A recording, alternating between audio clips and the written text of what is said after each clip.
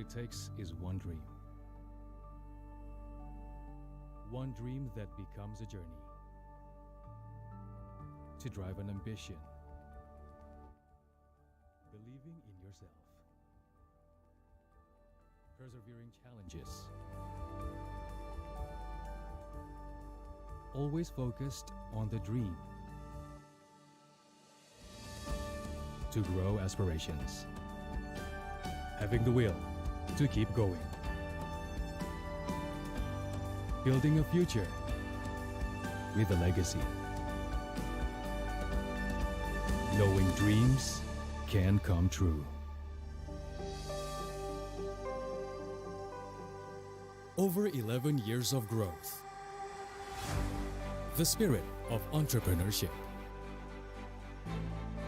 Created possibilities.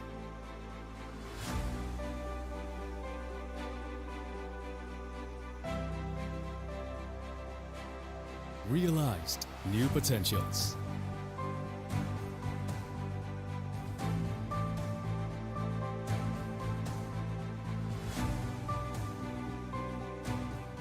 Innovate for the better.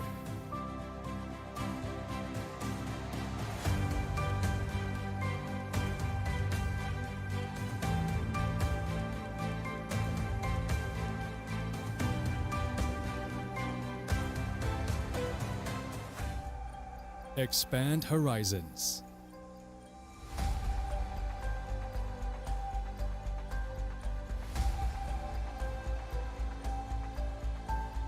To change lives.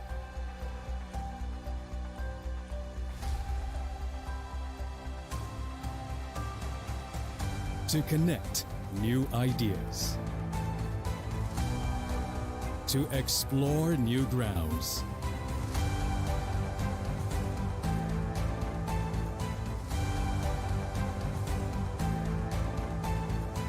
With the future in sight.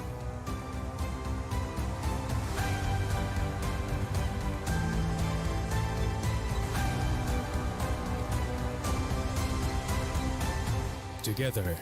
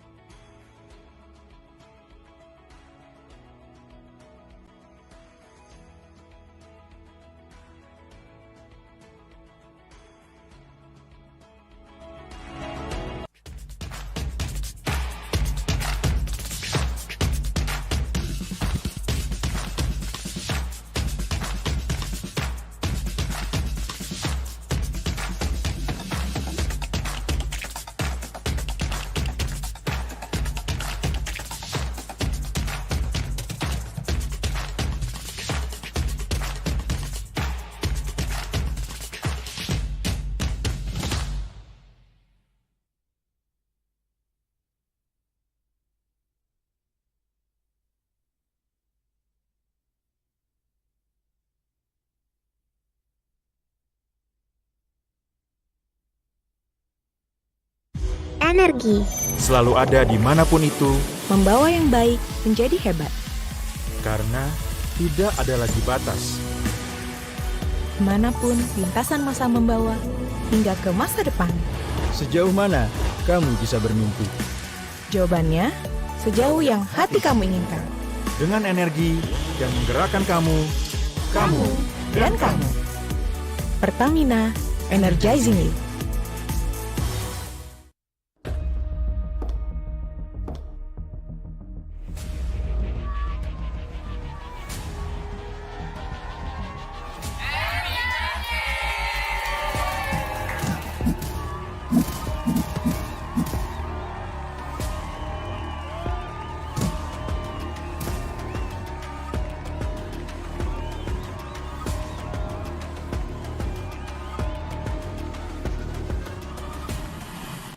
iklan pop mie, stuck gitu-gitu aja. Pop mie, ransel, pop mie.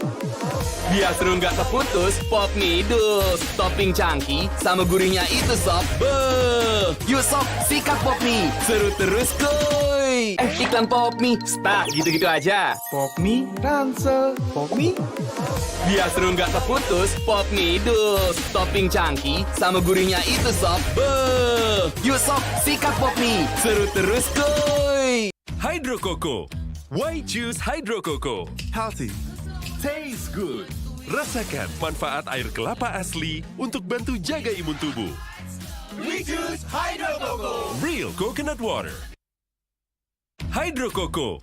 Why choose Hydro Coco? Healthy. Taste good.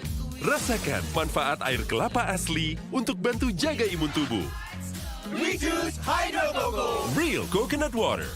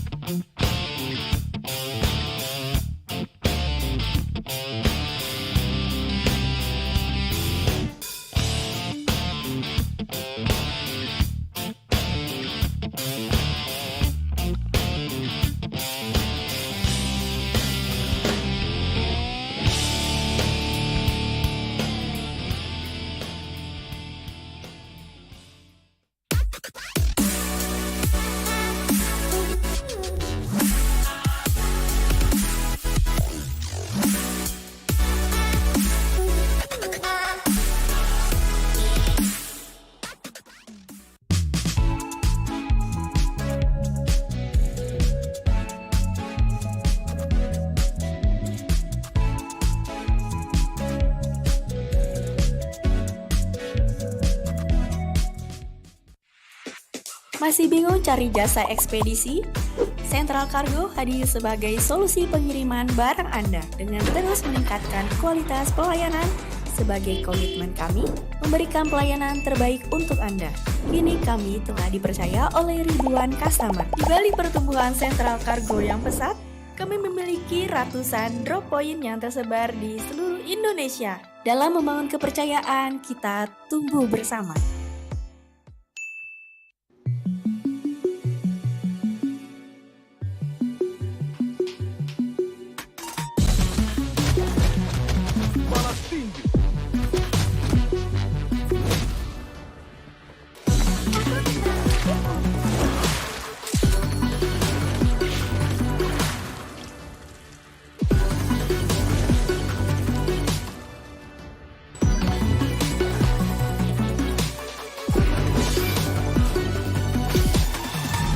Go do it!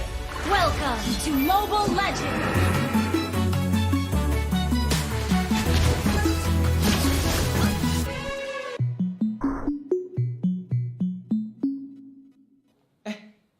Kok jadi stuck gini sih? Padahal udah mau end loh. Aduh.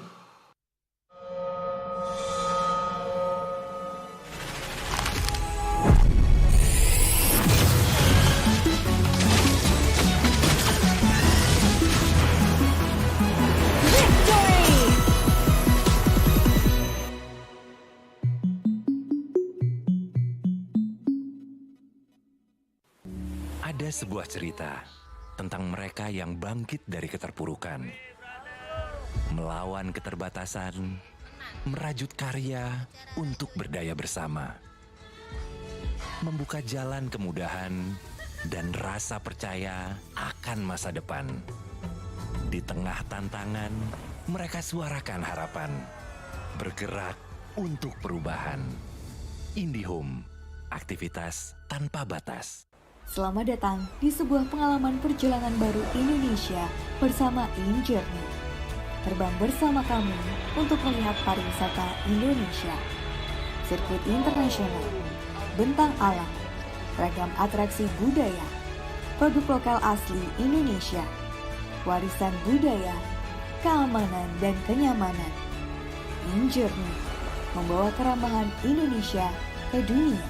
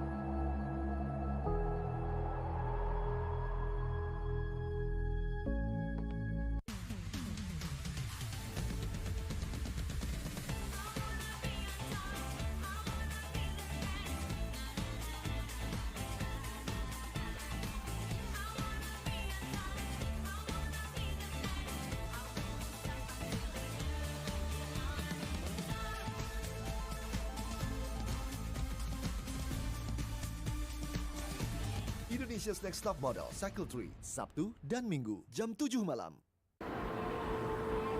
Berani melawan keterbatasan demi memberitakan kebenaran. Terus berjalan menghadapi perubahan, berinovasi menjawab tantangan zaman.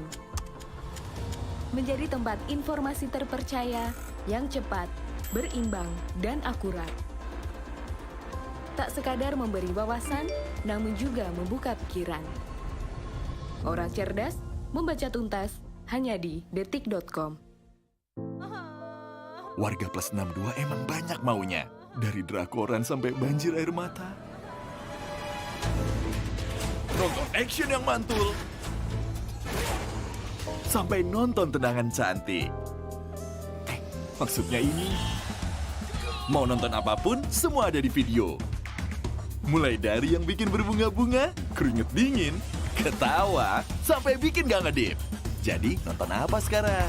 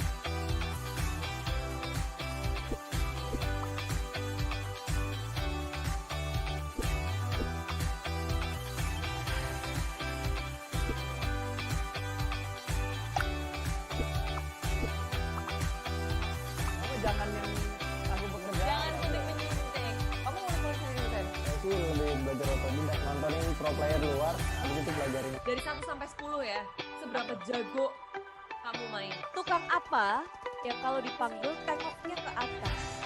Tukang somai di bawah. 1. Buah apa yang durhaka? Aku, Bang. FF. Kalian keras nih, Bos. Itu sih masih pemanasan sih di MPL season yang ke-8. Juga ya. Ternyata 3 yang pernah gitu ya. Kita harus salah satu pro player. Baik juga, jadi kayak share hal-hal yang positif juga.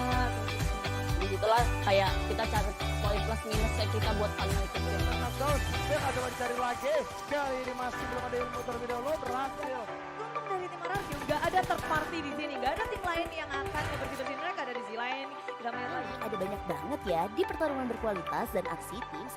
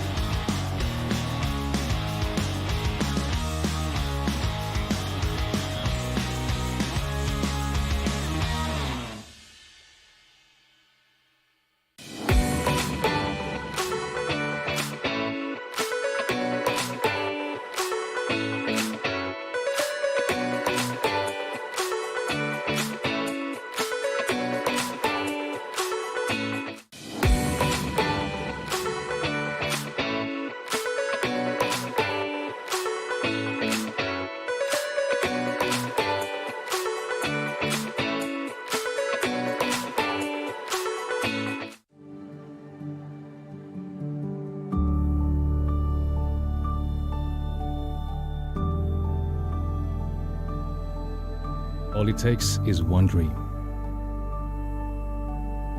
One dream that becomes a journey. To drive an ambition. Believing in yourself. Persevering challenges. Always focused on the dream. To grow aspirations. Having the will to keep going. Building a future with a legacy. Knowing dreams can come true. Over 11 years of growth. The spirit of entrepreneurship. Created possibilities.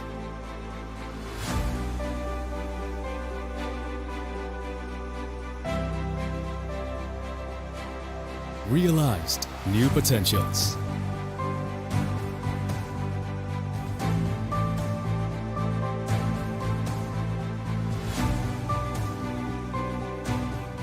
Innovate for the better.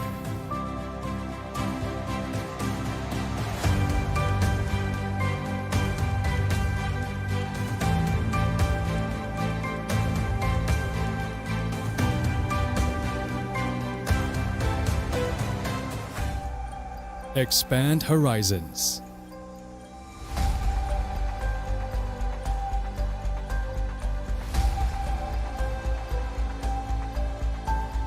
To change lives.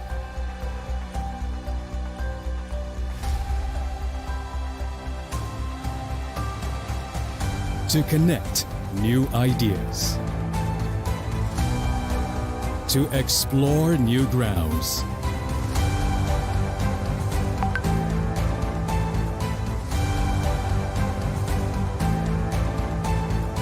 With the future in sight.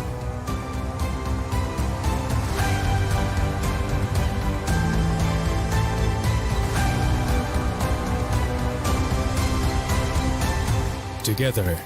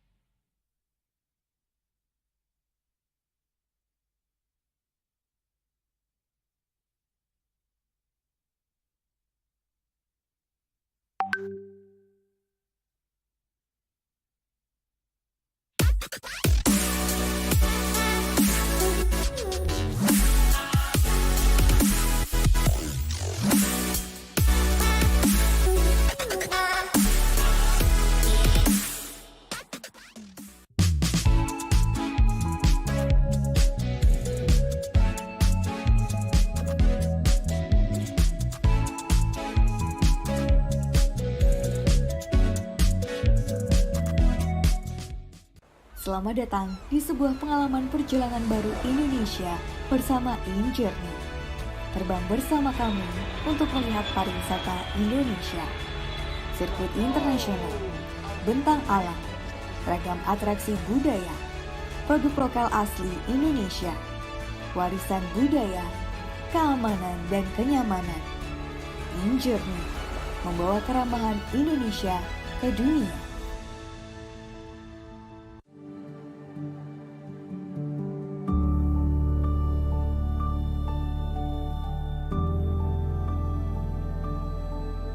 All it takes is one dream.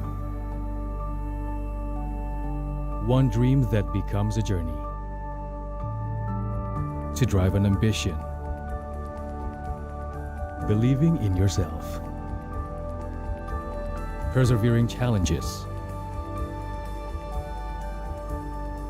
Always focused on the dream. To grow aspirations. Having the will to keep going. Building a future with a legacy. Knowing dreams can come true. Over 11 years of growth. The spirit of entrepreneurship. Created possibilities.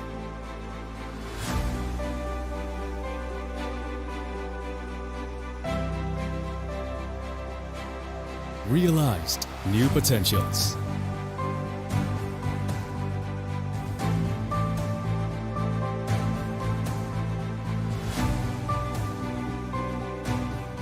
Innovate for the better.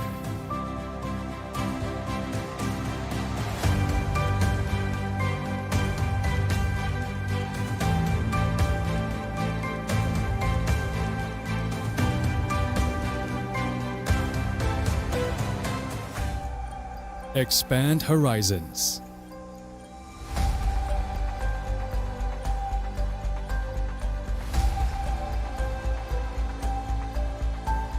To change lives.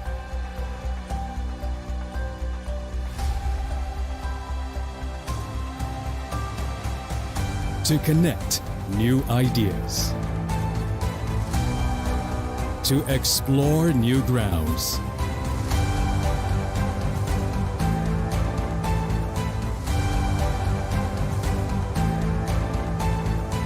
With the future in sight.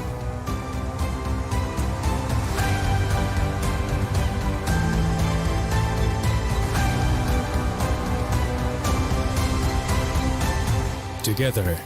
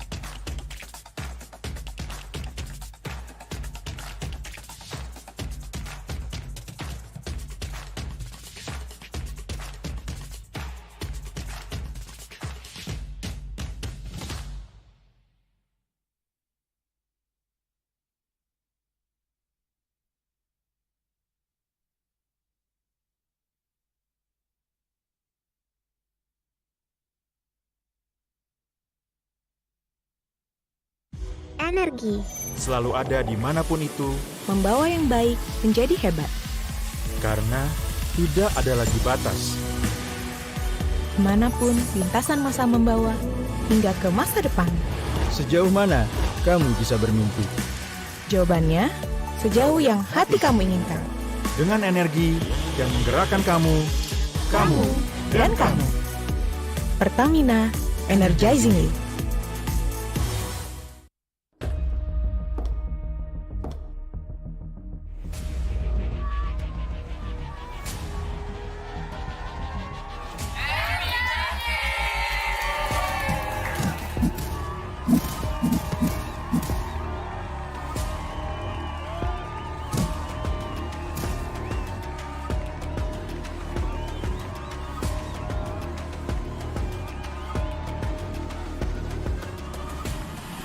Iklan pop mie, stuck gitu-gitu aja. Pop mie, ransel, pop mie. Biar seru nggak terputus, pop mie dus. Topping cangki sama gurihnya itu sob. Beuh, yuk sob, sikat pop mie. Seru terus kuy. Iklan pop mie, stuck gitu-gitu aja. Pop mie, ransel, pop mie. Biar seru nggak terputus, pop mie dus. Topping cangki sama gurihnya itu sob. Beuh, yuk sob, sikat pop mie. Seru terus kuy. Hydro Coco. Why choose Hydro Coco? Healthy, taste good. Rasakan manfaat air kelapa asli untuk bantu jaga imun tubuh. We choose Hydro Coco. Real coconut water. Hydro Coco. Why choose Hydro Coco? Healthy, taste good. Rasakan manfaat air kelapa asli untuk bantu jaga imun tubuh. We choose Hydro Coco. Real coconut water.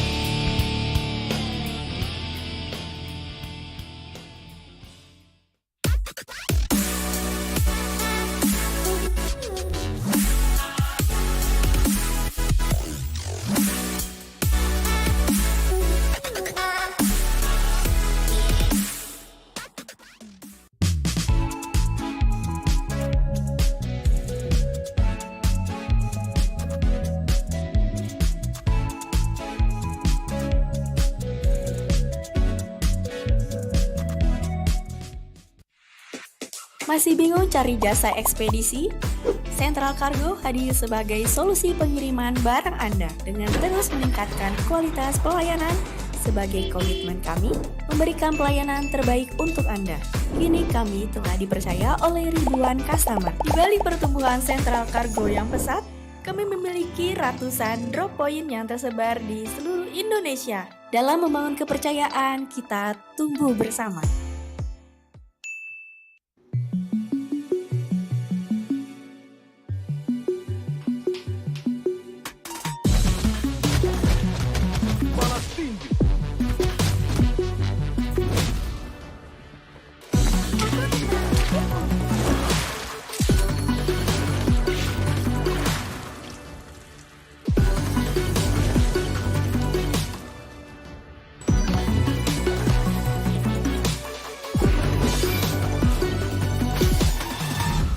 Go.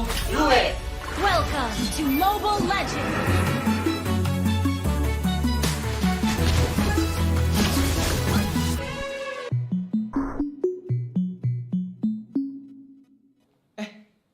Kok jadi stuck gini sih? Padahal udah mau end loh. Aduh.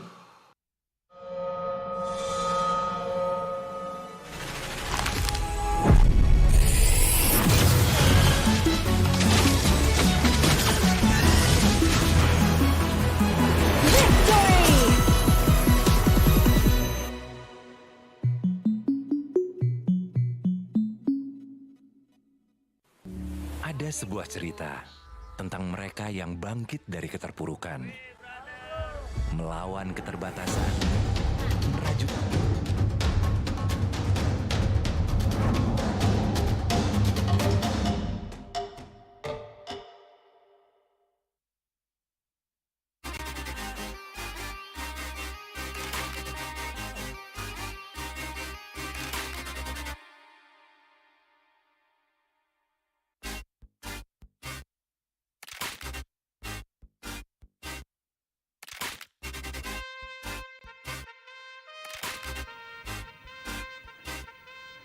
All right, all right, all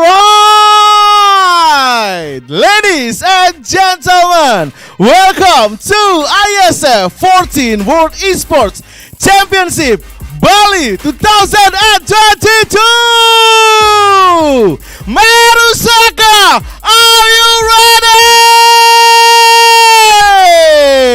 ready? Right now we are on air stage, and today with me, Gary Eka, we will watch the Mobile Legends between two countries that will compete on the first game for today. But before we start, I would like to give you an information about this event.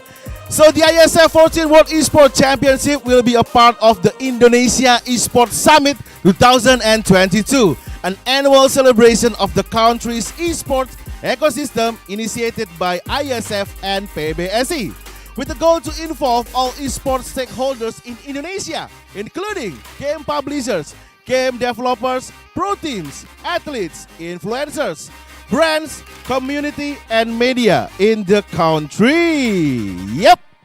And here we have more than 600 international athletes, 106 countries, and with more than 596 offline matches. This will be the eSport event with the most nationality compete offline, the largest outdoor esports competition in Southeast Asia, with 4 marvelous thematic stages. Here we have Earth, Air, Ice, and Fire stages. 6 games include CSGO, Dota 2, Mobile Legends Bang Bang, PUBG Mobile, eFootball 2023, and Tekken 7. And especially for CSGO, there is not only a CSGO male, but also the first CSGO female tournament of the year. Okay, guys, we will call the team that will compete for the first match. So, let's go invite them. For the first team, please welcome Cambodia!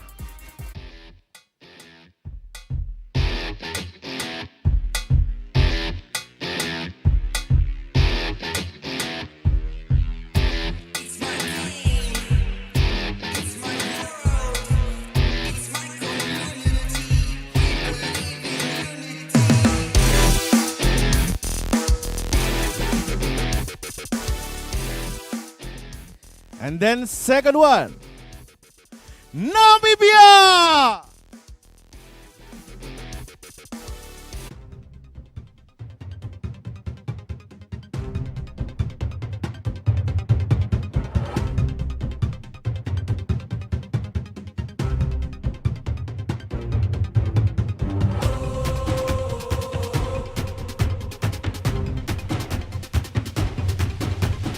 Alright, the both of the teams ready to fight for today's first match, Mobile Legends Bang Bang between Cambodia and Namibia. I will ask one question for each player for today. So, are you ready for today, Boom?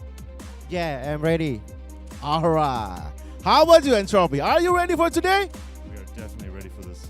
Alright, Namibia is definitely ready and Cambodia is also ready. Okay, guys, you can shake hand each other.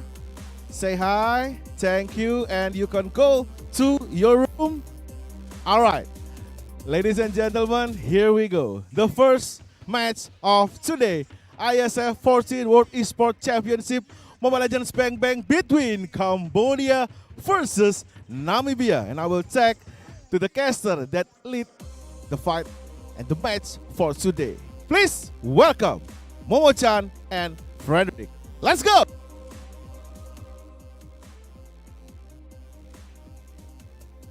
Thank you so much, Musger, for the wonderful introduction here again on the caster desk with Mirko and Momo-chan. Man, welcome, ladies and gentlemen, to the IESF 14th World Championships 2022 live from Bali, Indonesia.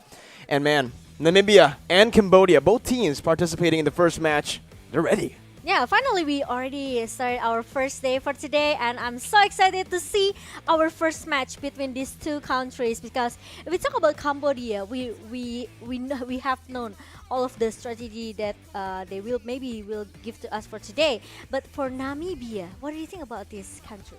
Well, personally for me, looking at Namibia's qualification match, again, coming into IESF, they are the underdogs, going up against a very experienced Cambodian team. Right. Again, this was Impunity KH. This is a team that we've seen many times before in MSC 2021 and even in 2022, representing Cambodia. Meanwhile, for Namibia, this is their first international event for this MLBB team. So the question mark is definitely on this team. Yeah, maybe they have some secret strategy to beat Cambodia. But the thing is, Namibia is, maybe we never seen them a lot in the MLBB competition, right? This is the first time as well I've seen them. So I would like to see what will they bring to us for our first day. Absolutely, right? Coming into this with minimal data, I guess, right? Yeah, that's right. Cambodia, meanwhile, we've seen this Impunity team play so much before, so there's a lot to read about this team. Obviously, Opie being the star player of this team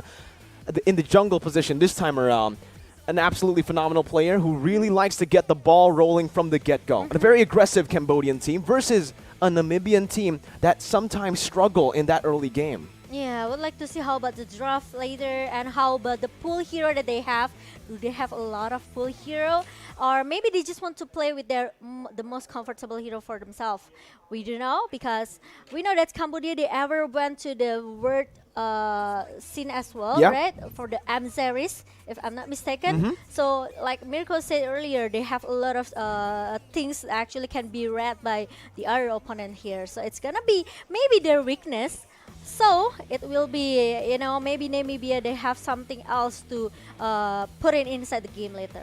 It's a double-edged sword, right? If you're Namibia right now, because you can just bring out a whole lot of new things into the game.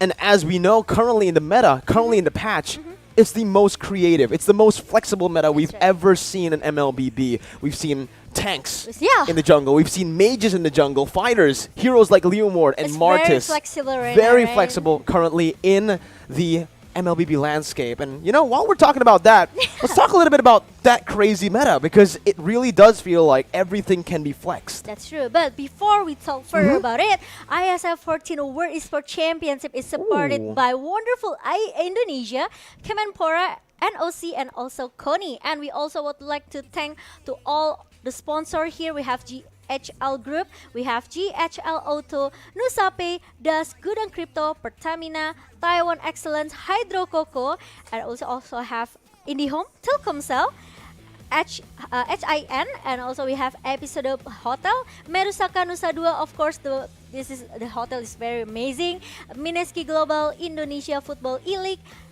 ESID, and also Lemon ID. Well, we can't forget our media partners as well, which cooperated with all of us. Net TV, Trans7, Detik.com, Esports ID. We also have Video.com, Dunia Games, Dance TV, Dance Play, Merah Putih. We also have Bola Score, and last but definitely not least, Kami Bijak. Thank you so much for helping this event. And obviously right now, we're going to get into it. That's right. Momo-chan, very, very interesting matchup for both Cambodia and Namibia, because currently it's a best of 3. Yes, it's a best of 3 series, and they still have a lot of chance. Even one of the country, they will lose the first game, they still have the second game and also the third game. But everyone who lose in the upper bracket, they will go down into the lower bracket. It is a double elimination format right here that we have adapted in the IESF 2022 World Championships for the MLBB division currently. So again, you know what? Momo-chan, I think it's time for some predictions on the first match. Maybe you can start with Namibia versus Cambodia. Who do you think is going to take it?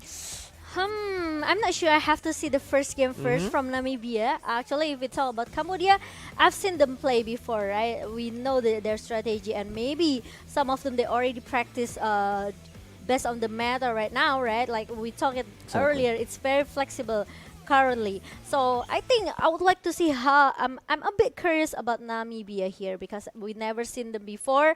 Maybe they have a lot of like a minor tournament in their country, but not in the World Championship. True. And it's different because it's totally different because we will talk about the mental situation, right? There you go. If they ever went to the maybe offline event, we must be no doubt with their mentality for Namibia. But if they never went into the offline events like this, so it's gonna be a question thing as well. Exactly, right? First offline event ever for Team Namibia, and it is an international stage where they are representing not only their team, their country, Namibia, here, the whole nation, the hopes of a nation, onto these 5 members in the MLBB division, and also for Team Cambodia. Again, stakes are high here, but obviously we still have that lower bracket, so it's not game over just yet if you lose in the first few matches here in IESF 2022, because again, double elimination. But we will get into this match. I will personally give you guys a little bit of my prediction. I do think Cambodia will take this again. I feel like that experience that Cambodia has is just going to be very, very key to getting the game. Yeah, maybe they have a higher percentage to win this match, right? Because we talked about this earlier, Namibia, we really have no idea about this country. But Namibia, like you say, Mirko, it's an underdog team. They are. So maybe they have something else to show us for today. But yeah, it depends on the first game. So that's why I say that I would like to see how the first game goes for Namibia. But all the best for Namibia and also Cambodia. But I cannot wait for the draft here. So we talk about the meta, the current meta right now. It's too flexible, you know. It's not only the assassin. It's not only the maybe the mage can be the jungler. True. Yeah, the tank also can be the jungler for now. And what's interesting is every lane, every role can actually carry, right? Yeah. But we are going to take a look at a little bit right now. The prize pool for IESF 2022 for MLBB. This is the prize pool, the total prize pool, $100,000 for the first place team. They will be walking home with $50,000. Second place with $30,000, and third place with $20,000. Of course, everyone wants to take the $50,000. It's a lot of money, man. I mean, yeah, you can bet a lot of things with that prize. So yeah, $50,000 for the first for the champions of IESF Bali 2022, and we'd like to see who's gonna be the first champion for our first World Championship. And honestly, it's just the glory as well. It's the glory, right? Sure, we talk about the prize pool, but getting that title under your belt, it's so important, especially for your country. This isn't just for your organization. Right. It's for your country. Bringing home the IESF 14th World Championship title. Man. Yeah, I think every country will target for the champions title here, but there will be a lot of a lot of journey they have to pass first. Especially this is the first day of IESF. This is gonna be maybe I can say challenging for all of them, because they never seen, like, Cambodia never met Namibia, right? Exactly. Because it's different country, it's different ping, it's different server as well. They really don't know what will they bring to us for today. About the hero as well, maybe there's some like underrated hero that will be played by Namibia, or maybe Namibia will give some pressure with the almost same draft with the Karmeta.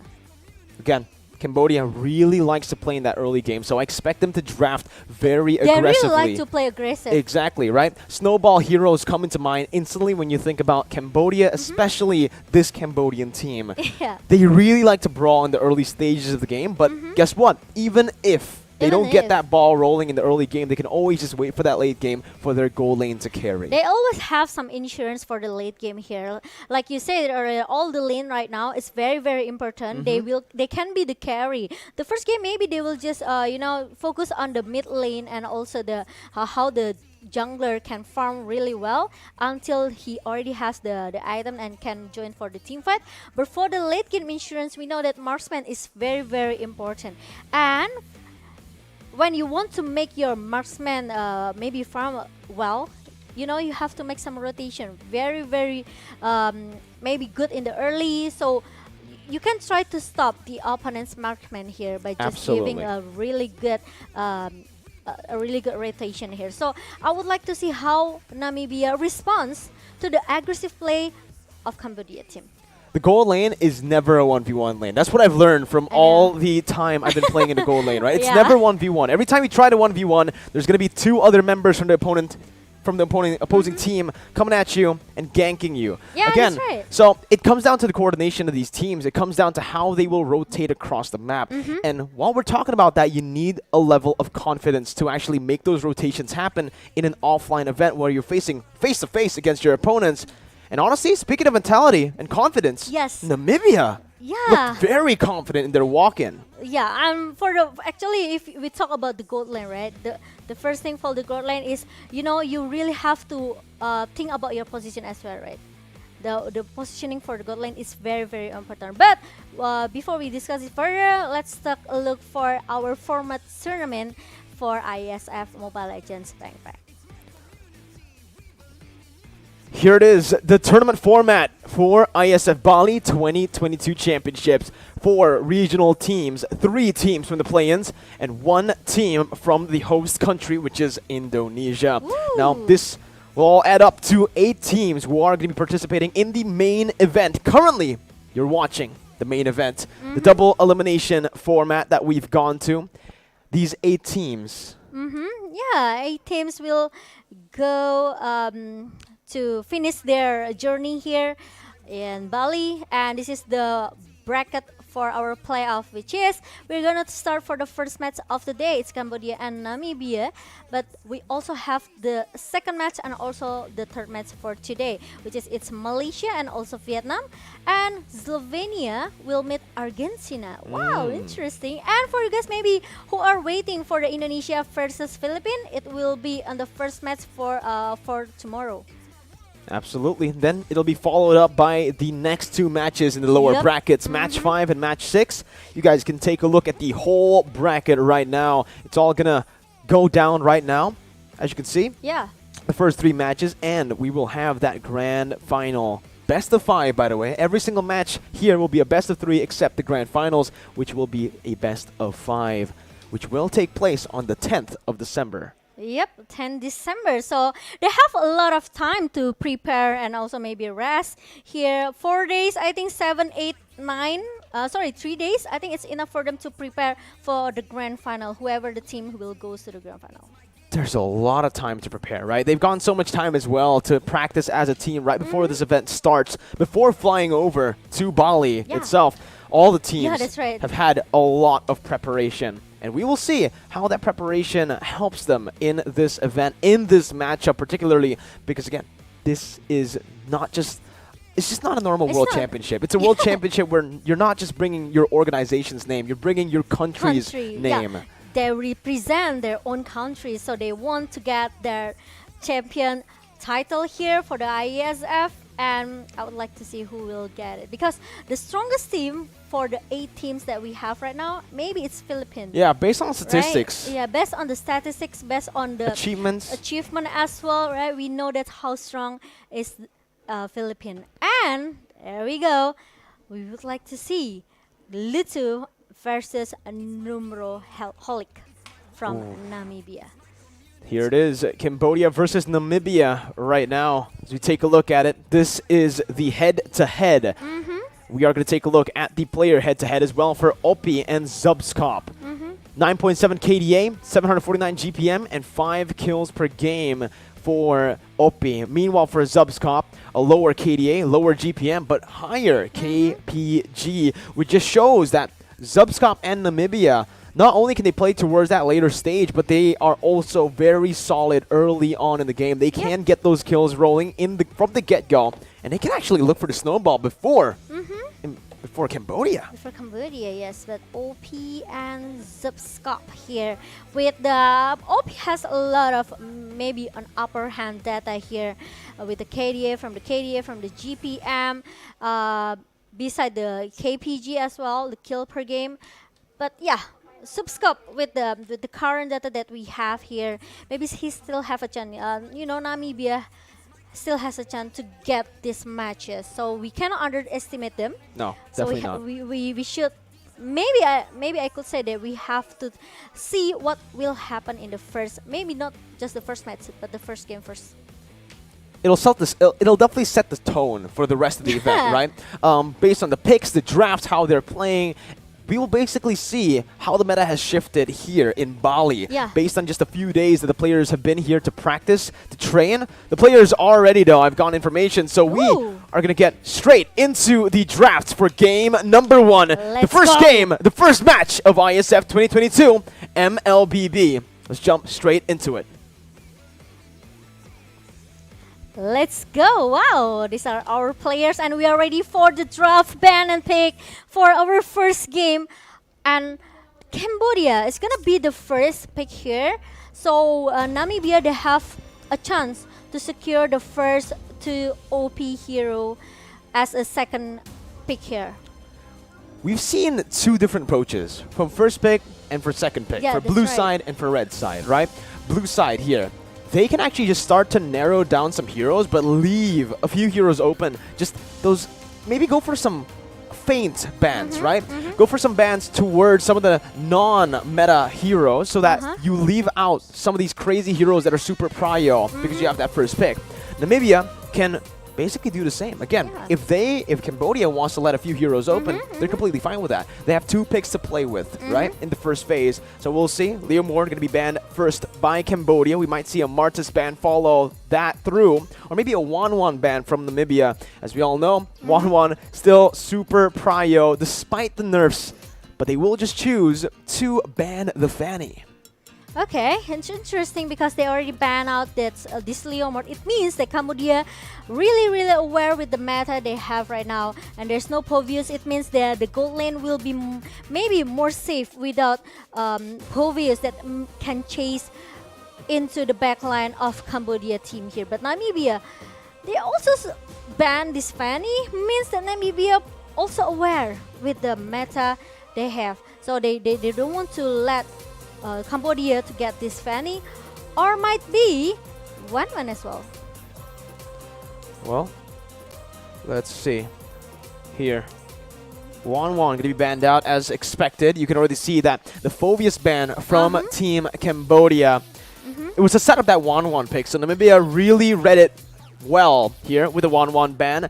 And now we're going to take a look once again at the final bans coming in from Namibia and also from Team Cambodia. Namibia might want to take away the Valentina, a hero or maybe that Martis. is... Martis, Valentina, 2 heroes come to mind instantly here.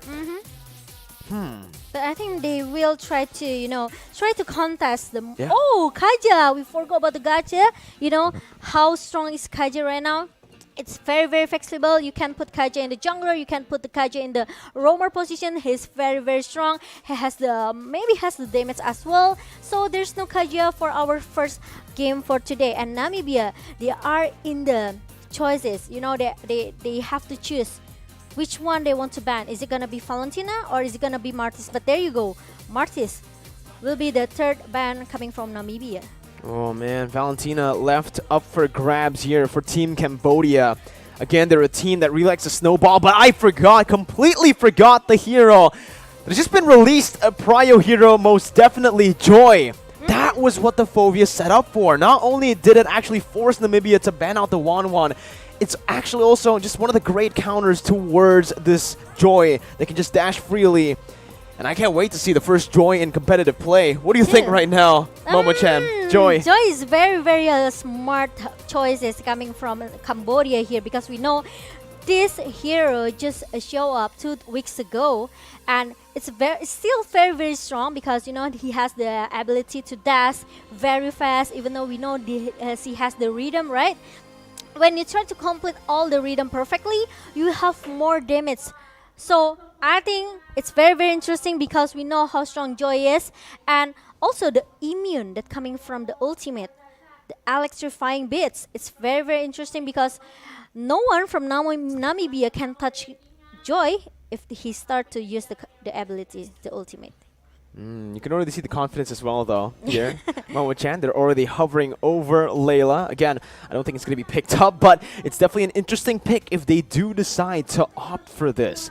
Right here, we might just see the Valentina. Honestly, Namibia has picked up 2 very... What? Okay, It's a Layla pick for Team Cambodia. I'm pretty sure it's comfort pick, though. I think it's I don't know what it is, right? It might be a comfort pick, but again, I don't think I've ever seen Cambodia play Layla. Layla. Well, to be fair, I've never seen anyone play Layla in the Agree with competitive you. stage except for Toda. Agree with you, and same with you. I never seen Cambodia pick Layla, especially in the World Championship. It's very interesting. Oh, It could be a man. boomerang though. They can win this with this Layla. They cannot win with this Layla as well. So, well, we will see. And Namibia, they already secure Loi and also Akai. It's very interesting. But we got some information All right, that that there makes more will be sense. a rematch. So it makes sense why they picked Layla. All right, so unfortunately, there was a little bit of a technical issue, I believe. I was quite surprised. Exactly. I thought it was an actual pick. I thought it was legit. And know. then we got confirmation that there was an error in the draft. So back again, we are going to be talking about that. Man, that had me rolling. That had me going for sure. Layla. I know. Can you right? Can you imagine? imagine if we remake it? After we remake it, they'll still pick They're still Layla. pick Yeah, Layla. if they still pick Layla, then I don't know. Maybe the Vendetta was a mistake. Maybe the asset as well. We don't know. No, true. Yeah, but we will see about the rematch later from the draft between Cambodia and also Namibia. But for the first pick, I think for the first pick, they cannot change it, right? Cambodia picked Joy already, and Namibia, they already picked Loi, and also, which is very, very good. It's very good pick they're coming from both of the teams. But for the second pick and the third pick, it's quite questionable. It's very questionable. It's a very very questionable questionable. pick. We were super surprised. I don't think Surprised. I think surprised is an understatement And on how. actually, I'm shocked. Yeah, we were excited to see how they would actually pull this off. Again, Layla in competitive play in an event as big as IESF, representing your country, definitely don't want to mess up on that Layla. Once you lose in the early stages, you really got to just bank on that late stage. You got to wait for those items, and it's not easy to farm on Layla, man. You get ganked, and you're done. I know, right? She doesn't have any escape capability, you know, and she's very mid to the late game. She really needs items, so I think pick Layla is kind of a little bit risky here. It's for very Cambodia- risky. for It's Cambodia, very but risky. we will see about the rematch later. So hopefully they will pick something else. Maybe, Maybe. right? I would actually. But I'm okay. I'm okay hoping with for the Layla. Layla because I want to see something different. We spoke about the meta, and hey, Yeah, I they're know. already showing the meta. I don't know. If, again, it might be a mistake. It can be everyone. Could be a actually. mistake. Yeah, it could be a mistake. We'll but yeah, definitely we will see. I don't know, man. Because I'm a fan. I'm a fan of that playstyle. I'm a fan of it just like picking crazy stuff Yeah, because to you throw play a curveball. your role is gold laner Yeah. as well, right? I personally don't like playing Layla because obviously it's not a fun hero to play in a high rank, high rank queues. Yeah, I know. You just get ganked. No Maybe- escapability. Maybe it's different because pro player Pro will players, play right? Maybe there. they'll have 5 members rotate towards that gold lane to help them out. That's right. Or maybe they will try to babysit Layla from the first minute here. We don't know. Yeah, but let's see about the rematch for the draft pick between these two teams. I would like to see what will they pick for the gold lane here. That's the big question currently, right? Because after seeing the Layla, now we want the Layla. Now we actually want to see the Layla. But we'll see. Again, I feel like the meta heroes in that gold lane is definitely more towards... There's another L hero. Hero that starts with the letter L, Leslie. That's super meta currently, so we might actually see that. Maybe he's trying to go for Layla, but he couldn't find it, or maybe because of a technical issue, he tapped on the Leslie, but Layla came out, right? Oh, I thought this one is Layla. Oh, maybe And it is, Leslie. right? Wrong gun, wrong gun. Leslie has red hair, not blonde, and the gun is a sniper, not a rifle, It right? depends on the other skin as well. Yeah, true. Depends on the skin. Hey, but Leslie just got a new skin. Oh, right? yeah, I know. So, there you go. Leslie is a very meta hero, honestly, if you look at rank. Beatrix, even though has been nerfed, she's been nerfed so many times, she's still quite meta, actually, in the gold lane. What else? There's just so many heroes that you can actually pull off in the gold lane Clint is currently. very Clint, popular as Melissa, well. still coming out from time to time. Brody becomes Don't a very forget about good Beatrix. hero. Neymar. Oh yeah, The new Bruno, Neymar skin for GR. Bruno.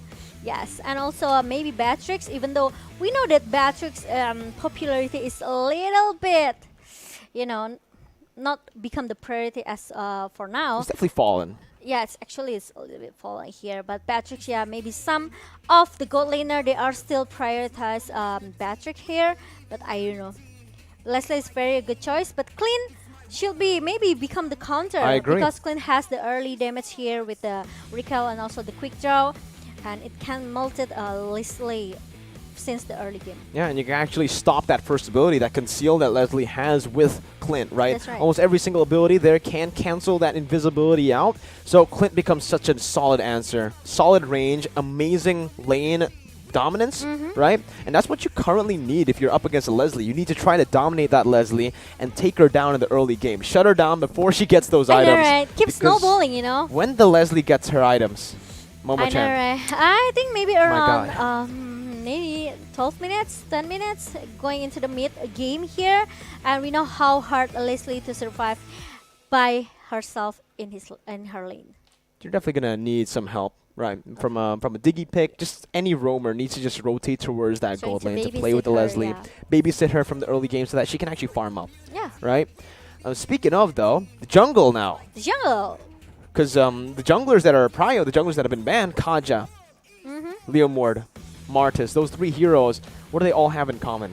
Maybe we can play with the assassin if you want, Ling, or maybe Hayabusa still can be a prio. Lancelot if you want to try to try to make your gold balance with the others jungler here. You can try to pick a Lancelot here, but we have a lot of jungler that's very flexible in the jungler position. So I have no doubt for the jungler. You can pick anything. You can pick tank jungler as well. Even I also saw Grok jungler.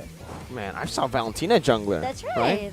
And there's just going to be so many heroes to choose from. Ladies and gentlemen, we're going to get straight into the draft. Once again, Cambodia on the blue side, Namibia on the red. Same band. It was the Leomord, Phobius, and Kaja for Cambodia. And for Team Namibia, they will be banning out the Fanny, the Wanwan, and the Martis. That's right. We will see what's gonna be the second pick, because actually for the first three ban, it should be the same hero, which is it's Leomord, Phobius, and also Kaja. And Namibia, they have Fanny, Wanwan, and also Martis. There you go. Kaja is already being banned out, and Namibia they have they can pick the Loi and also Akai, but it changed. So they don't pick that Joy, but Namibia will still stick to the Loi pick here. Oh, it's interesting. Okay, so I think Joy is still disabled. That's the reason, right? Because it's not going to be picked up by any of these teams. I do feel like that might be the reason as to why they actually remade it. Joy, you can't play it yet. Maybe they banned Joy because it hasn't been played in the official tournament for maybe the M series, right? So maybe we have to wait for Joy to comes out, but we don't know. We didn't get the information. But for the current match, we have Loi and Akai for Namibia. Clean. Let's see. Clean, who can take the first early game here. For Namibia, I think could be the key for them to, trying to dominate the gold lane here. Definitely, right? Picking up the Clint up against the Claude, a very good matchup for Namibia's gold laner, especially considering they have such a mobile jungler. This Akai is going to cause a lot of problems, but Cambodia have already responded to it with a very good pick for themselves. This Benedetta has been the response, has been the counter pick towards that Akai, but usually we see this Benedetta in the jungle. Currently, if we take a look at Cambodia, they do have Boom on this Benedetta with the Petrify. Again, they can obviously still swap it. They can still use it as a flex pick going into the second phase. But Namibia, they're already trying to ban out the junglers, the other junglers for Oppi. Ling going to be banned out by Namibia as they have already picked up a jungler for themselves. They're now starting to narrow that down.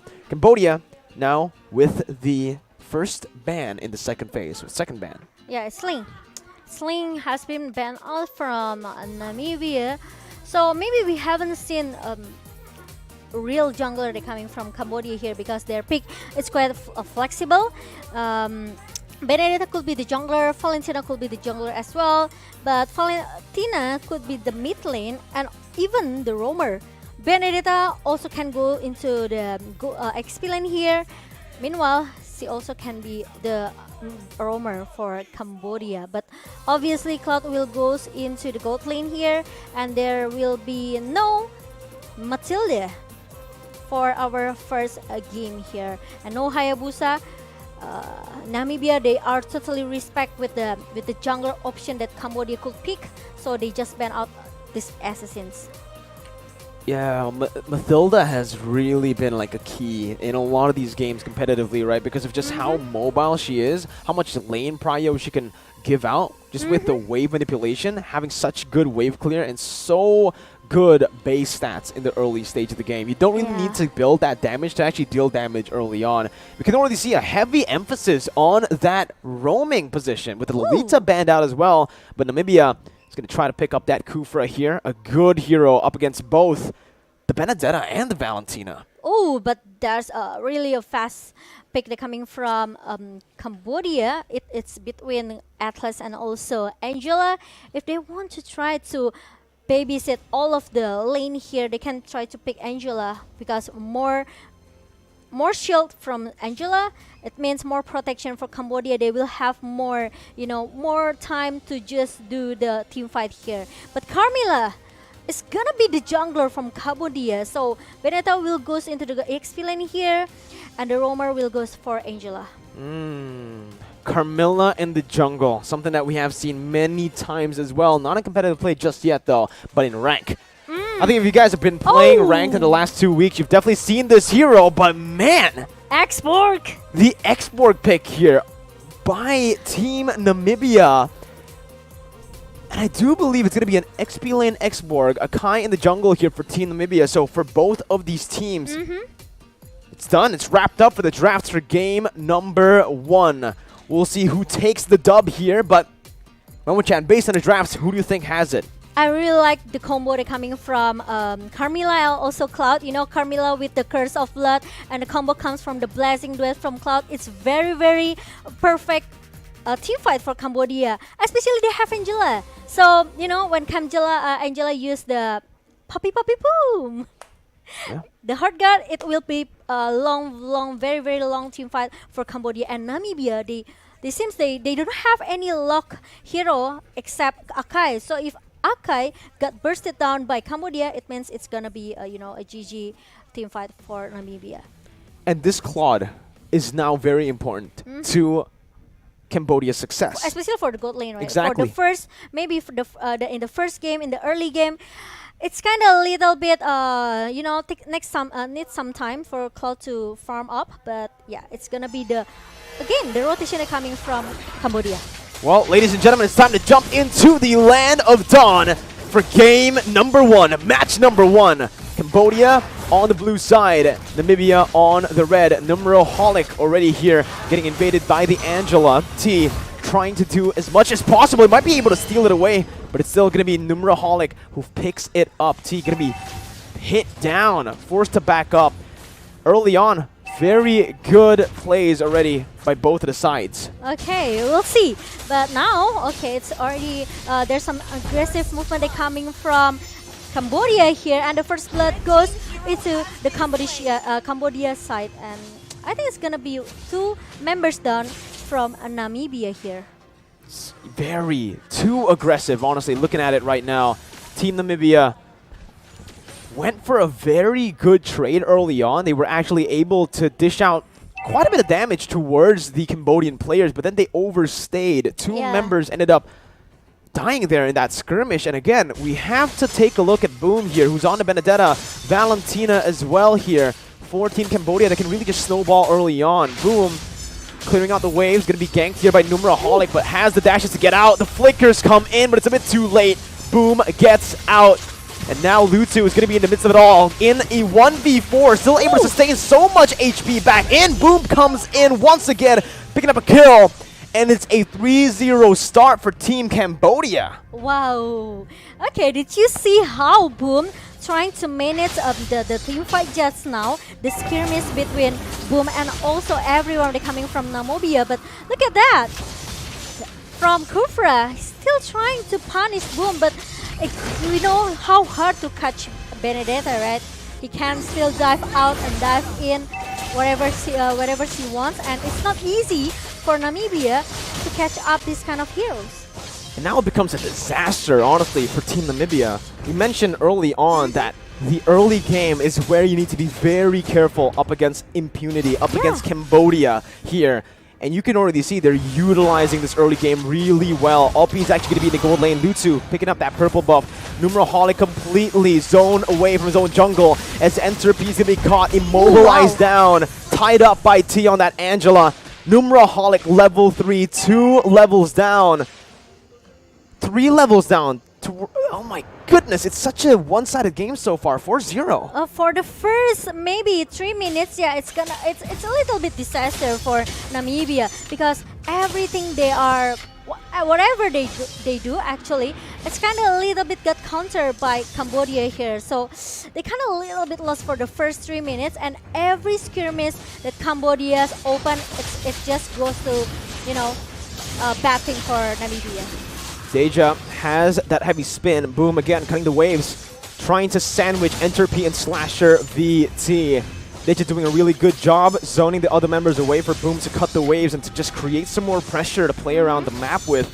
They might actually be looking for a dive right now. Heavy spin catching 2. Entropy can be pinned down, but look at the damage coming in from the dispersion. Not enough to take him down. Boom still able to get out with the help of the hard guard. And it's once again Cambodia who picks up a free trade. Down below, Subscop on the Clint, solo killed by Opie. Okay, it's really, it's a bit weird for me because you know how struggle Cloud in the early game, right? But he can solo kill that clean out. So I think it's kind of a little bit a bad situation for Subscope here because he doesn't have any answer how to stop this OP to get the first kill. Well, now they're only looking to push on even further in the jungle, picking up the purple buff. Numeraholic 4 levels down, won't be able to do anything here in that jungle position. Numeraholic, I don't think he's been able to get anything, any of those. Crazy, look at this, the diversion play up top. It's an amazing ambush by Team Cambodia. 1-0 once again. Boom gonna be able to jump in with the final blow. Entropy gonna be caught with a bouncing ball as well, but will be taken down by Boom. Picking up the mega kill, diving in. They are not giving Namibia any space to play. Under the tier 1, they pick everyone up. And there's no point kill coming from Namibia. Like I said it earlier, it's just the snowballing for Cambodia. They're really dominating the first game. The first 5 minutes. Domination might be an understatement here. What Cambodia are doing currently, it's a stomp so far. Namibia need to find some space to actually farm up, and you can see from the replay here, Momo-chan. Yeah. This dive, you know you're ahead when you can just pull this off without taking any damage. I know, right? It's kind of hard actually for Namibia. Like I said it earlier, they only have Clean.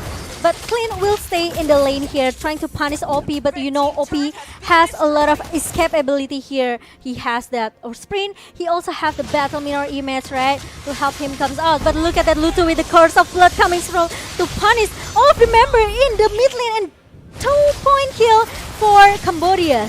Well, it's about to be more here. Entropy gonna be caught. That's going to be a stun coming in as well. Say goodbye to Subscop as he is going to fall under the base turret. Lutu tanking up a storm, but it doesn't matter. They're still able to get out of turret range. And in the mid lane, tier 2 going to be targeted by Team Cambodia, by Opie on the Claude, who has finished his core items on the Claude 6 minutes in the game. It's a 10,000 gold lead in 6 minutes of game time. And the gold differences is just way too much here. 10k gold differences, and look at that Numero. He's being forced to use that Hurricane Dance to just get out from the Boom site. Okay, and the Blazing Duet comes in. There you go. It's just too, you know. Too painful. Too painful, yeah. Deal with. Look, if Subscop gets bursted down, you can kind of understand. If Numeraholic gets melted down as a tank by this Claude, by Deja on the Valentina, by anyone on this team, that's a problem. Namibia, 16 kills down, 0 kills on the board. And it just feels like Cambodia are going to try their best to end it quick. 7 minutes in, remember. Yeah, and they already get 5 turrets in their hands. So look at that, Deja trying to find someone who sneaks who's hiding inside the bush, but he only find that Numero was hiding there. And look at the item here for the Cloud. He already has the golden staff and also the demon hunter sword. Especially if you compare to Clean, he just finished his endless battle and maybe will go for the blade of despair. This, look at it, 4,000 gold on the Clint. Only with an endless battle compared to a Claude, who is a late game hero who's already finished the golden staff. Remember, those are the core items for OP right now as they look for a dive once again. Slasher VT coming in for the damage, but will just back off with the flicker. That last insanity not doing anything, clearing out the wave a bit, but it's Team Cambodia who's looking for another siege in the mid lane. Yeah, I know, and Slasher doesn't want to take a risk, but he, oh my god, here it comes! The final blow, and also the Blessing Duet combo with the Curse of Blood coming from Luto. It suddenly destroyed 4 members from Namibia. 8 minutes, Momo-chan Oh currently. my god. Impunity, Team Cambodia gonna look for the end right now as they tank up the mini waves. Last Insanity by Slasher VT, clearing it up, buying a little bit more time for Team Namibia to respawn. Subscop back up, but Team Cambodia just goes for the mid lane base turret, taking 2 base turrets down before the Lord spawns in the Land of Dawn. And I even think that they don't need that Lord though. With the Looking at it now, yeah. with the lane management coming from Cambodia here, I'm pretty sure that they are so aware with the minions lane here. So yeah, look at that Boom, always trying to do the split push here, clear the minion as soon as possible, trying to make all the lane works perfectly for Cambodia here. And even they already infighting Namibia jungler. This is an absolute disaster for Team Namibia right now. And it's 13k gold lead for Cambodia. 13k gold lead in 9 minutes. And you know, like you said, maybe they don't need the Lord, but the Lord definitely helps in the end, right? It definitely is going to help them out to end the game as fast as possible. With this Lord taken down and with the wave manipulation that they already have, they can just go straight at it. Lutu can constantly just open up the map without having to care. This is a very tanky Carmilla. This is a Carmilla who is currently, my goodness, 5 levels ahead of the enemy jungler. And now, bottom side, base turret's passive gonna be taken down. Mid lane, Lord's gonna be marching in. Impunity looking for the end in the 10th minute of the game. Let's see, with a heavy spin popped in, Deja gonna be able to zone the other members away. Entropy gonna be chained, pinned down onto the wall, as that's gonna be Opie targeting the base down to secure game number 1 in a very dominant fashion. An absolute stomp in game 1.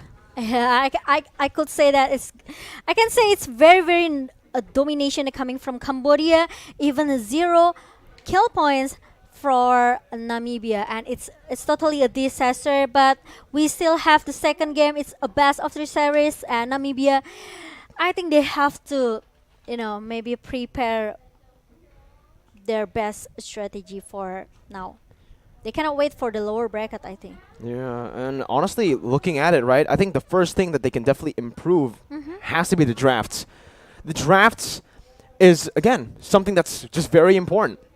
From the get-go, I do feel like, again, for Team Cambodia, they just did have a solid draft, right? The Valentina first pick that was let go was definitely a huge blow, again, because Valentina dictates the draft.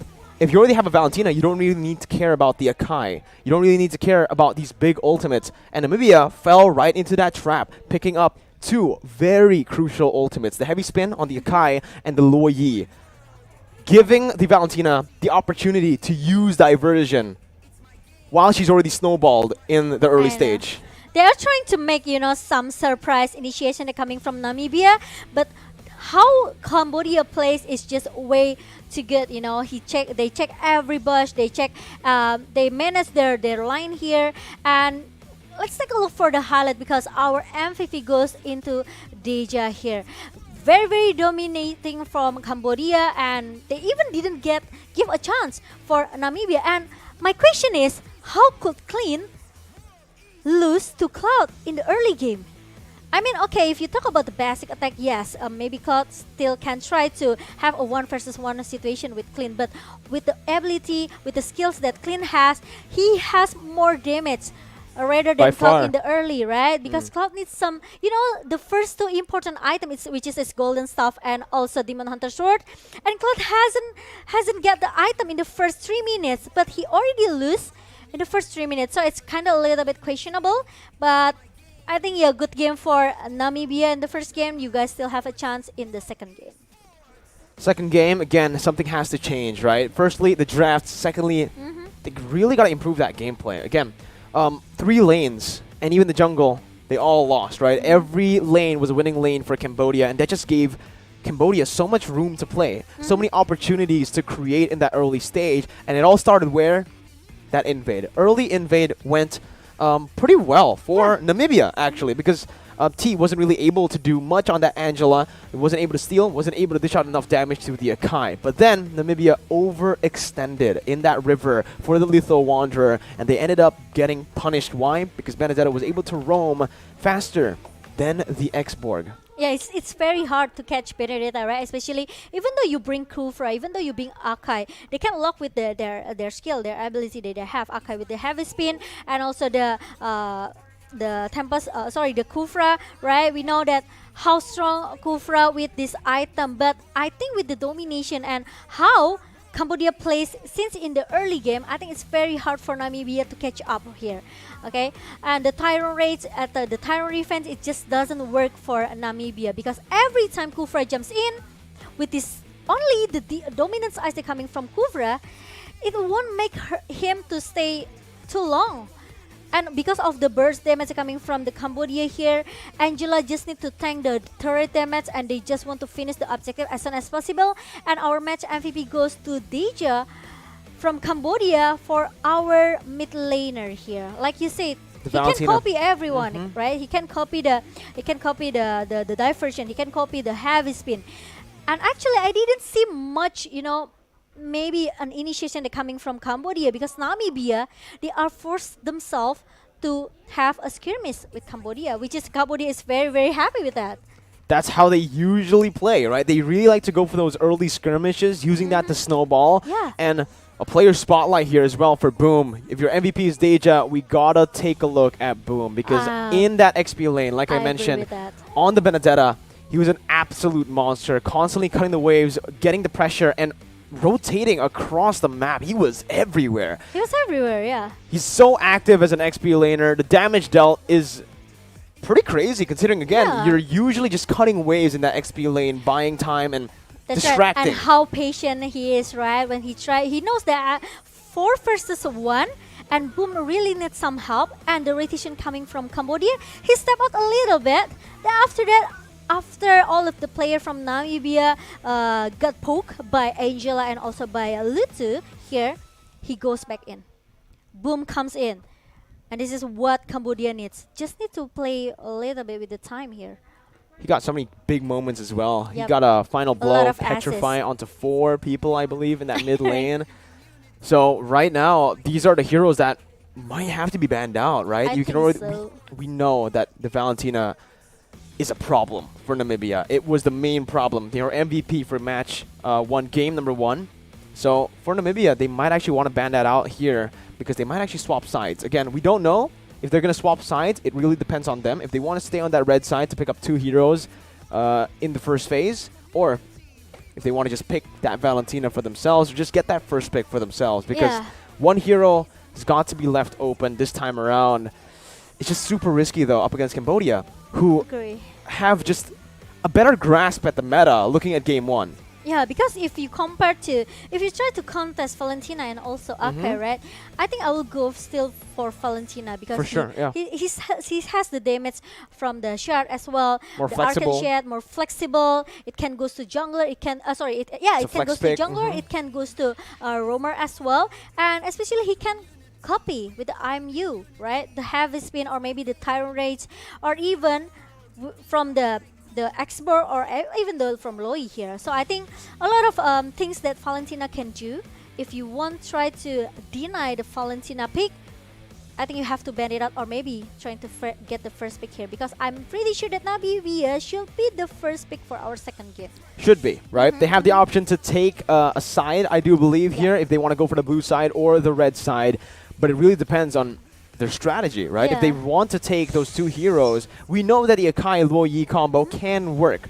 But up against a team like Cambodia, Impunity, that's representing Cambodia, this is a team, again, with so much experience. They know these cheesy drafts won't really work. These cheesy strategies won't really work against this experienced team. So Namibia might have to rethink their strategy coming into game number 2, as we are still waiting on the teams to get ready. The players are already, strategizing. Yeah, I think they're break. trying to discuss what's the best strategy for Namibia. But if you talk about the draft for the game number 1, personally, I didn't like that Aloy pick.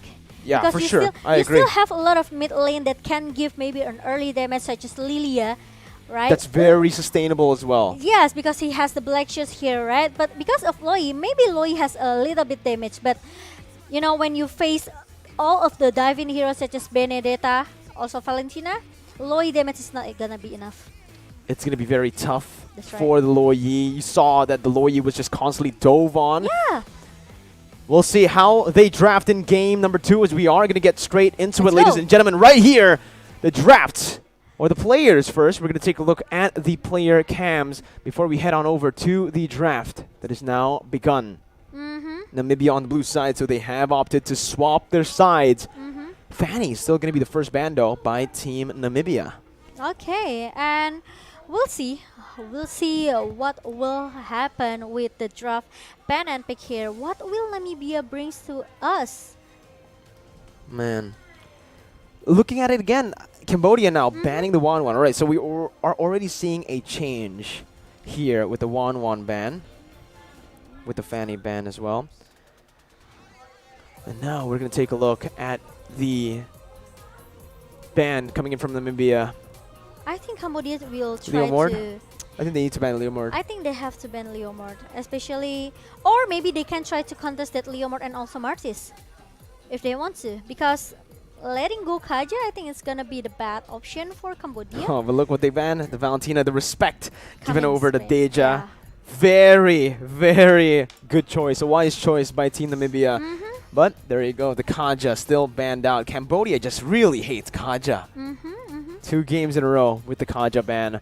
And now Team Namibia will go for their final ban, perhaps of the series. Match point, remember. Cambodia can take the game here. Take the match right here. Martis, like you mentioned, going to be banned out, leaving that Leomord open. But also leaving a very interesting hero open. Momo-chan. Okay. It's gonna be, I think... Okay, Leomord ban. Never mind. Funny is has already been banned. Martis as well. Yeah, they banned Povius in the first game. So Namibia, they have a lot of option. Aka is still there if they want to.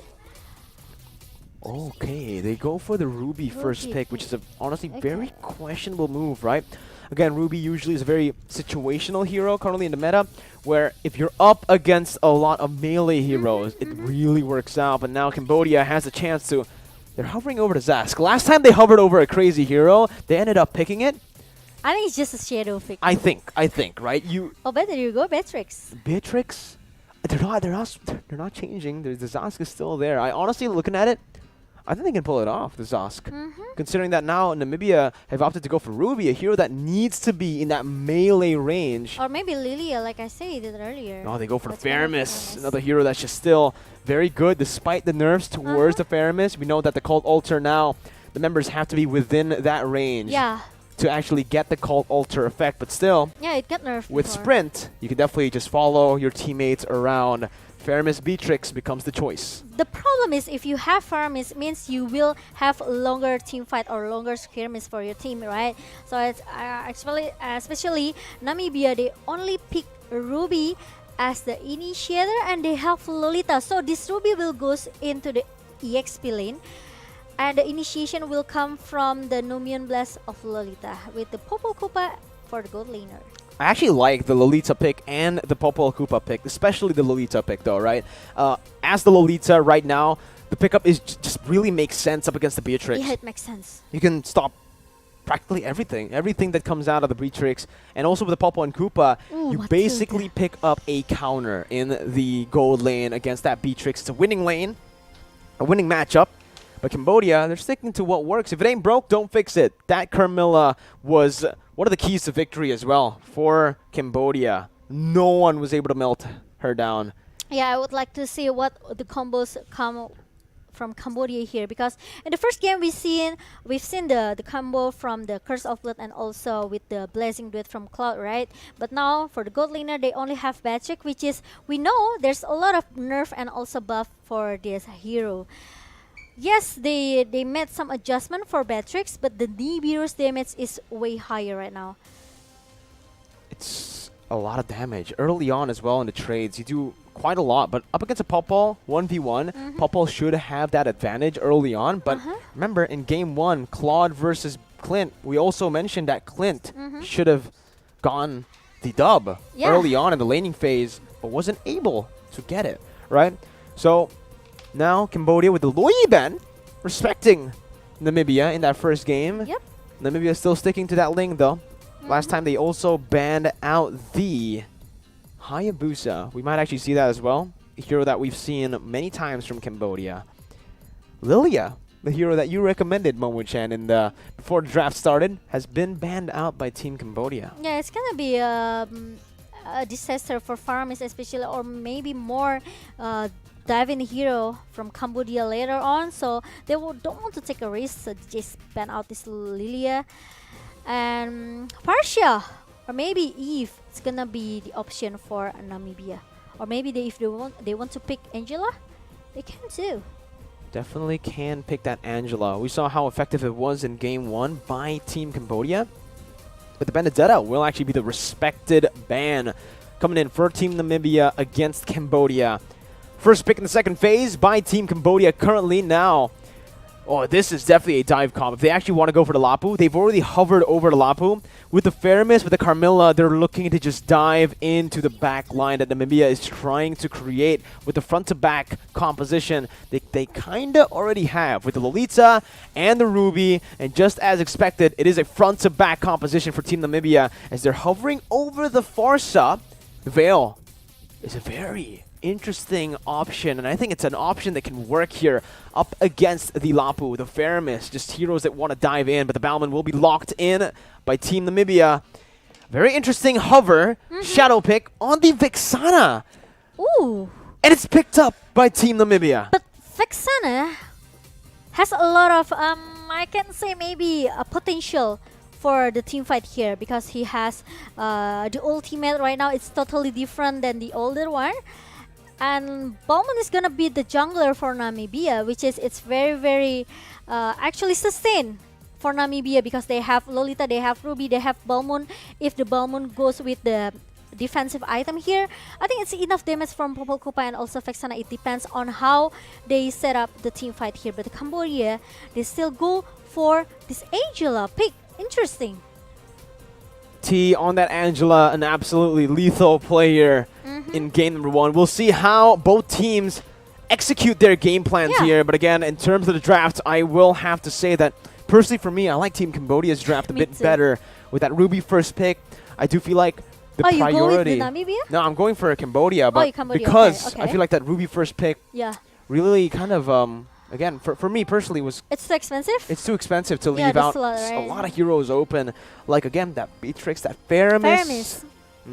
And especially, I know that Cambodia playstyle is just way more, solid if you compare to Namibia. They have a plan. Meanwhile, Namibia, they are kind of a little bit driven away with from Cambodia. So I think I will go for Cambodia for the second game, but we will see how it goes for the game number 2.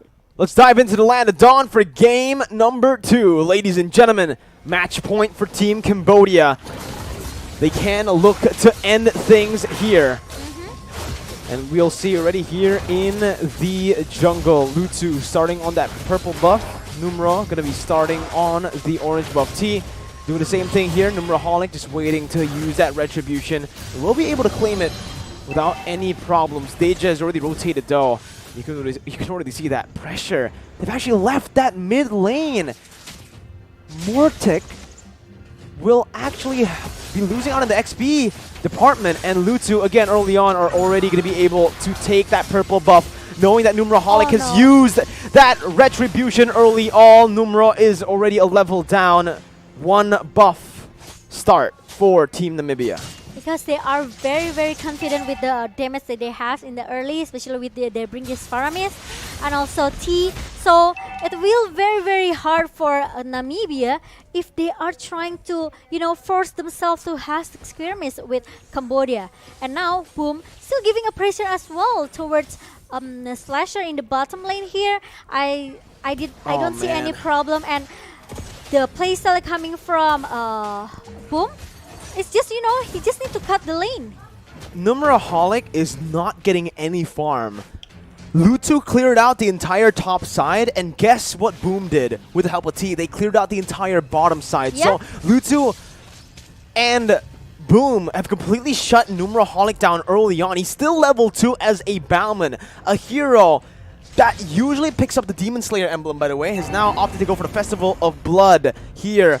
That may be the reason as to why they're not really able to find a lot of these jungle creeps early on. Yeah. And you can see instantly Impunity, Team Cambodia going into that turtle side. Boom, stunning Numero down. Lutu picking up that turtle with Retribution. Mortic going to be dove on once again. Deja getting a beautiful Shadow Stampede. It's a double kill for Boom, and they're looking for the triple kill. Entropy under the tier 2 will not be able to escape. That's going to be a 3-man dive with the help of the Cult Altar to survive. And with the triple kill that Boom has in the early 2 minutes, it's going to make Boom lead more level, lead more items as well. It's going to be the disaster for NC because he only has the level 3. So it's 2 level lead by Boom. Oh man. And he gets the purple buff again. Lutu is able to get out. Momo-chan. Oh no. So it's the same invasion, story. Yeah. It's deja vu. The invasion coming from Cambodia is not stopping. They are keep doing the same thing because they know they bring 2 support here. Angela and also Faramis. So it means the team fight and the skirmish is way longer for Cambodia. They can do whatever they please actually and right now in Deja Cambodia. can try to pull everyone with the Ghost Blaster here. I think the main problem for this Bauman is definitely that the emblem that he's decided to go for, right? He's opted to go for the Festival of Blood up against Carmilla with the Demon Slayer. That's why Lutu is able to just stop him from doing anything in the early stage. They're literally just suffocating Team Namibia as they are going to be able to pick up another kill up top. Team Cambodia already now translating, converting objectives on the board. Boom in the bottom side. It's a 1v4 and Boom is going to be able to win it all. Jumping in with the bravest fighter with the help of the hard guard. Entropy going to be taken down as well. It's a disaster for Team Namibia. A double kill for Boom. 1v4. Okay, 1v4 situation, and still, as the game seems like the game number 1, Namibia seems seems very, very lost. They seems very lost because they don't win any skirmish. They don't have any kill points here, and as the replay show, look at that, Boom with the hard guard coming in from T. He can kill everyone in front of him, and even the strongest one, such as the roamer. The damage just melt down everywhere. Oh, well, they're going for a Slasher VT, trying to go for I'm Offended, but will just be gunned down by OP on the Wesker. Entropy with the shield, able to buy a little bit more time, but OP is looking for that double. Picks it up with the gold shield as well. Impunity representing Team Cambodia, and they're doing really well for their country currently. Yeah, that's right. And now, Namibia, what they should do, because even though they are trying to do the split push thing here, I think it's kind of a little bit dangerous as well because, with the rotation that coming from Cambodia, they can get shut down really easy. Especially they are leading way too much right now. And now look at that, I'm Offended coming from Slicer. But look at the cover that coming from Impunity here. Lutu trying to cover OP. And meanwhile, T will come with a hard guard. So it's not easy to take down all of the members from Cambodia. Boom just picks up a double kill from out of nowhere, picking up a Hunter Strike as well. OP now looking for the damage, sieging the turret down with a Bandit's Rage though. That's going to be the kill picked up. A double again for OP. Man, 4-0. It might be a 0-kill game this time. Cambodia dropped the kill in game number 1. They're looking for that tier 2 now in the mid lane.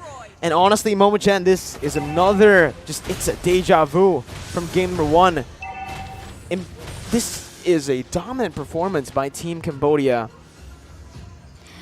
Okay, I'm so confused as well, right, Mirko? Because, like I said it earlier, whatever they do, whatever their strategy they want to bring for the second game, they will get just melted down very easily. Look at that, Numero Homlik in the middle, taking the purple buff. He also got ganking by the four member from Cambodia here. Bravest Fighter with a flicker comboed in. That's a double kill, Wow, looking for the triple kill under the base. Ooh!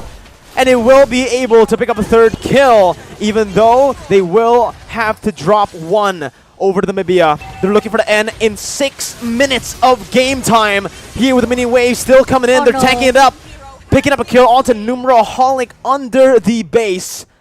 And for now, Namibia, they're still able to defend.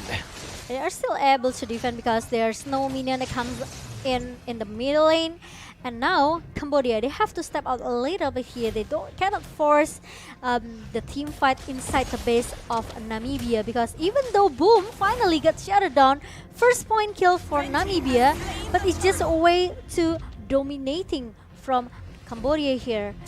So I think Namibia, they have to maybe waiting for a miracle comes to win the team fight or maybe this game. Oh, I think a miracle. You put it well. Miracle. That's a miracle, right? It's a miracle if Namibia can actually come back here, because look at the goal deficit. It's way too much, you know. Almost like 24k? Say 13K, Sorry, I think. 14Ks? Yeah, 14K. I think, yeah, it's just way too dominating, but no members coming in. But look at that, only one member, which is, it's gonna be Lutu, but the also coming from DJ, and DJ will make the team fight more sustained for Cambodia, and the triple kill for OP, and it's totally wiped out. It's a wipe out for Team Cambodia as they secure the first win in IESF 2022 for the MLBB division. An absolutely dominant game and a dominant series, 2-0. Wow. Actually, it's hard maybe for Namibia, because it's totally a domination coming from Cambodia here. But good game. Namibia will try to continue their journey in a lower bracket. Again, you know, a performance that just was unexpected. A very dominant performance. Namibia, even though they were the underdogs, we expected them to pull off some you know, good plays across the map. In the 2 games that we saw so far, it was an absolute stomp. Cambodia just had Namibia's number every step of the way. Yeah.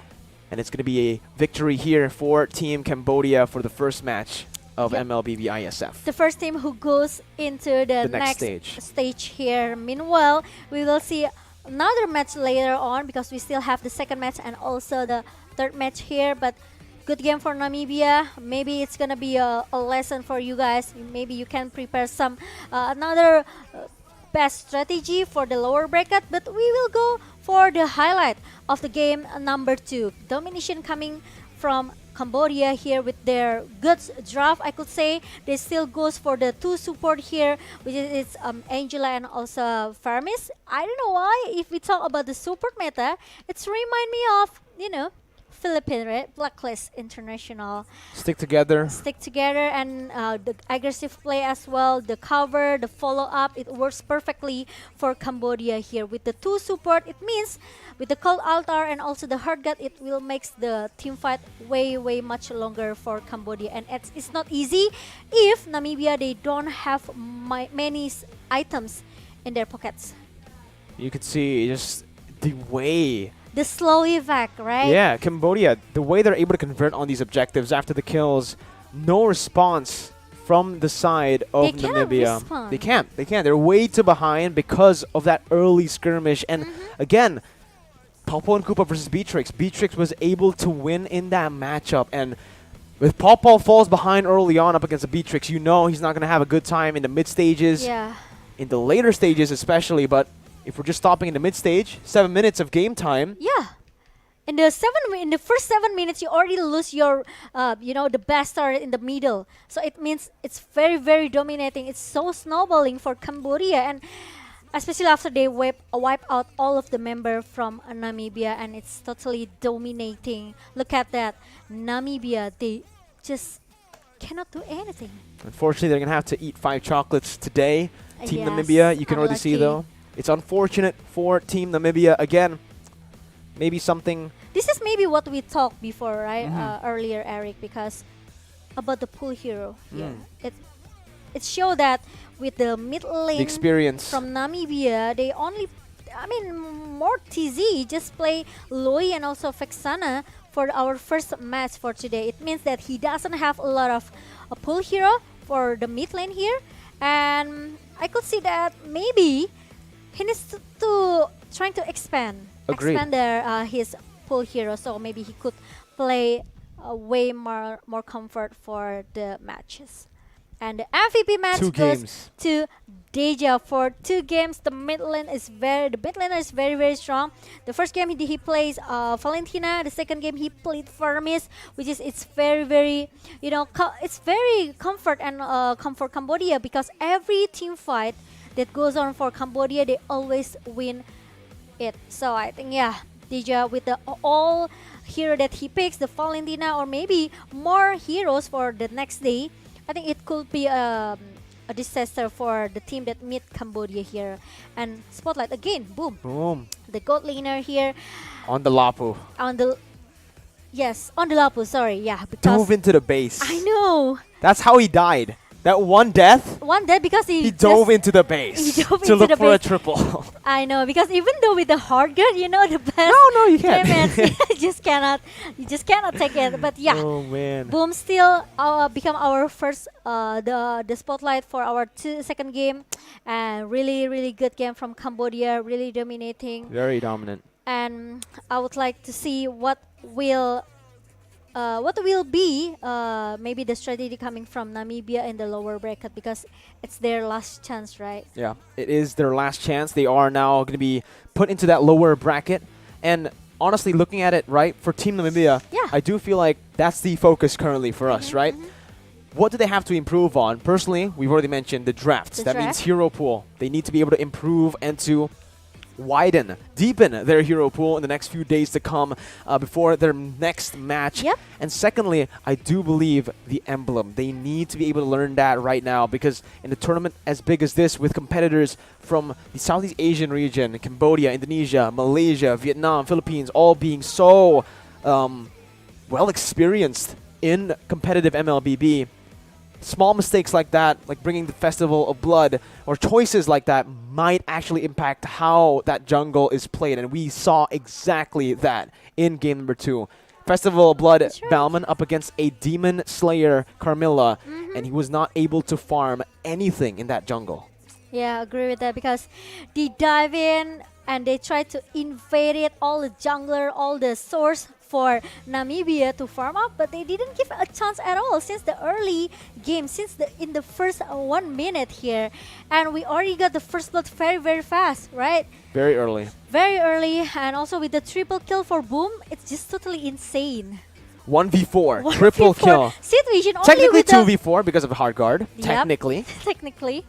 This is why make the support meta is very, very strong right now, because you never expected that suddenly the hard guard comes, right? From out of nowhere. Who will expected that this Angela already got the level 4? It means that he farmed very, very well, and he farmed very free, so it can help the team fight for Cambodia.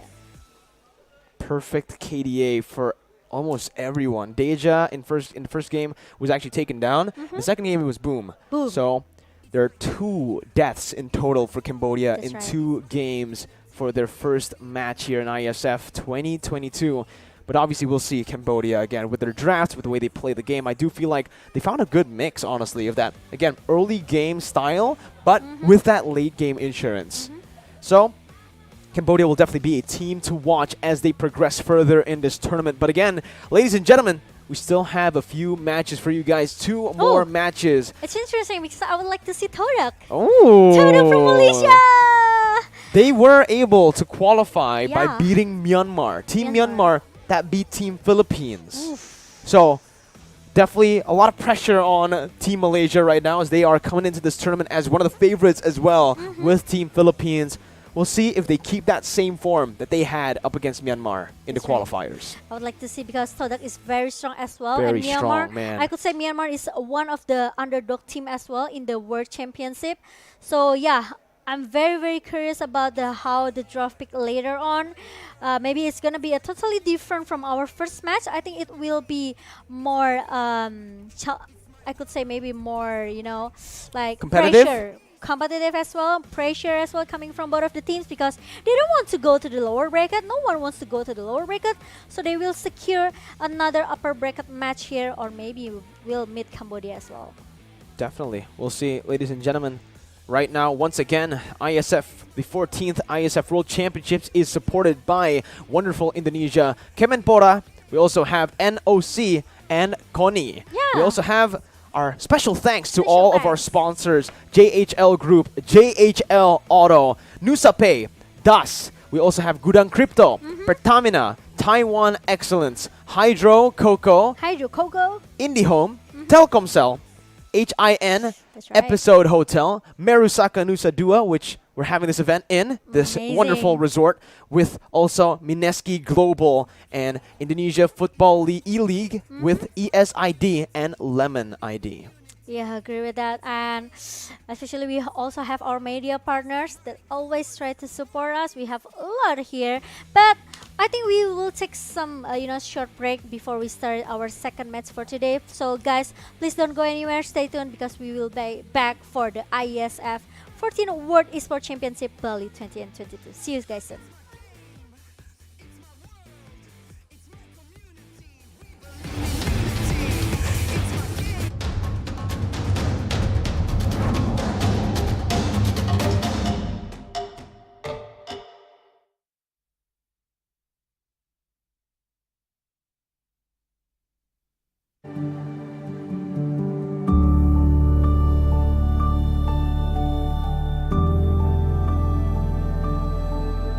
All it takes is one dream. One dream that becomes a journey. To drive an ambition. Believing in yourself. Persevering challenges. Always focused on the dream. To grow aspirations. Having the will to keep going. Building a future with a legacy. Knowing dreams can come true. Over 11 years of growth. The spirit of entrepreneurship. Created possibilities.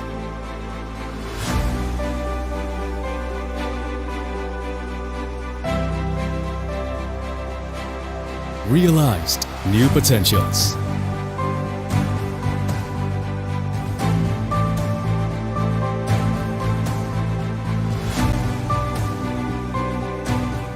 Innovate for the better.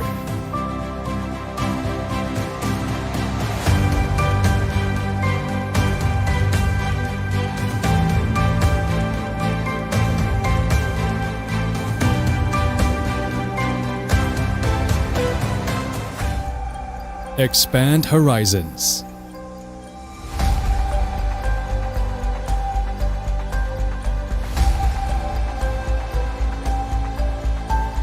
To change lives.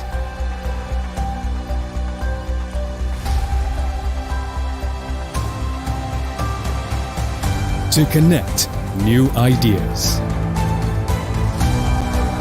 To explore new grounds.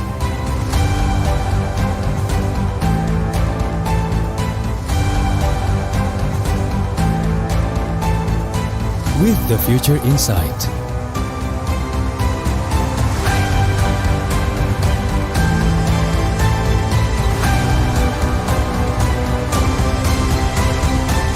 Together,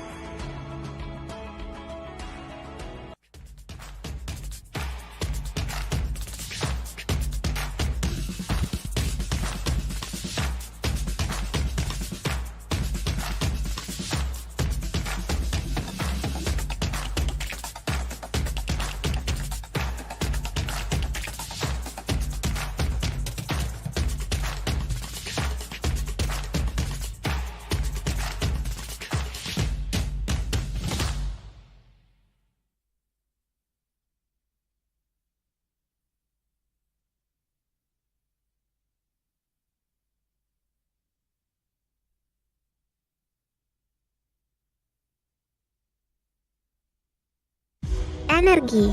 Selalu ada dimanapun itu, Membawa yang baik menjadi hebat. karena tidak ada lagi batas. Manapun lintasan masa membawa hingga ke masa depan. Sejauh mana kamu bisa bermimpi? Jawabannya, sejauh yang hati kamu inginkan. Dengan energi yang menggerakkan kamu Dan kamu. Pertamina, energizing you.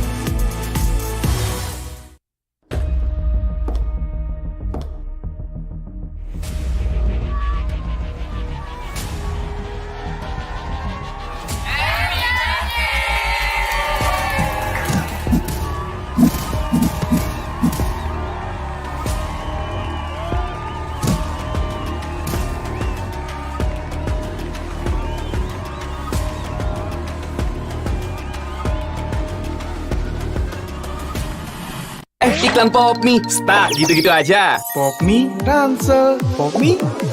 Biar seru nggak terputus, pop mie dus. Topping cangki sama gurihnya itu sob. Beuh, yuk sob, sikat pop mie. Seru terus kuy. Iklan pop mie, stuck gitu-gitu aja. Pop mie, ransel, pop mie. Biar seru nggak terputus, pop mie dus. Topping cangki sama gurihnya itu sob. Beuh, yuk sob, sikat pop mie. Seru terus kuy. Hydro Coco. Why choose Hydro Coco? Healthy. Tastes good. Rasakan manfaat air kelapa asli untuk bantu jaga imun tubuh. We choose Hydro Coco. Real coconut water. Hydro Coco. Why choose Hydro Coco? Healthy. Tastes good. Rasakan manfaat air kelapa asli untuk bantu jaga imun tubuh.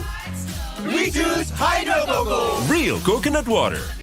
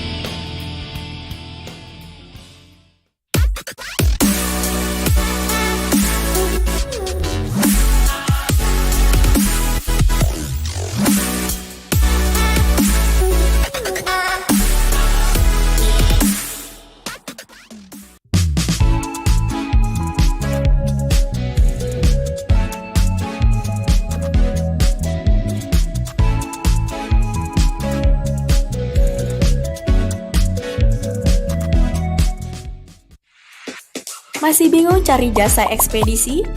Central Cargo hadir sebagai solusi pengiriman barang Anda dengan terus meningkatkan kualitas pelayanan sebagai komitmen kami memberikan pelayanan terbaik untuk Anda.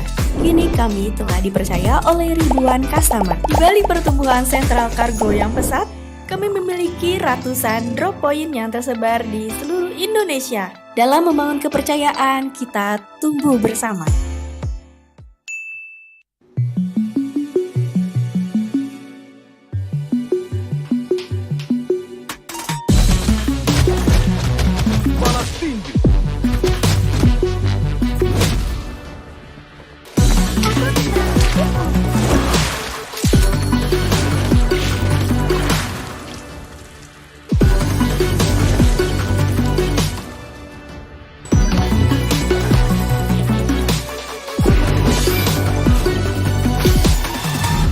Go do it!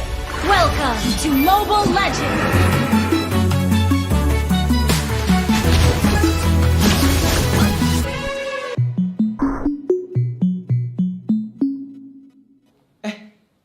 Kok jadi stuck gini sih? Padahal udah mau end loh. Aduh.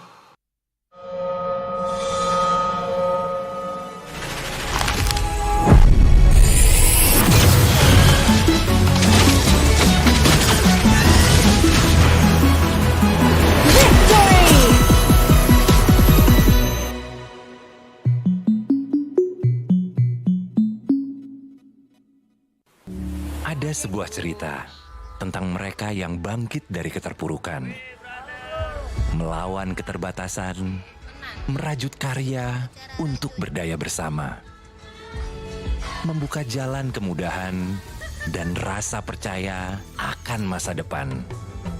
Di tengah tantangan, mereka suarakan harapan, bergerak untuk perubahan. IndiHome, aktivitas tanpa batas. Selamat datang di sebuah pengalaman perjalanan baru Indonesia bersama InJourney. Terbang bersama kami untuk melihat pariwisata Indonesia, sirkuit internasional, bentang alam, ragam atraksi budaya, produk lokal asli Indonesia, warisan budaya, keamanan dan kenyamanan. InJourney membawa kerambahan Indonesia ke dunia.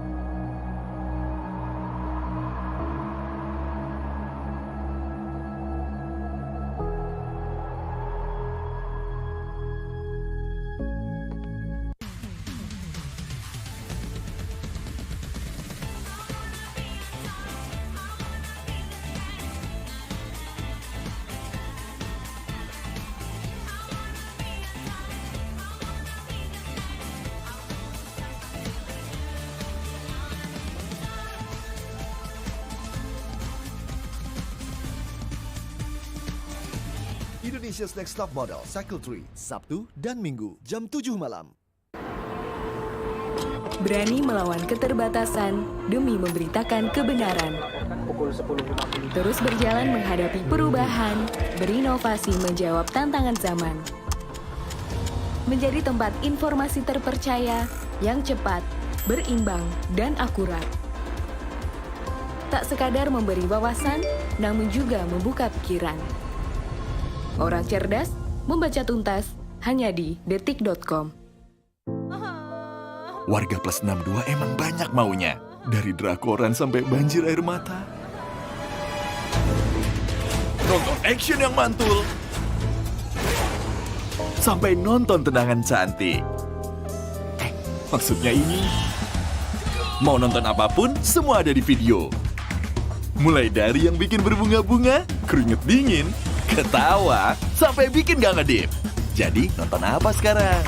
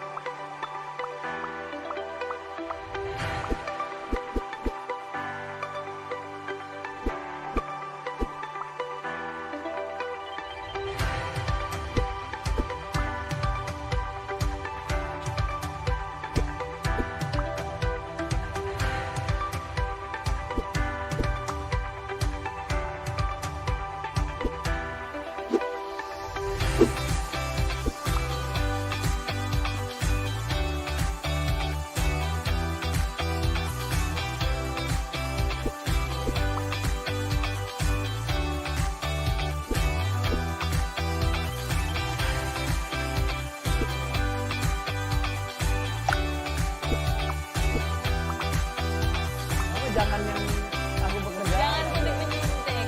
Kamu mau nulis sendiri, Sen? Saya sih lebih belajar otodidak, nontonin pro player luar, habis itu pelajarin. Dari 1 sampai 10 ya, seberapa jago kamu main? Tukang apa yang kalau dipanggil tengoknya ke atas? Langsung main di bawah. Satu, buah apa yang durhaka? Aku, Bang. FF. Kalian keras nih, Bos. Itu sih masih pemanasan sih di MPL season yang ke-8. Juga ya.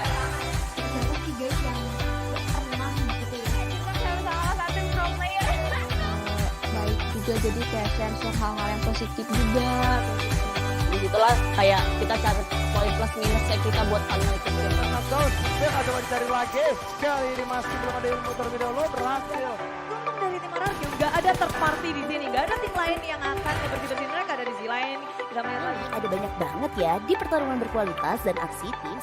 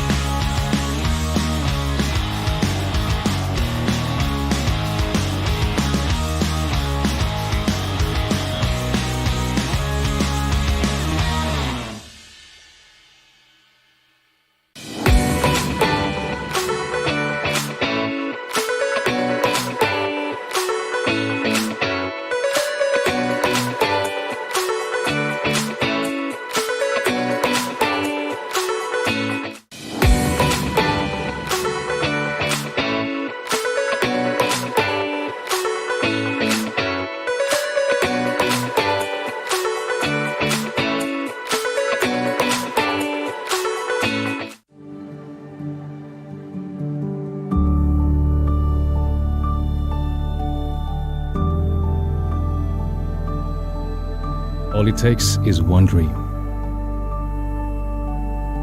One dream that becomes a journey. To drive an ambition. Believing in yourself. Persevering challenges. Always focused on the dream. To grow aspirations. Having the will to keep going. Building a future with a legacy. Knowing dreams can come true. Over 11 years of growth. The spirit of entrepreneurship created possibilities.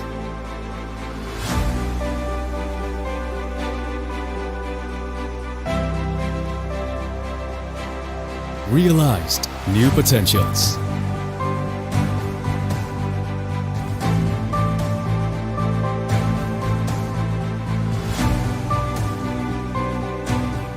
Innovate for the better.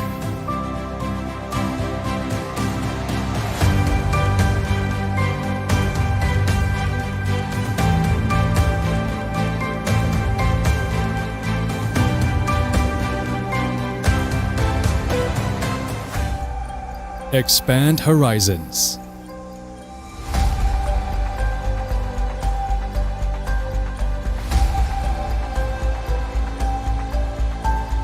To change lives.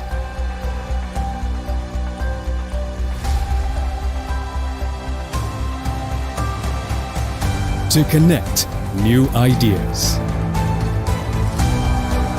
To explore new grounds.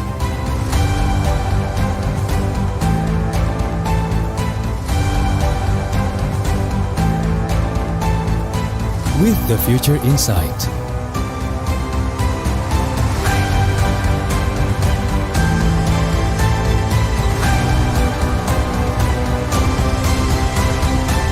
Together.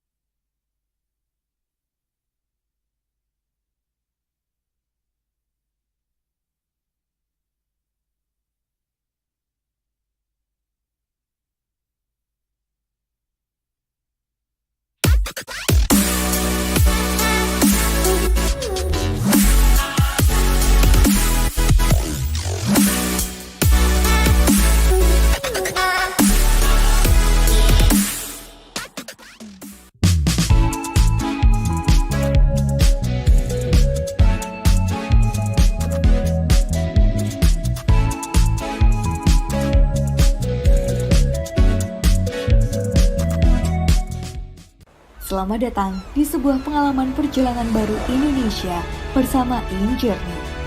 Terbang bersama kami untuk melihat pariwisata Indonesia, sirkuit internasional, bentang alam, ragam atraksi budaya, produk lokal asli Indonesia, warisan budaya, keamanan dan kenyamanan. InJourney membawa keramahan Indonesia ke dunia.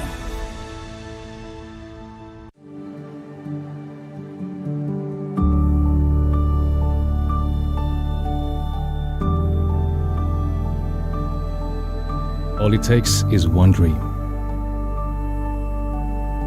One dream that becomes a journey. To drive an ambition. Believing in yourself. Persevering challenges. always focused on the dream. To grow aspirations. Having the will to keep going. Building a future with a legacy. Knowing dreams can come true. Over 11 years of growth. The spirit of entrepreneurship. Created possibilities.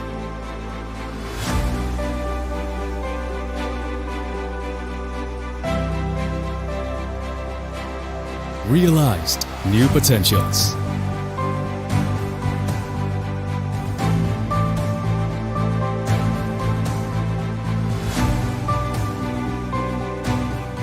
Innovate for the better.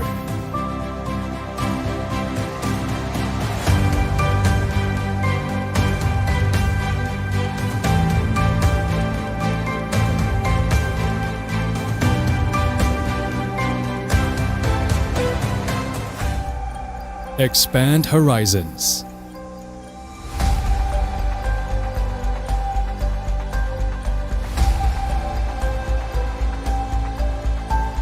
To change lives.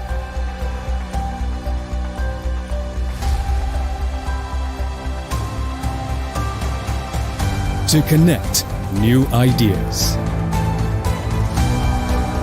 To explore new grounds.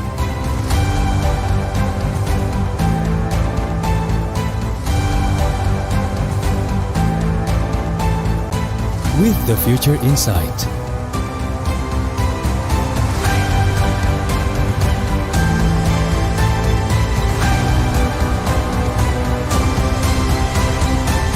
Together.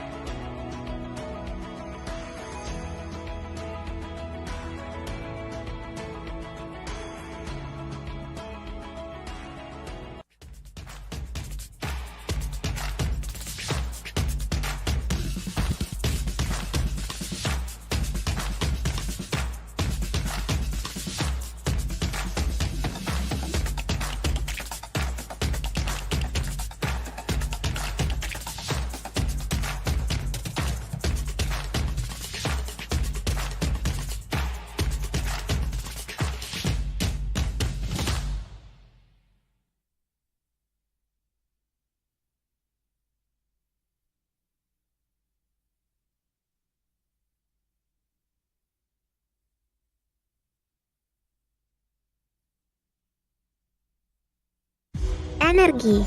Selalu ada dimanapun itu. Membawa yang baik menjadi hebat. Karena tidak ada lagi batas.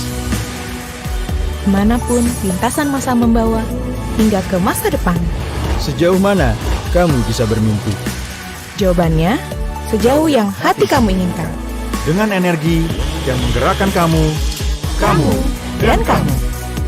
Pertamina, energizing you.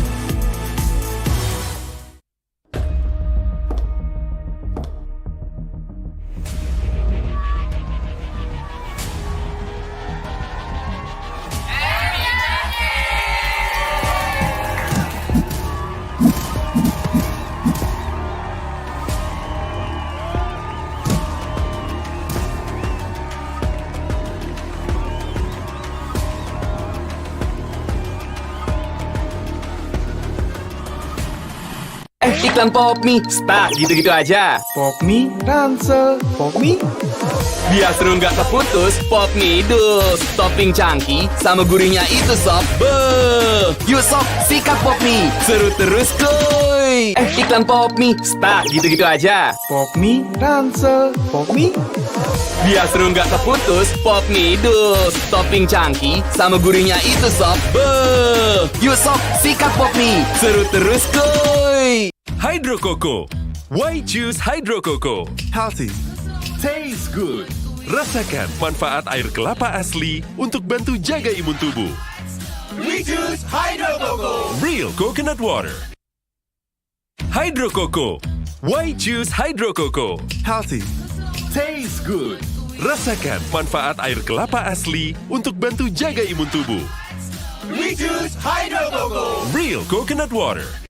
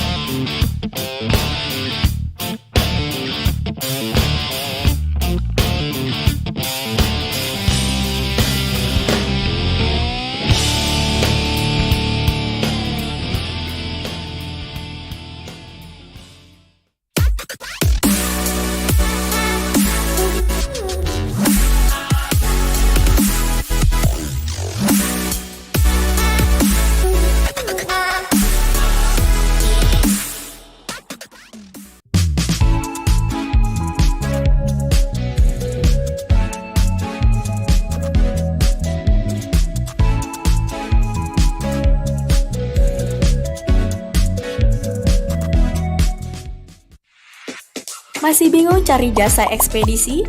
Central Cargo hadir sebagai solusi pengiriman barang Anda dengan terus meningkatkan kualitas pelayanan.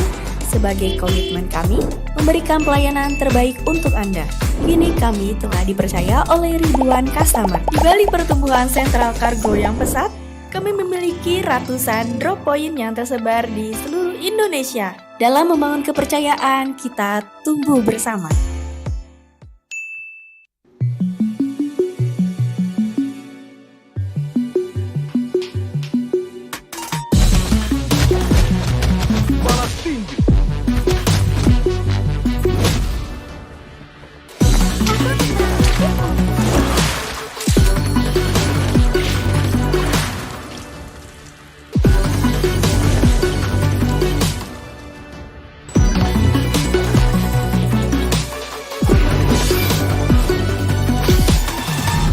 Go do it! Welcome to Mobile Legends!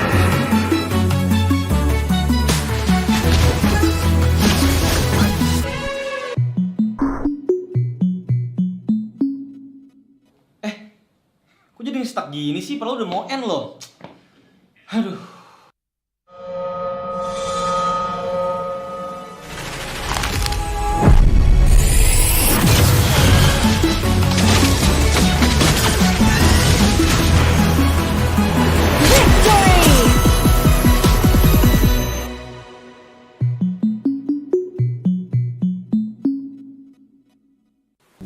Ada sebuah cerita tentang mereka yang bangkit dari keterpurukan, melawan keterbatasan, merajut karya untuk berdaya bersama, membuka jalan kemudahan dan rasa percaya akan masa depan.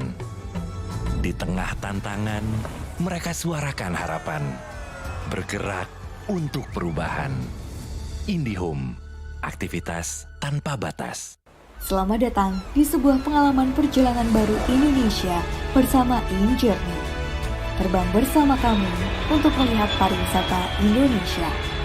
Sirkuit internasional, bentang alam, ragam atraksi budaya, produk lokal asli Indonesia, warisan budaya, keamanan dan kenyamanan.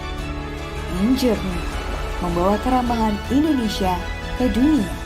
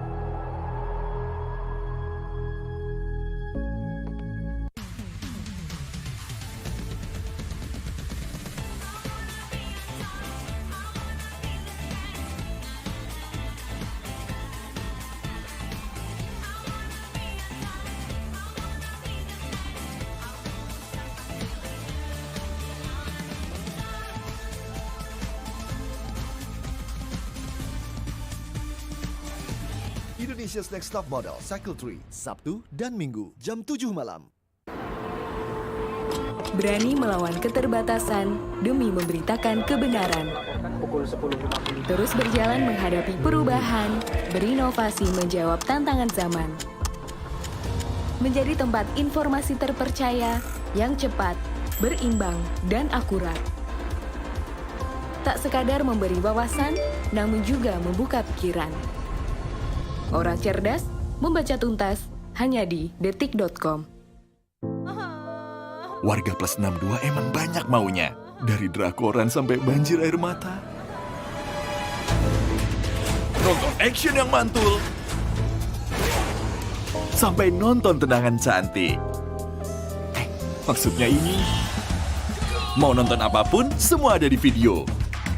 Mulai dari yang bikin berbunga-bunga, keringet dingin, ketawa, sampai bikin gak ngedip. Jadi nonton apa sekarang?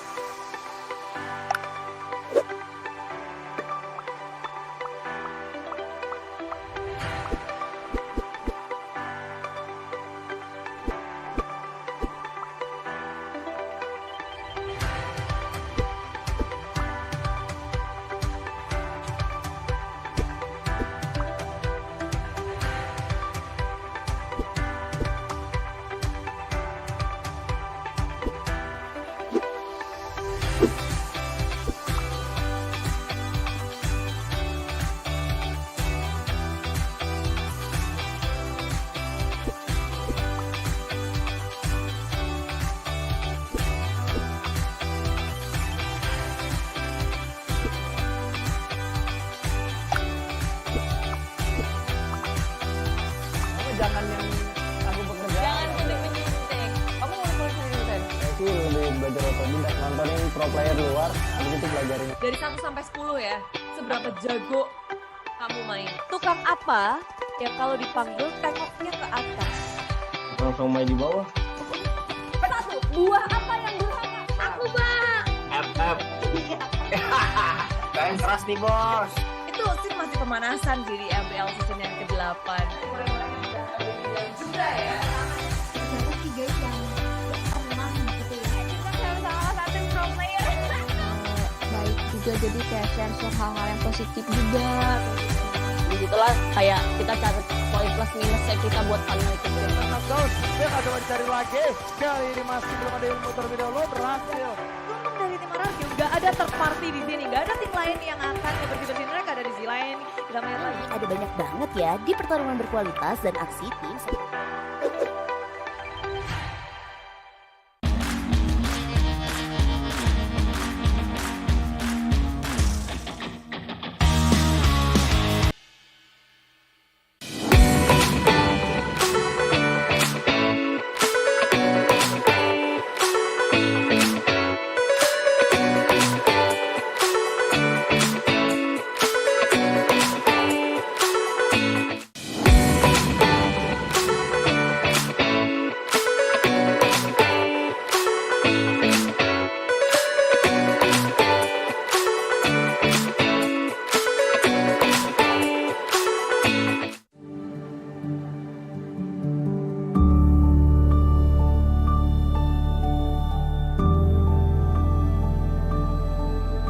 All it takes is one dream. One dream that becomes a journey. To drive an ambition. believing in yourself. Persevering challenges. Always focused on the dream. To grow aspirations. Having the will to keep going. Building a future with a legacy. Knowing dreams can come true. Over 11 years of growth. The spirit of entrepreneurship. Created possibilities.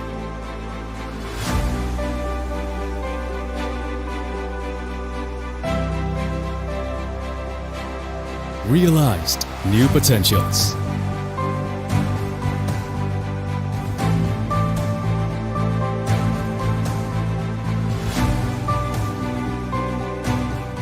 Innovate for the better.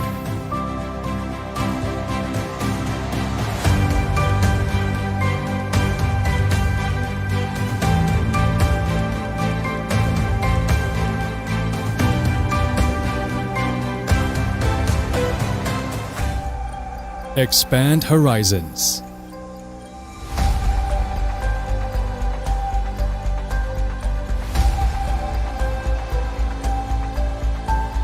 To change lives.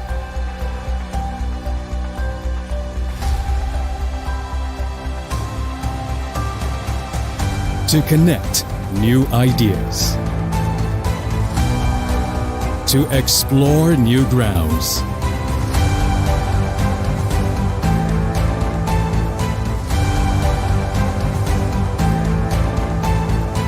With the future in sight.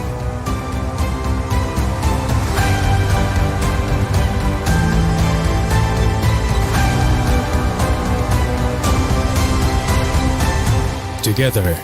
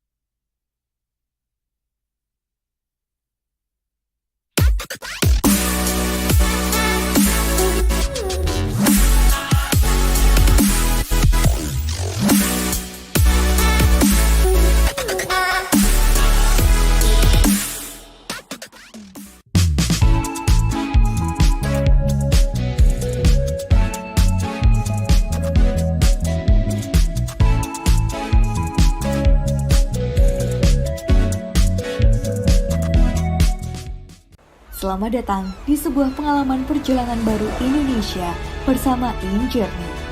Terbang bersama kami untuk melihat pariwisata Indonesia. Sirkuit internasional, bentang alam, ragam atraksi budaya, produk lokal asli Indonesia, warisan budaya, keamanan dan kenyamanan. InJourney membawa keramahan Indonesia ke dunia.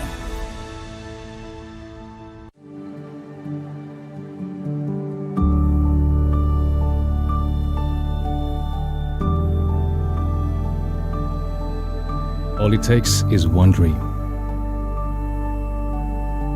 One dream that becomes a journey.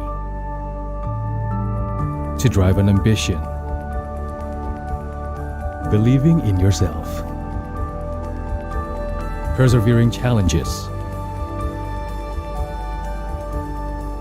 Always focused on the dream. To grow aspirations. Having the will to keep going. Building a future with a legacy. Knowing dreams can come true. Over 11 years of growth. The spirit of entrepreneurship. Created possibilities.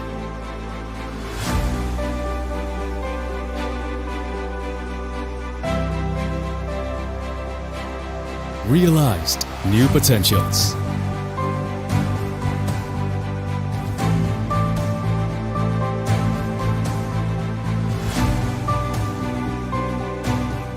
Innovate for the better.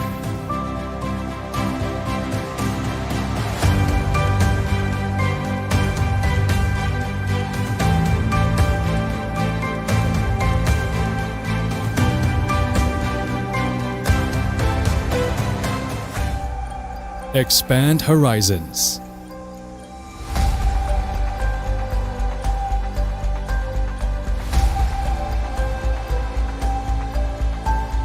To change lives.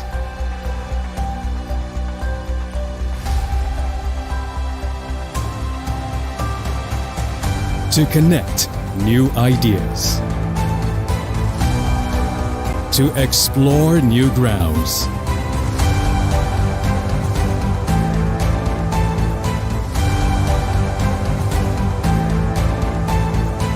With the future in sight.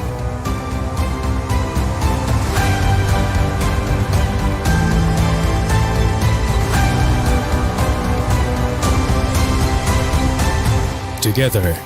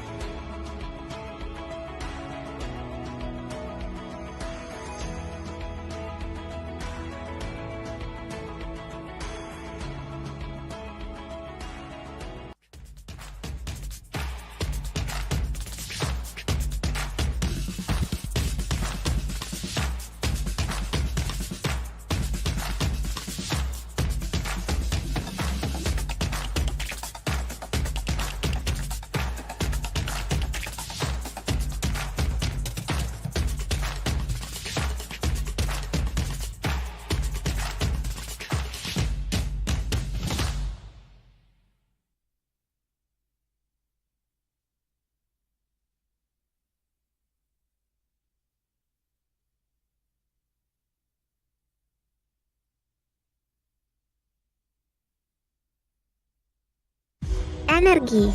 Selalu ada dimanapun itu. Membawa yang baik menjadi hebat. Karena tidak ada lagi batas. Kemanapun lintasan masa membawa, hingga ke masa depan. Sejauh mana kamu bisa bermimpi? Jawabannya, sejauh yang hati kamu inginkan. Dengan energi yang menggerakkan kamu, dan kamu. Pertamina, energizing you.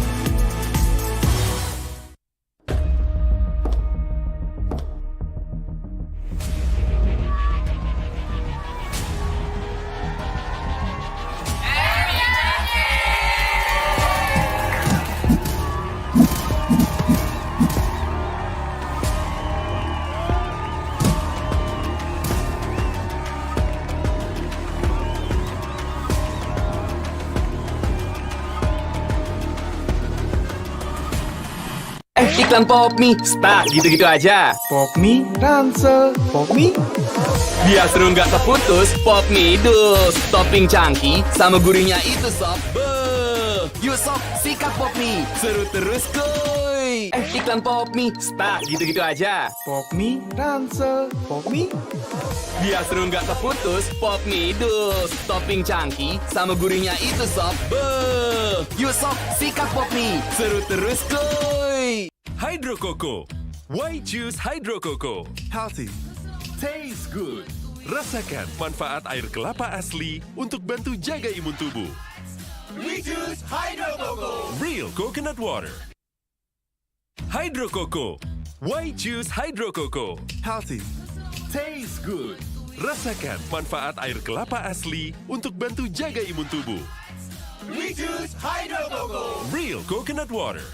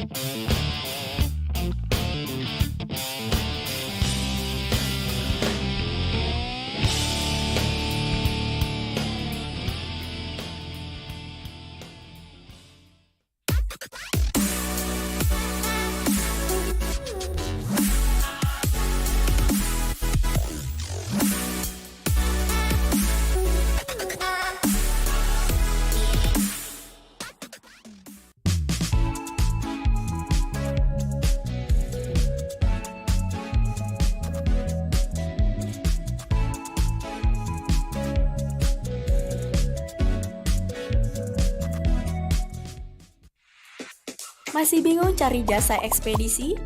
Central Cargo hadir sebagai solusi pengiriman barang Anda dengan terus meningkatkan kualitas pelayanan. Sebagai komitmen kami, memberikan pelayanan terbaik untuk Anda. Kini kami telah dipercaya oleh ribuan customer. Di balik pertumbuhan Central Cargo yang pesat, kami memiliki ratusan drop point yang tersebar di seluruh Indonesia. Dalam membangun kepercayaan, kita tumbuh bersama.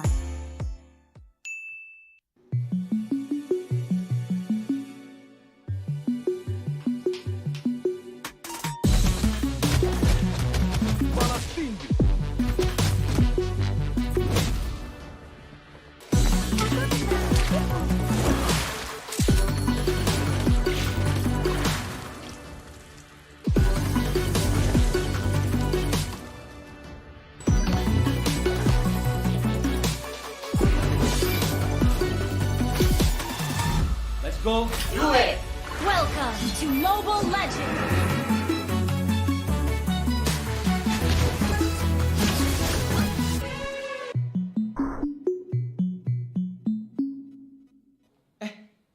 Kok jadi stuck gini sih? Padahal udah mau end loh. Aduh.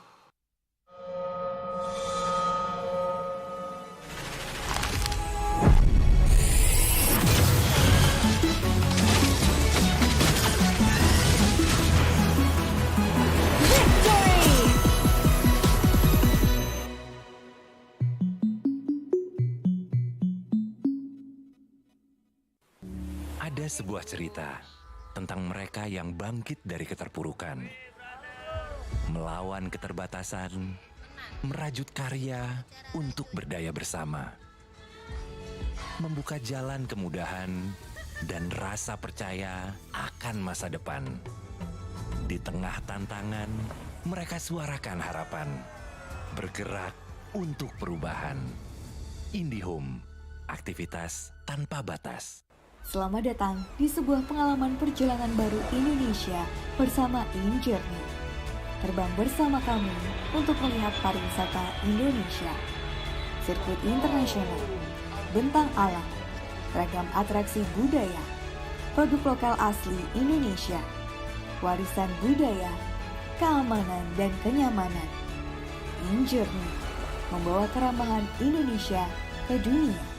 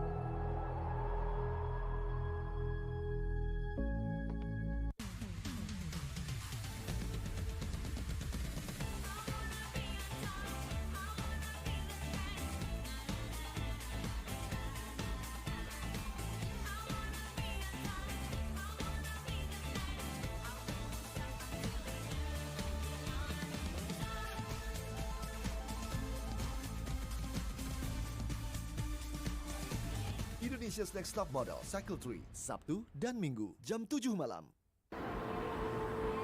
Berani melawan keterbatasan demi memberitakan kebenaran. Terus berjalan menghadapi perubahan, berinovasi menjawab tantangan zaman. Menjadi tempat informasi terpercaya yang cepat, berimbang, dan akurat. Tak sekadar memberi wawasan, namun juga membuka pikiran. Orang cerdas membaca tuntas hanya di detik.com. Warga plus 62 emang banyak maunya. Dari drakoran sampai banjir air mata. Nonton action yang mantul. Sampai nonton tendangan cantik. Maksudnya ini, mau nonton apapun, semua ada di video. Mulai dari yang bikin berbunga-bunga, keringet dingin, ketawa, sampai bikin gak ngedip. Jadi nonton apa sekarang?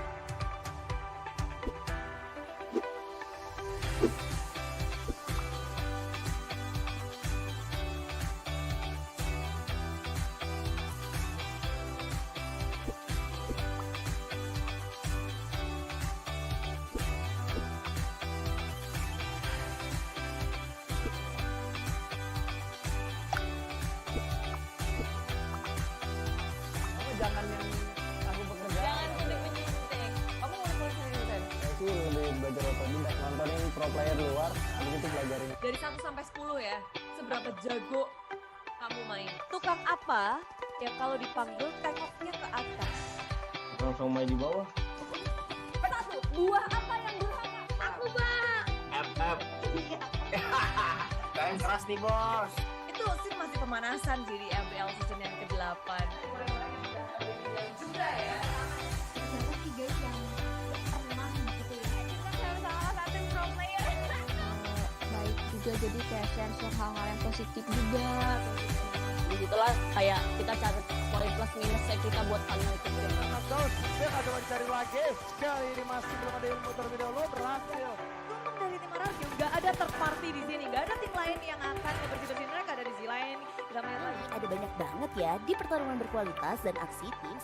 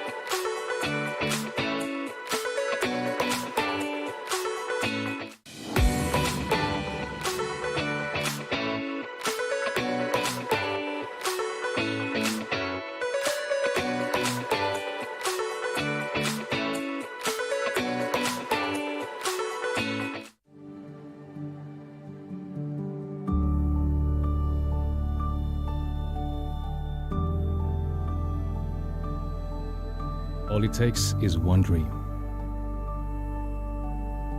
One dream that becomes a journey. To drive an ambition.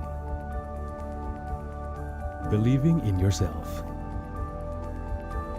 Persevering challenges. Always focused on the dream. To grow aspirations. Having the will to keep going.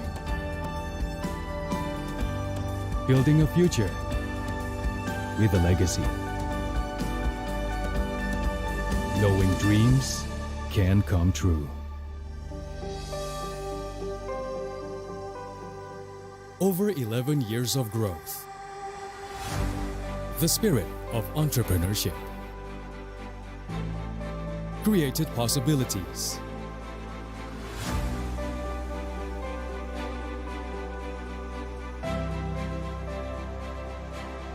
Realized new potentials.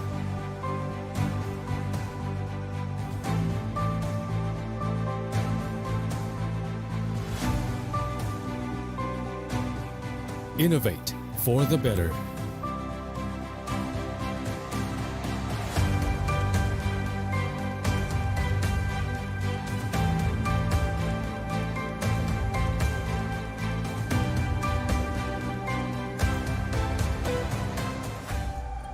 Expand horizons.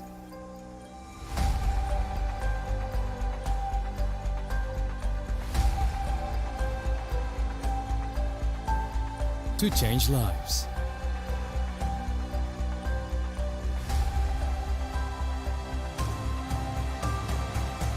To connect new ideas. To explore new grounds.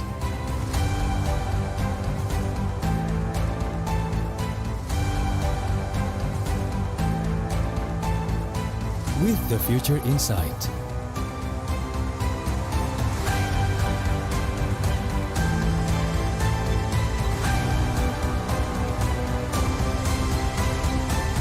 Together.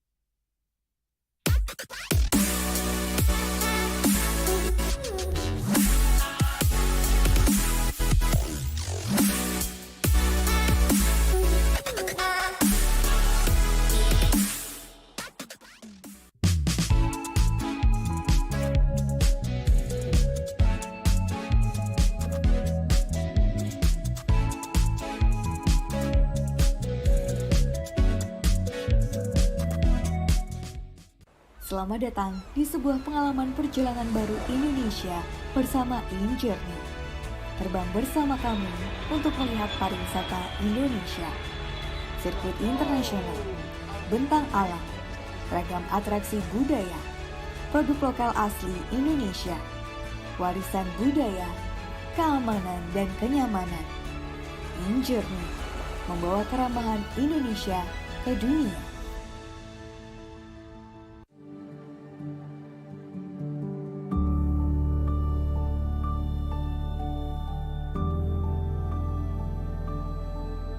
All it takes is one dream. One dream that becomes a journey. To drive an ambition. Believing in yourself. Persevering challenges. Always focused on the dream. To grow aspirations. Having the will to keep going. Building a future with a legacy. Knowing dreams can come true. Over 11 years of growth. The spirit of entrepreneurship. Created possibilities.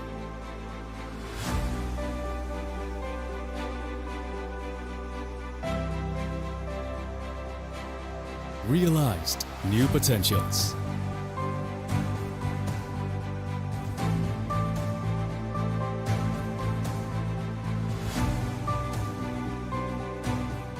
Innovate for the better.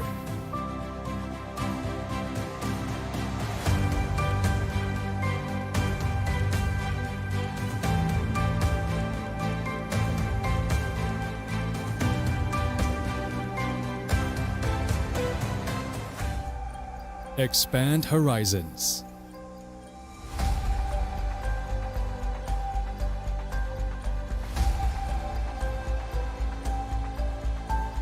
To change lives.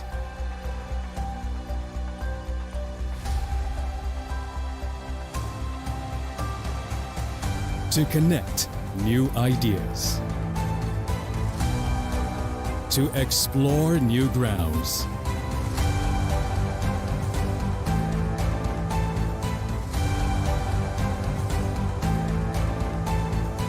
With the future in sight.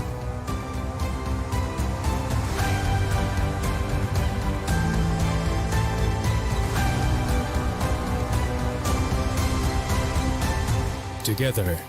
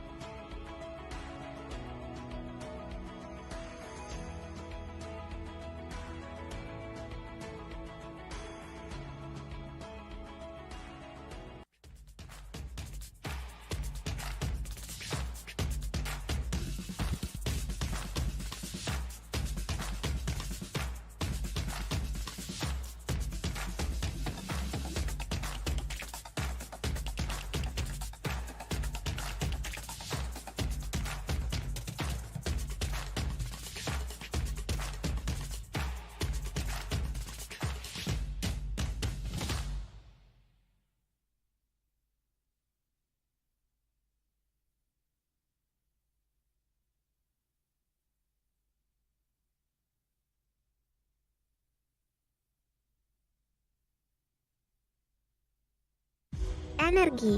Selalu ada dimanapun itu. Membawa yang baik menjadi hebat. Karena tidak ada lagi batas.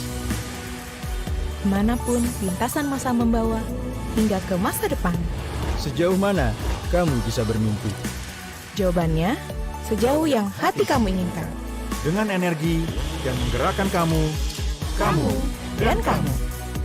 Pertamina, energizing you.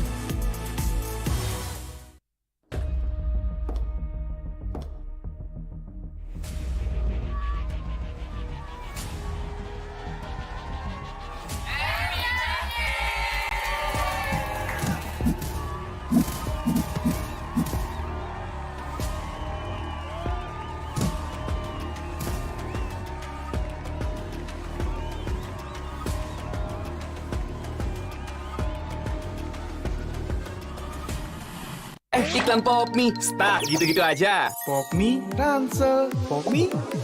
Biar seru nggak keputus, pop mie dus. Topping cangki sama gurihnya itu sob. Beuh. Yuk sob, sikat pop mie. Seru terus kuy. Iklan pop mie, stuck gitu-gitu aja. Pop mie, ransel, pop mie.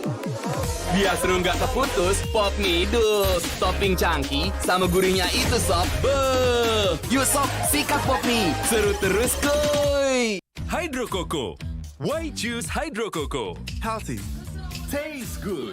Rasakan manfaat air kelapa asli untuk bantu jaga imun tubuh.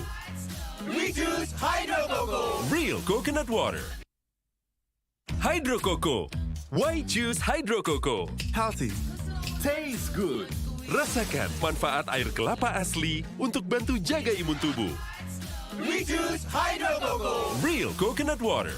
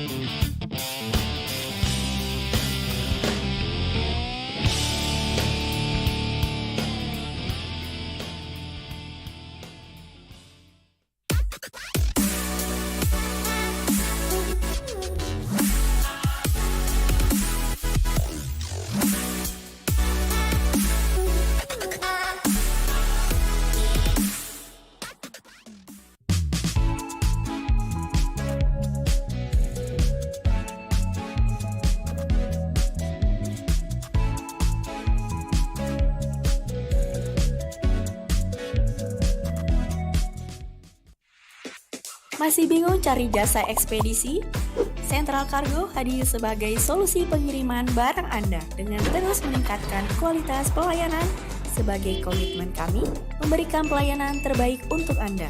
Kini kami telah dipercaya oleh ribuan customer. Di balik pertumbuhan Central Cargo yang pesat, kami memiliki ratusan drop point yang tersebar di seluruh Indonesia. Dalam membangun kepercayaan, kita tumbuh bersama.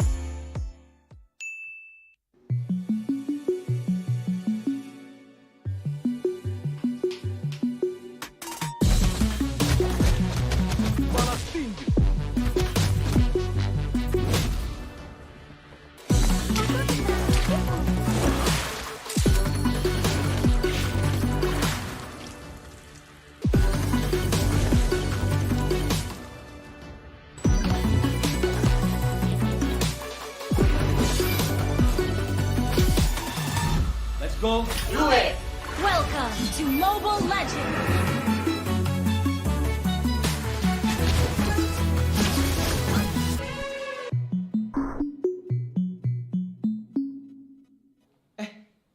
Kok jadi stuck gini sih? Padahal udah mau end loh. Aduh.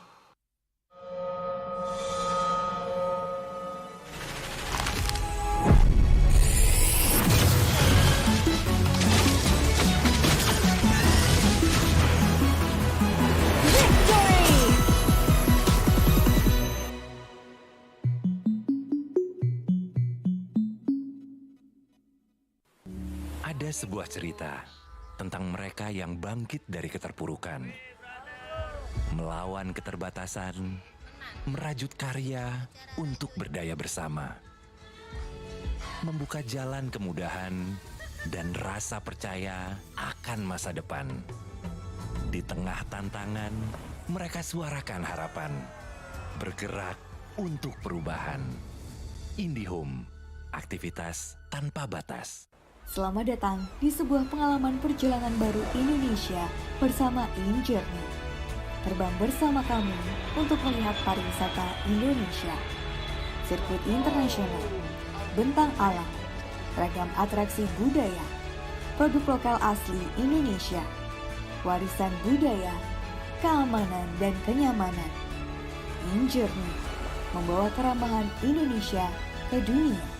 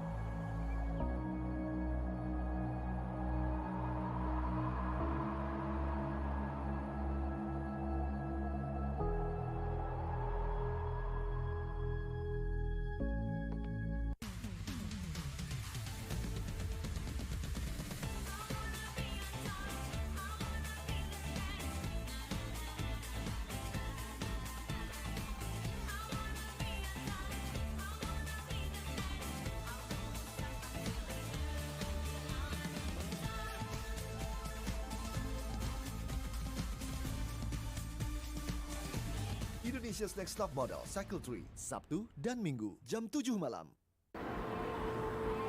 Berani melawan keterbatasan demi memberitakan kebenaran. Terus berjalan menghadapi perubahan, berinovasi menjawab tantangan zaman. Menjadi tempat informasi terpercaya yang cepat, berimbang, dan akurat. Tak sekadar memberi wawasan, namun juga membuka pikiran. Orang cerdas membaca tuntas hanya di detik.com. Warga plus 62 emang banyak maunya. Dari drakoran sampai banjir air mata. Nonton action yang mantul. Sampai nonton tendangan cantik. Maksudnya ini. Mau nonton apapun, semua ada di video. Mulai dari yang bikin berbunga-bunga, keringet dingin, ketawa, sampai bikin gak ngedip. Jadi nonton apa sekarang?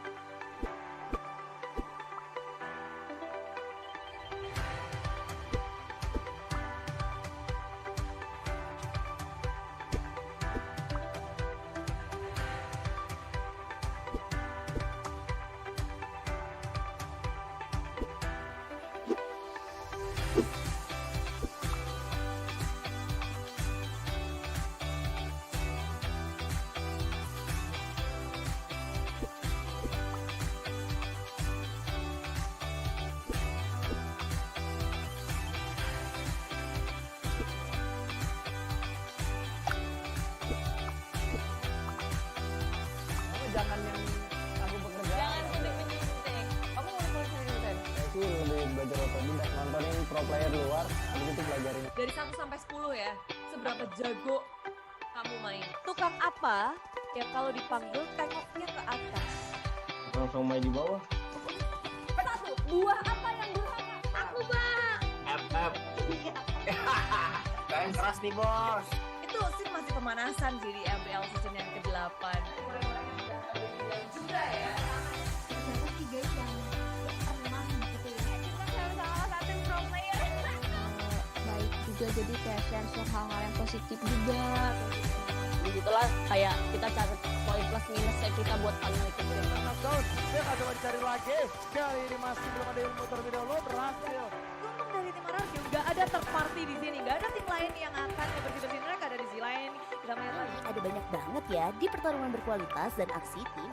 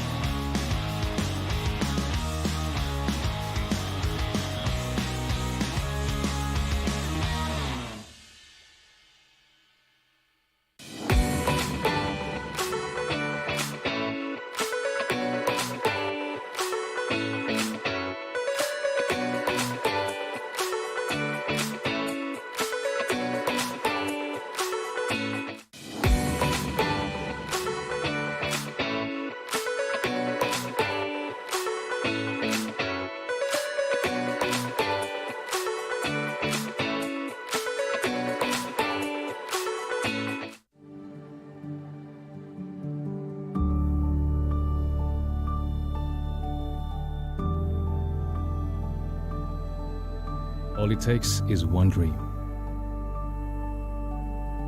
One dream that becomes a journey. To drive an ambition. Believing in yourself. Persevering challenges. Always focused on the dream. To grow aspirations. Having the will to keep going. Building a future with a legacy. Knowing dreams can come true. Over 11 years of growth. The spirit of entrepreneurship. Created possibilities.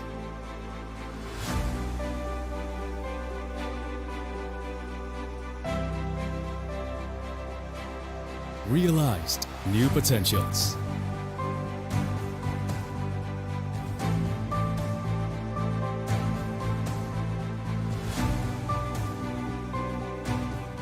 Innovate for the better.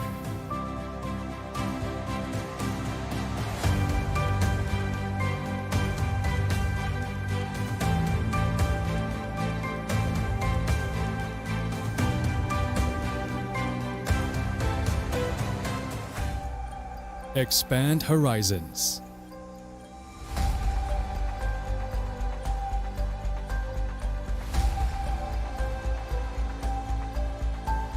To change lives.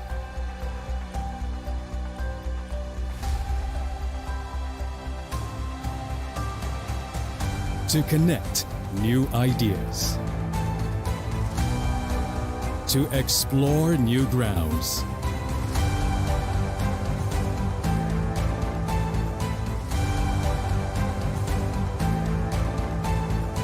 With the future in sight.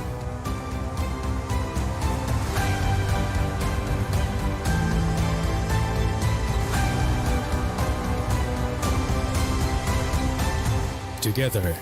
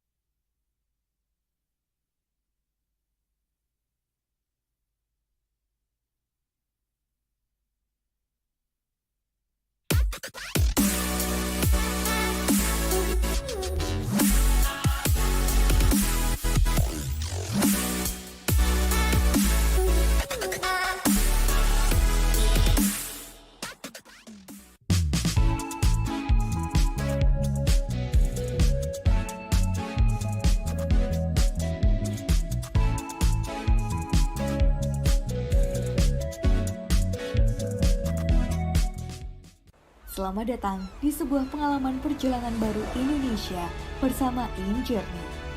Terbang bersama kami untuk melihat pariwisata Indonesia.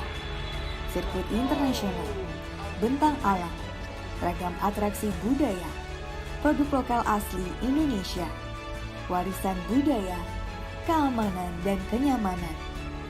InJourney membawa keramahan Indonesia ke dunia.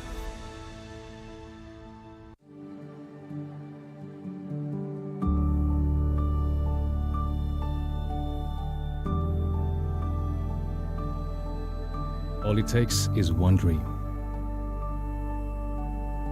One dream that becomes a journey. To drive an ambition. Believing in yourself. Persevering challenges.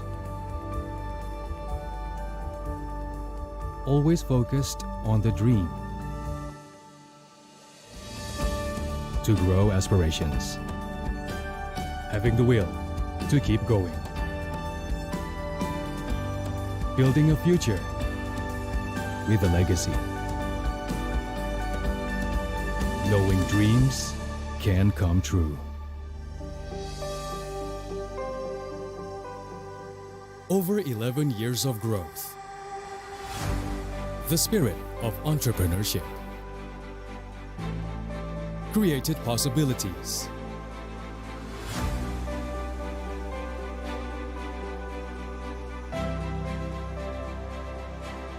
Realized new potentials.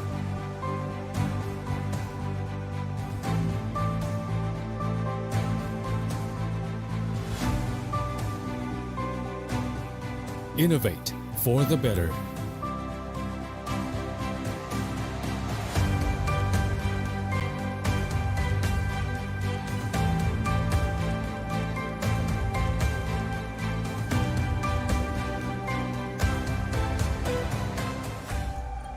Expand horizons.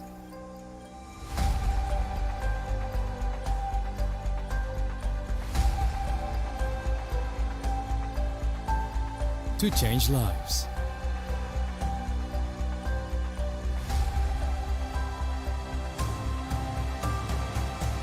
To connect new ideas. To explore new grounds.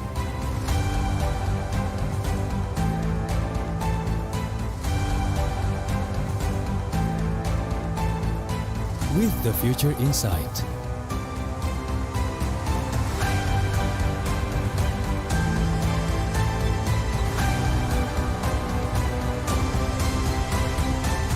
Together.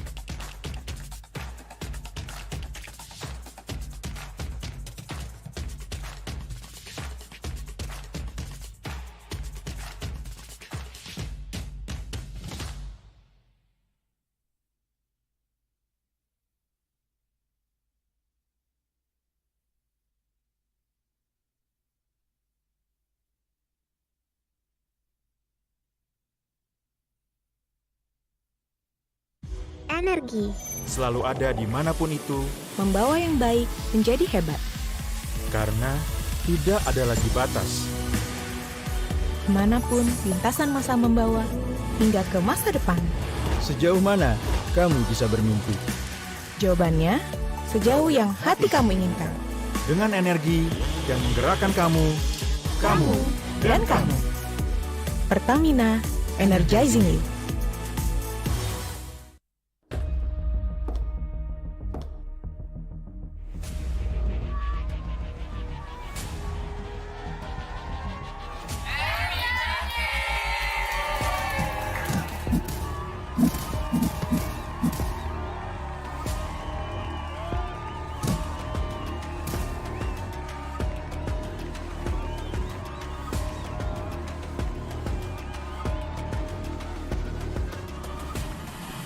Iklan pop mie, stuck gitu-gitu aja. Pop mie, ransel, pop mie.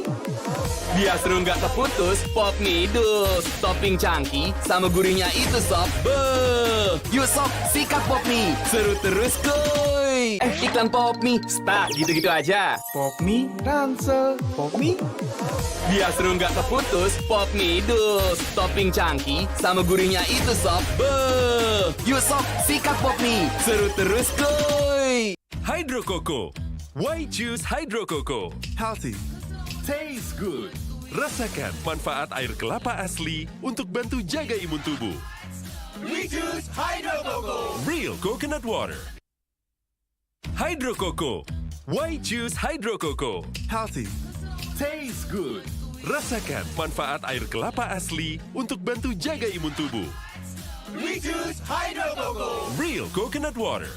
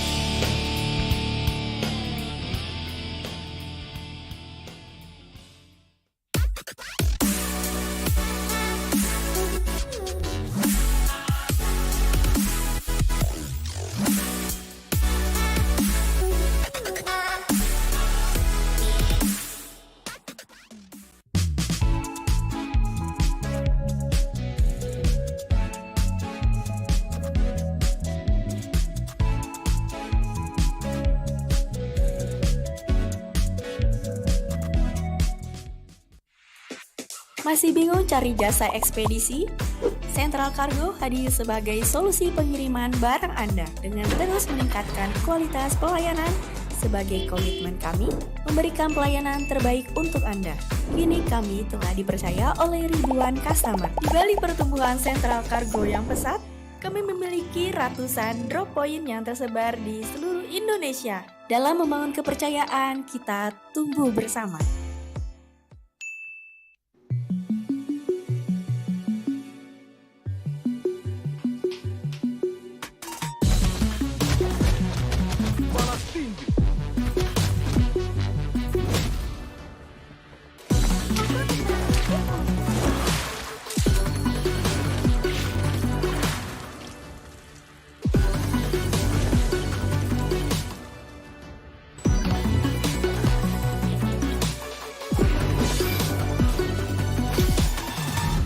Go. Do it! Welcome to Mobile Legends!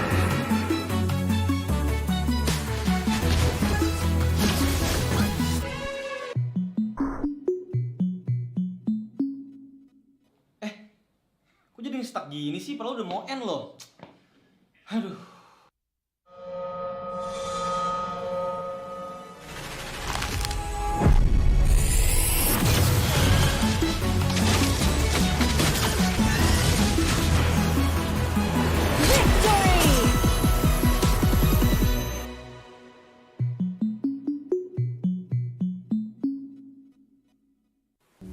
Ada sebuah cerita tentang mereka yang bangkit dari keterpurukan, melawan keterbatasan, merajut karya untuk berdaya bersama, membuka jalan kemudahan dan rasa percaya akan masa depan. Di tengah tantangan, Mereka suarakan harapan. Bergerak untuk perubahan. IndiHome, aktivitas tanpa batas. Selamat datang di sebuah pengalaman perjalanan baru Indonesia bersama InJourney. Terbang bersama kami untuk melihat pariwisata Indonesia. Sirkuit internasional, bentang alam, ragam atraksi budaya, produk lokal asli Indonesia, warisan budaya, keamanan dan kenyamanan. InJourney membawa keramahan Indonesia ke dunia.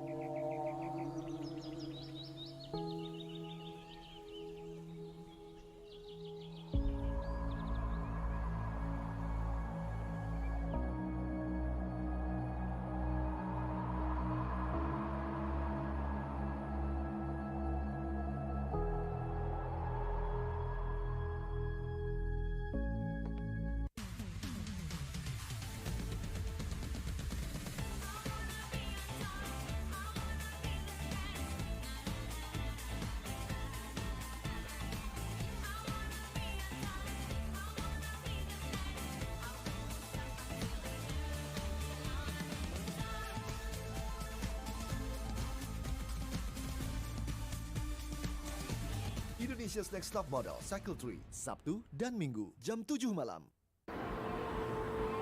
Berani melawan keterbatasan demi memberitakan kebenaran. Terus berjalan menghadapi perubahan, berinovasi menjawab tantangan zaman. Menjadi tempat informasi terpercaya yang cepat, berimbang, dan akurat. Tak sekadar memberi wawasan, namun juga membuka pikiran. Orang cerdas membaca tuntas hanya di detik.com. Warga plus 62 emang banyak maunya. Dari drakoran sampai banjir air mata. Nonton action yang mantul. Sampai nonton tendangan cantik. Maksudnya ini. Mau nonton apapun, semua ada di video. Mulai dari yang bikin berbunga-bunga, keringet dingin, ketawa, sampai bikin gak ngedip. Jadi nonton apa sekarang?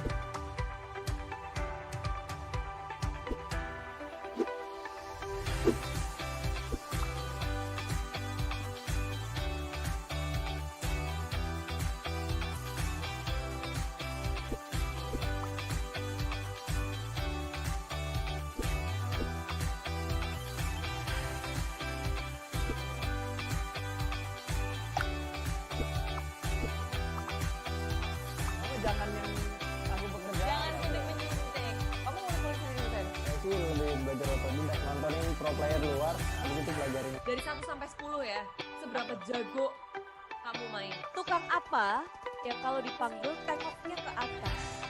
Langsung main di bawah.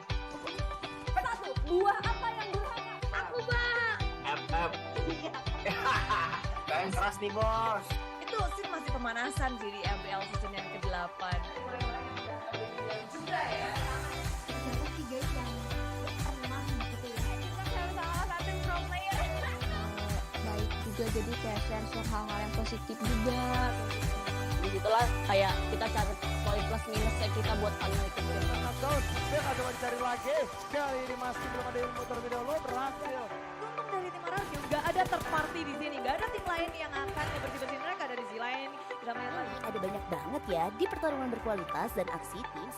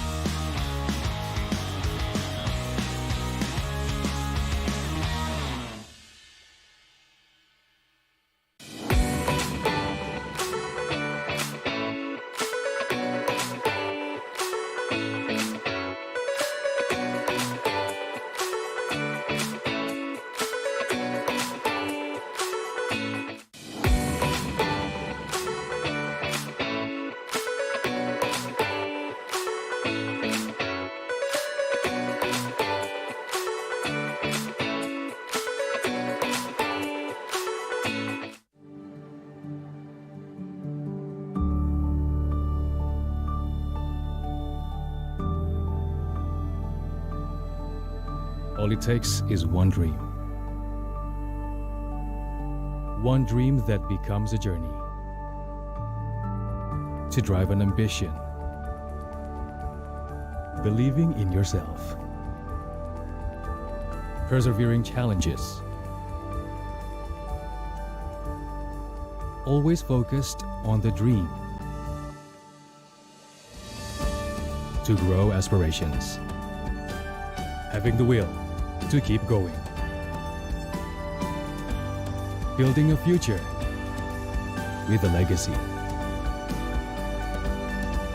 Knowing dreams can come true. Over 11 years of growth. The spirit of entrepreneurship. Created possibilities.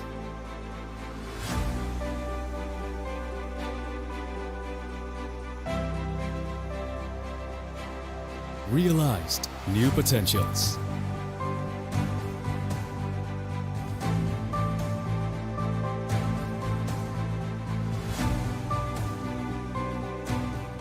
Innovate for the better.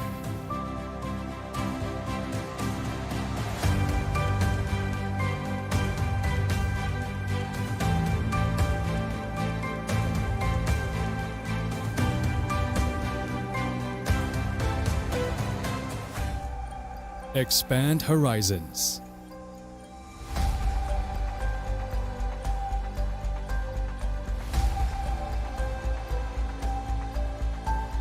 To change lives.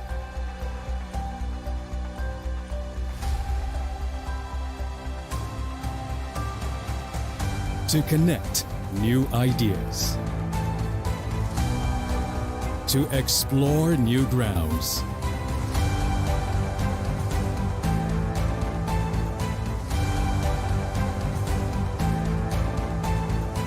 With the future in sight.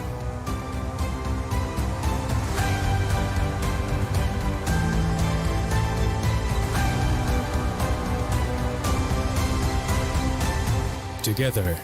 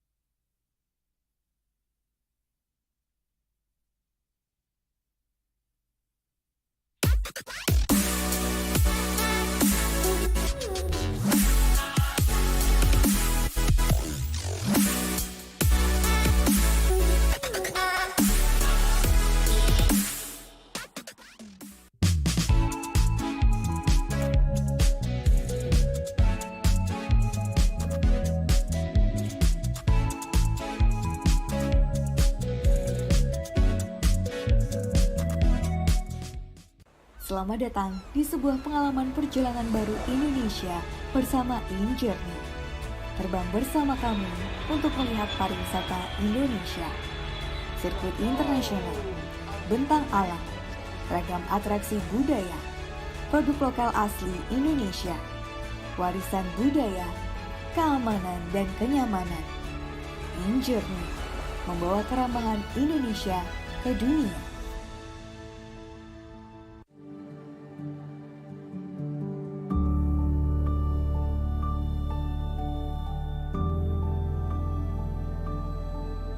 All it takes is one dream. One dream that becomes a journey. To drive an ambition. Believing in yourself. Persevering challenges. Always focused on the dream. To grow aspirations. Having the will to keep going. Building a future with a legacy. Knowing dreams can come true. Over 11 years of growth. The spirit of entrepreneurship. Created possibilities.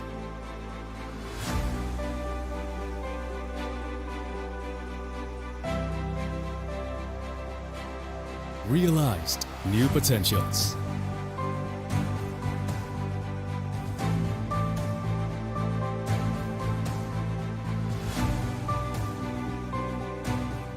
Innovate for the better.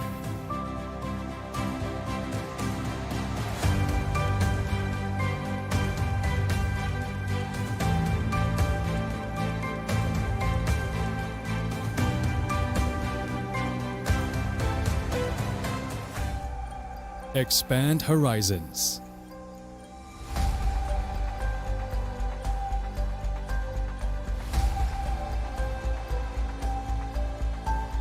To change lives.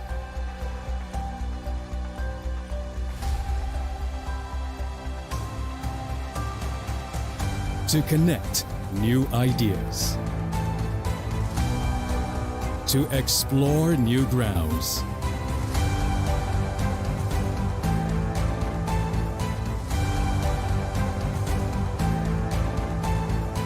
With the future in sight.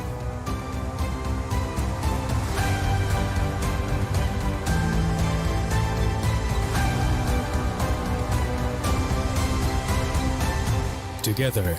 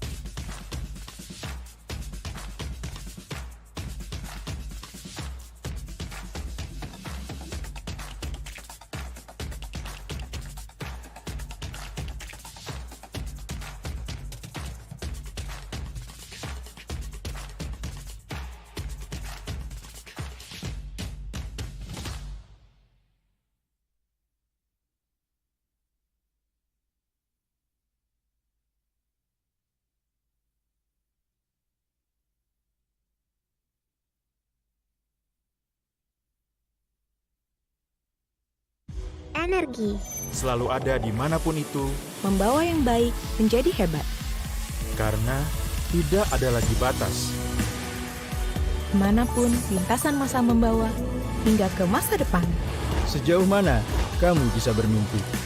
Jawabannya, sejauh yang hati kamu inginkan. Dengan energi yang menggerakkan kamu, Dan kamu. Pertamina, energizing you.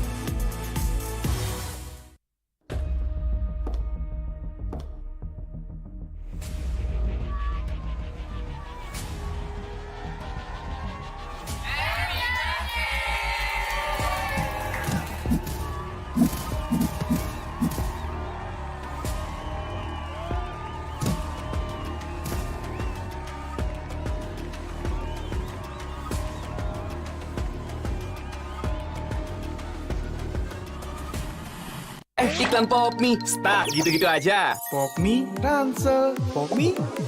Biar seru nggak terputus, pop mie dus. Topping cangki sama gurihnya itu sob. Beuh. Yuk sob, sikat pop mie. Seru terus kuy. Iklan pop mie, stuck gitu-gitu aja. Pop mie, ransel, pop mie.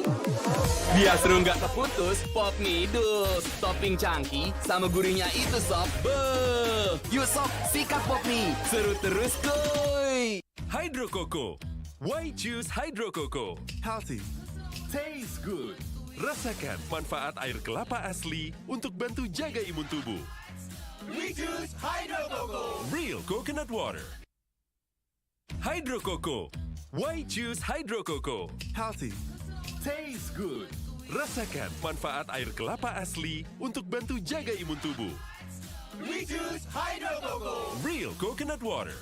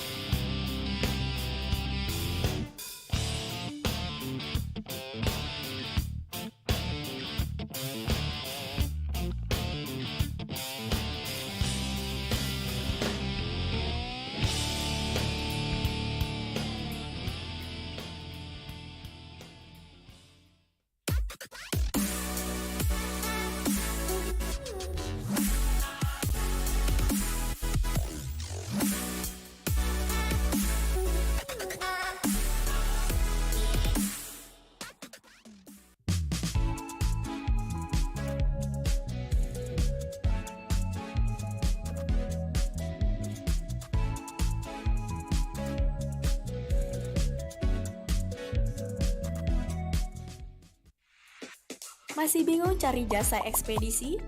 Central Cargo hadir sebagai solusi pengiriman barang Anda dengan terus meningkatkan kualitas pelayanan. Sebagai komitmen kami, memberikan pelayanan terbaik untuk Anda. Kini kami telah dipercaya oleh ribuan customer. Di balik pertumbuhan Central Cargo yang pesat, kami memiliki ratusan drop point yang tersebar di seluruh Indonesia. Dalam membangun kepercayaan, kita tumbuh bersama.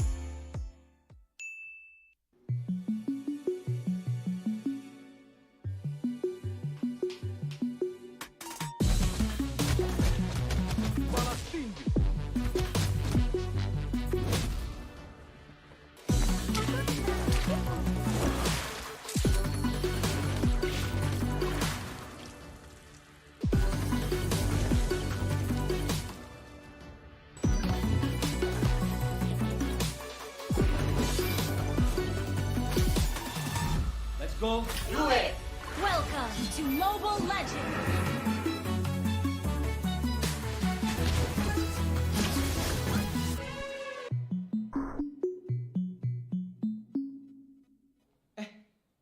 Kok jadi stuck gini sih? Padahal udah mau end loh. Aduh.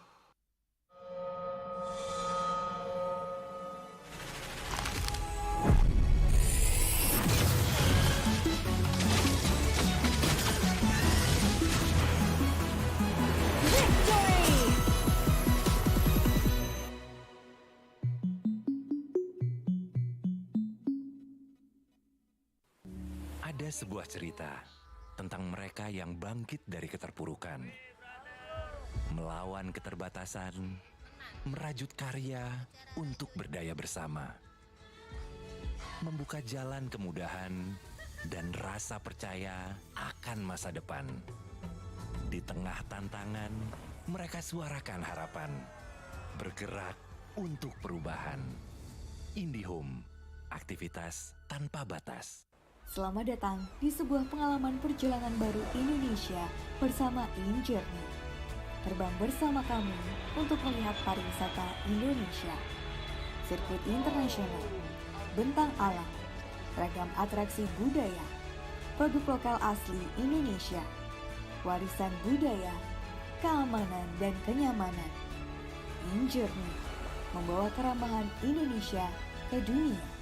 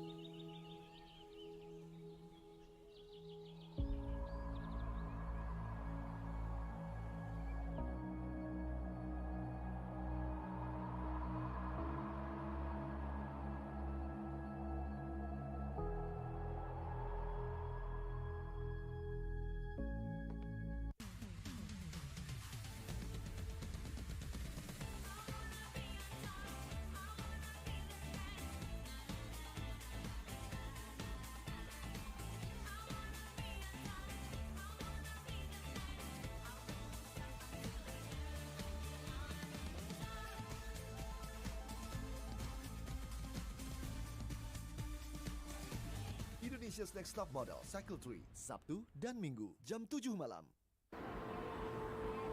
Berani melawan keterbatasan demi memberitakan kebenaran. Terus berjalan menghadapi perubahan, berinovasi menjawab tantangan zaman. Menjadi tempat informasi terpercaya yang cepat, berimbang, dan akurat. Tak sekadar memberi wawasan, namun juga membuka pikiran. Orang cerdas membaca tuntas hanya di detik.com. Warga plus 62 emang banyak maunya. Dari drakoran sampai banjir air mata. Nonton action yang mantul. Sampai nonton tendangan cantik. Maksudnya ini. Mau nonton apapun, semua ada di video. Mulai dari yang bikin berbunga-bunga, keringet dingin, ketawa, sampai bikin gak ngedip. Jadi nonton apa sekarang?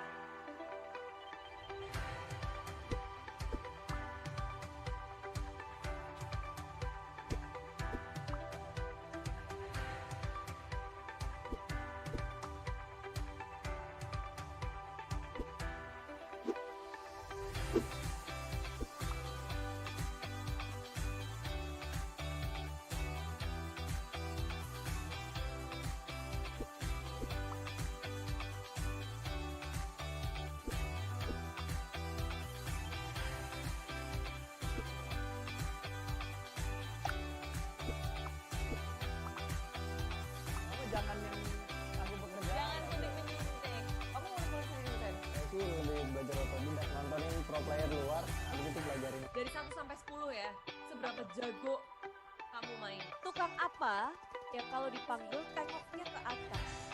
Tukang somai di bawah. Satu, buah apa yang durhaka? Aku, Bang. FF. Kalian keras nih, Bos. Itu sih masih pemanasan sih di MPL season yang ke-8. Juga ya. Siapa sih guys yang pernah gitu ya? Kita salah satu pro player. Baik juga jadi kayak share hal-hal yang positif juga. Disitulah kayak kita cari poin plus minusnya kita buat final itu. Dia nggak coba dicari lagi. Kali ini masih belum ada ilmu terlebih dahulu berhasil. Untung dari tim Ararjo nggak ada third party di sini, nggak ada tim lain yang akan bersih-bersihin mereka ada di sisi lain. Kita main lagi. Ada banyak banget ya di pertarungan berkualitas dan aksi tim.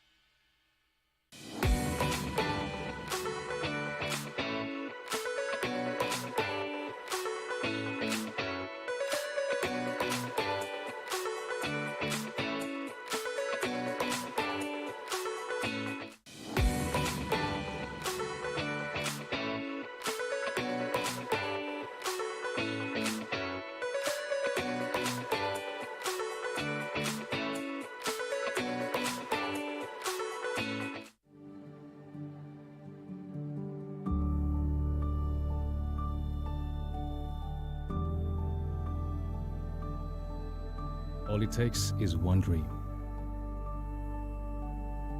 One dream that becomes a journey. To drive an ambition.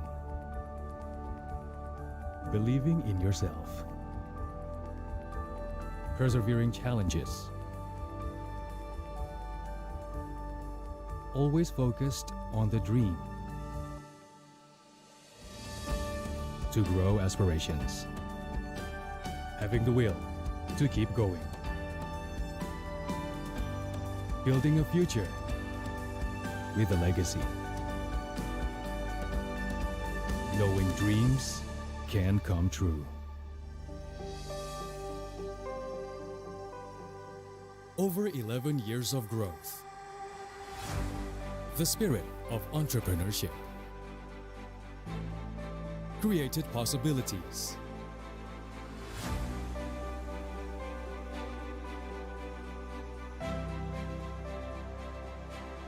Realized new potentials.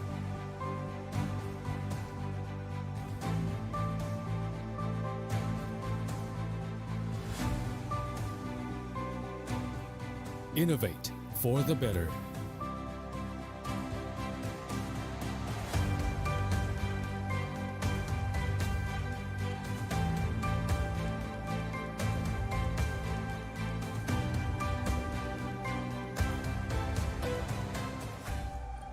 Expand horizons.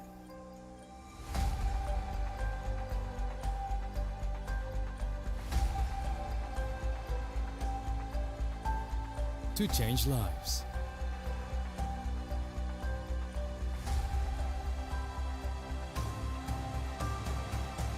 To connect new ideas. To explore new grounds.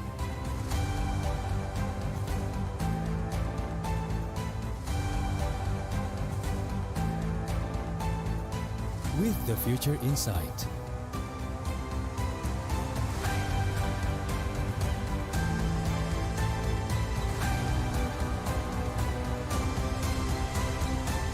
Together.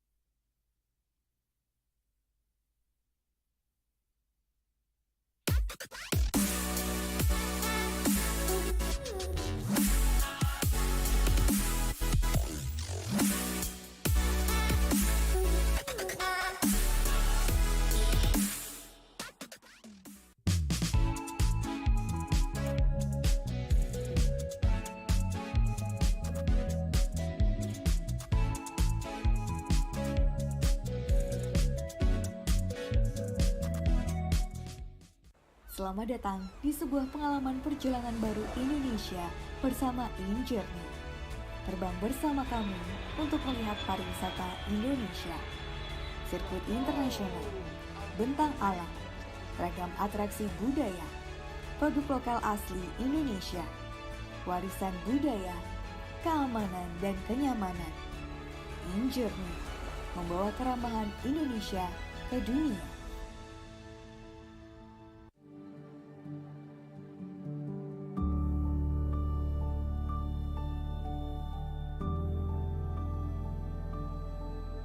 All it takes is one dream. One dream that becomes a journey. To drive an ambition. Believing in yourself. Persevering challenges. Always focused on the dream. To grow aspirations. Having the will to keep going. Building a future with a legacy. Knowing dreams can come true. Over 11 years of growth. The spirit of entrepreneurship. Created possibilities.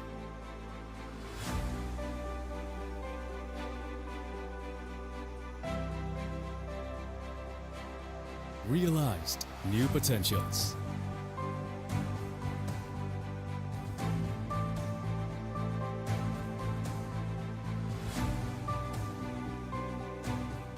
Innovate for the better.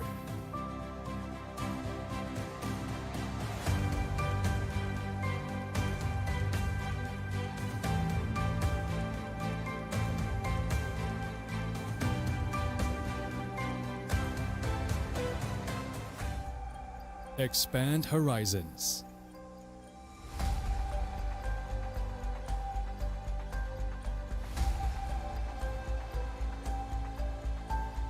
To change lives.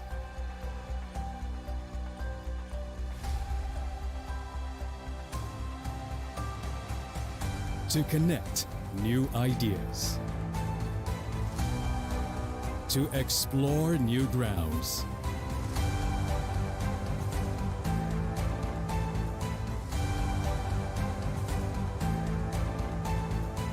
With the future in sight.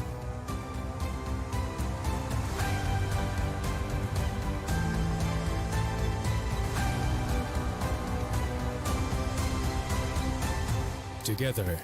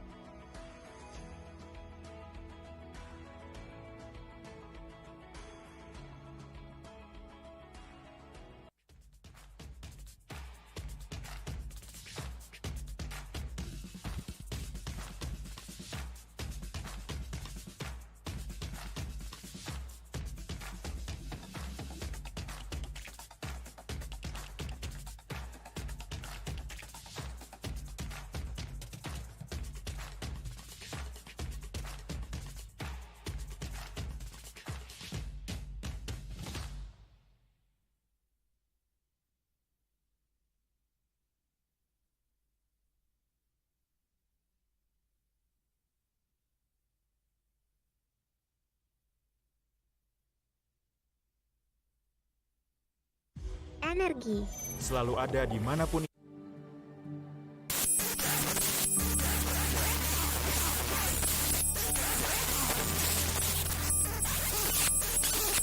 All it takes is one dream. One dream that becomes a journey. To drive an ambition. Believing in yourself. Persevering challenges. Always focused on the dream. To grow aspirations. Having the will to keep going. Building a future with a legacy. Knowing dreams can come true. Over 11 years of growth. The spirit of entrepreneurship. Created possibilities.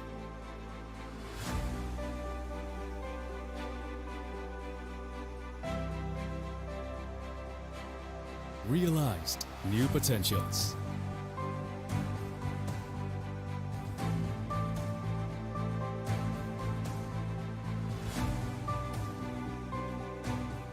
Innovate for the better.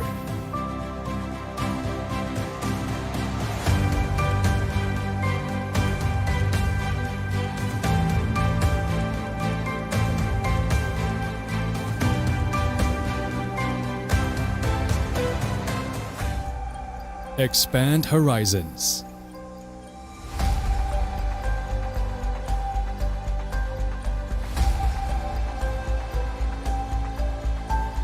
To change lives.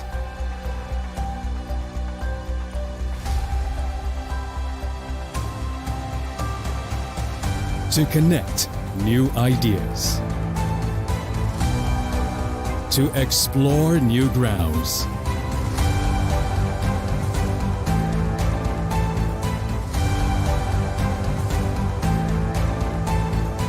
With the future insight.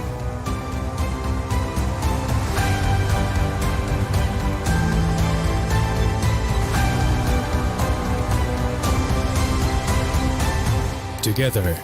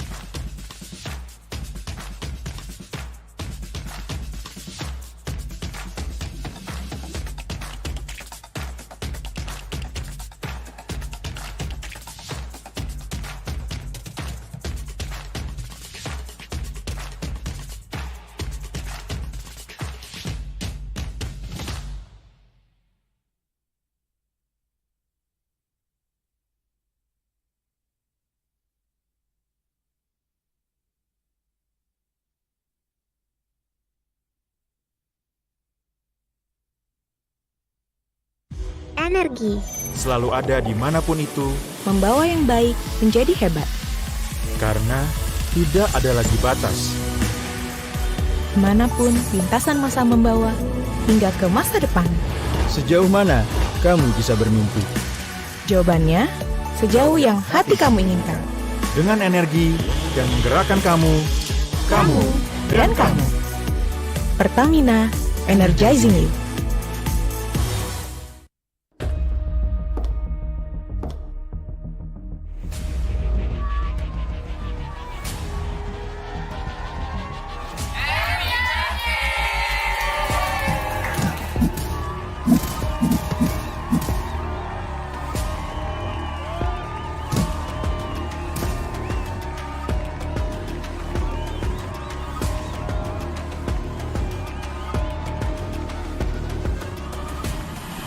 Iklan Popmi, stuck gitu-gitu aja. Popmi, ransel, Popmi. Biar seru nggak terputus, Popmi dus. Topping cangki sama gurihnya itu sob. Beuh. Yuk sob, sikat Popmi. Seru terus kuy. Iklan Popmi, stuck gitu-gitu aja. Popmi, ransel, Popmi. Biar seru nggak terputus, Popmi dus. Topping cangki sama gurihnya itu sob. Beuh. Yuk sob, sikat Popmi. Seru terus kuy. Hydro Coco. Why choose Hydro Coco? Healthy. Tastes good. Rasakan manfaat air kelapa asli untuk bantu jaga imun tubuh. We choose Hydro Coco. Real coconut water. Hydro Coco. Why choose Hydro Coco? Healthy. Tastes good. Rasakan manfaat air kelapa asli untuk bantu jaga imun tubuh. We choose Hydro Coco. Real coconut water.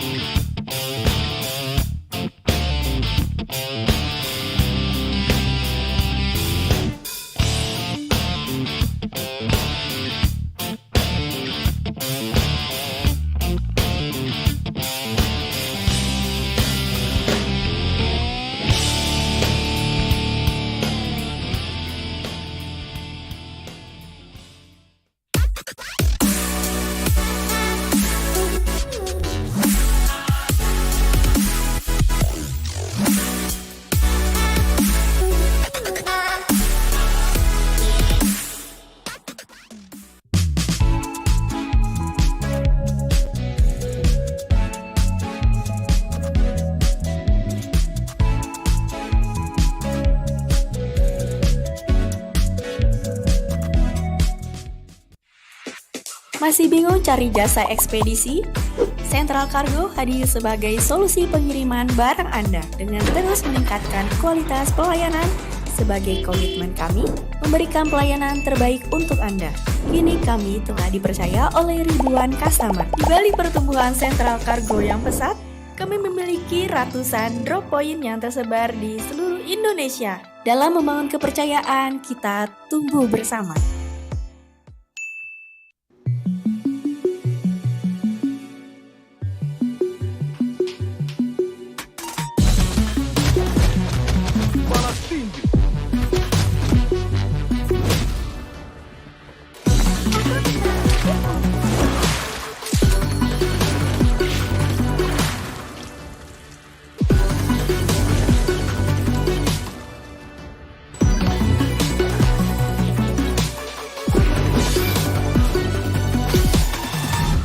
Go do it! Welcome to Mobile Legends!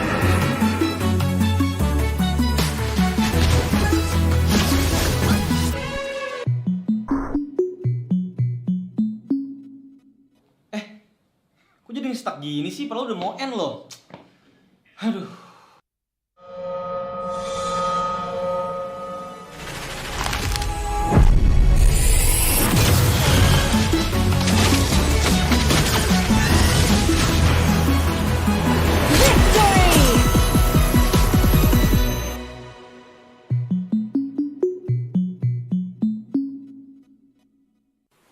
Ada sebuah cerita tentang mereka yang bangkit dari keterpurukan, melawan keterbatasan, merajut karya untuk berdaya bersama, membuka jalan kemudahan dan rasa percaya akan masa depan. Di tengah tantangan, mereka suarakan harapan, bergerak untuk perubahan. IndiHome, aktivitas tanpa batas. Selamat datang di sebuah pengalaman perjalanan baru Indonesia bersama InJourney. Terbang bersama kami untuk melihat pariwisata Indonesia. Sirkuit internasional, bentang alam, ragam atraksi budaya, produk lokal asli Indonesia, warisan budaya, keamanan dan kenyamanan. InJourney membawa keramahan Indonesia ke dunia.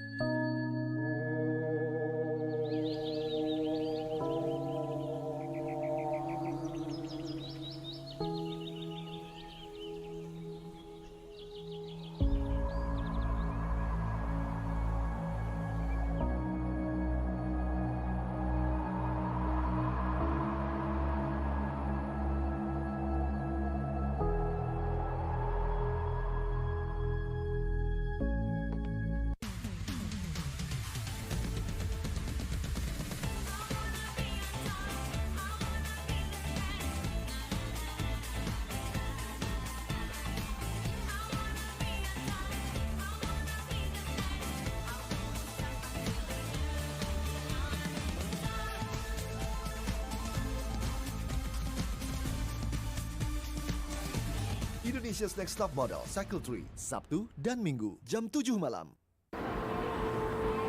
Berani melawan keterbatasan demi memberitakan kebenaran. Terus berjalan menghadapi perubahan, berinovasi menjawab tantangan zaman. Menjadi tempat informasi terpercaya yang cepat, berimbang, dan akurat. Tak sekadar memberi wawasan, namun juga membuka pikiran. Orang cerdas membaca tuntas hanya di detik.com. Warga plus 62 emang banyak maunya. Dari drakoran sampai banjir air mata. Nonton action yang mantul. Sampai nonton tendangan cantik. Maksudnya ini, mau nonton apapun, semua ada di video.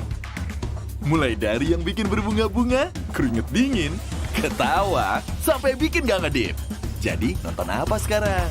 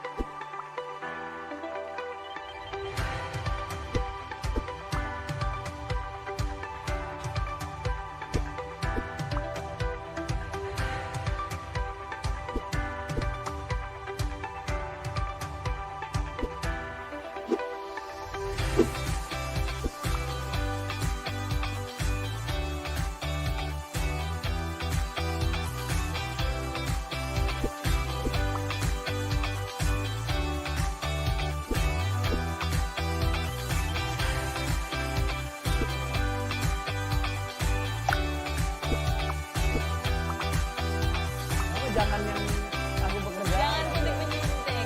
Kamu mau kuliah sendiri, Sen? Saya sih lebih belajar otodidak, nontonin pro player luar.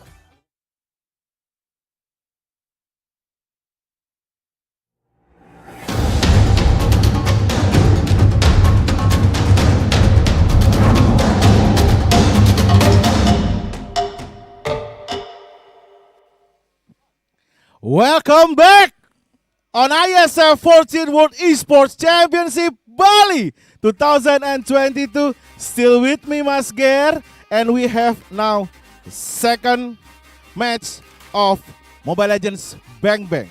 So after Cambodia advanced to the next round after beating Namibia straight set 2-0,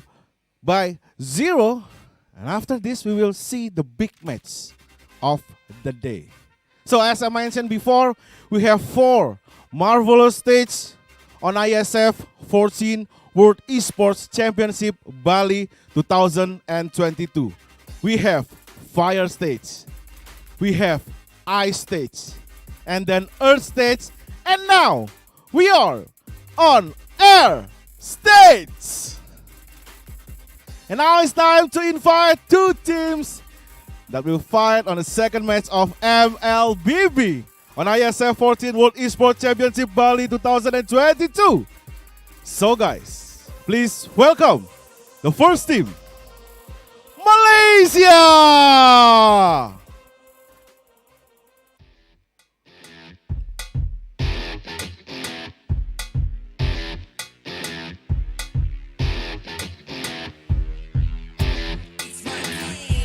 All right.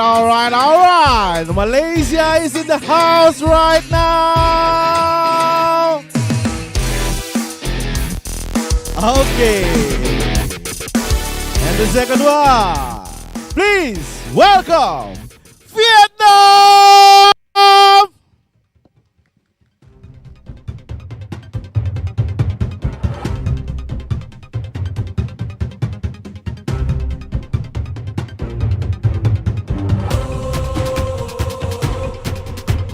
Okay, we have Vietnam right now on my left side. Two teams will be compete for one position in the next round. I will ask a little bit to both of them. So are you ready for today? I'm sorry. You're so ready? All right. What about you? Are you ready for today? Okay, so both of team, please shake hands. And then you can go to your room on the air stage. Indonesia, Bali. So, who's gonna be the winner? Is it Malaysia or Vietnam? All right. So, I will give to the caster that will lead the match for today, Momo-chan and Arashi. Let's take it out.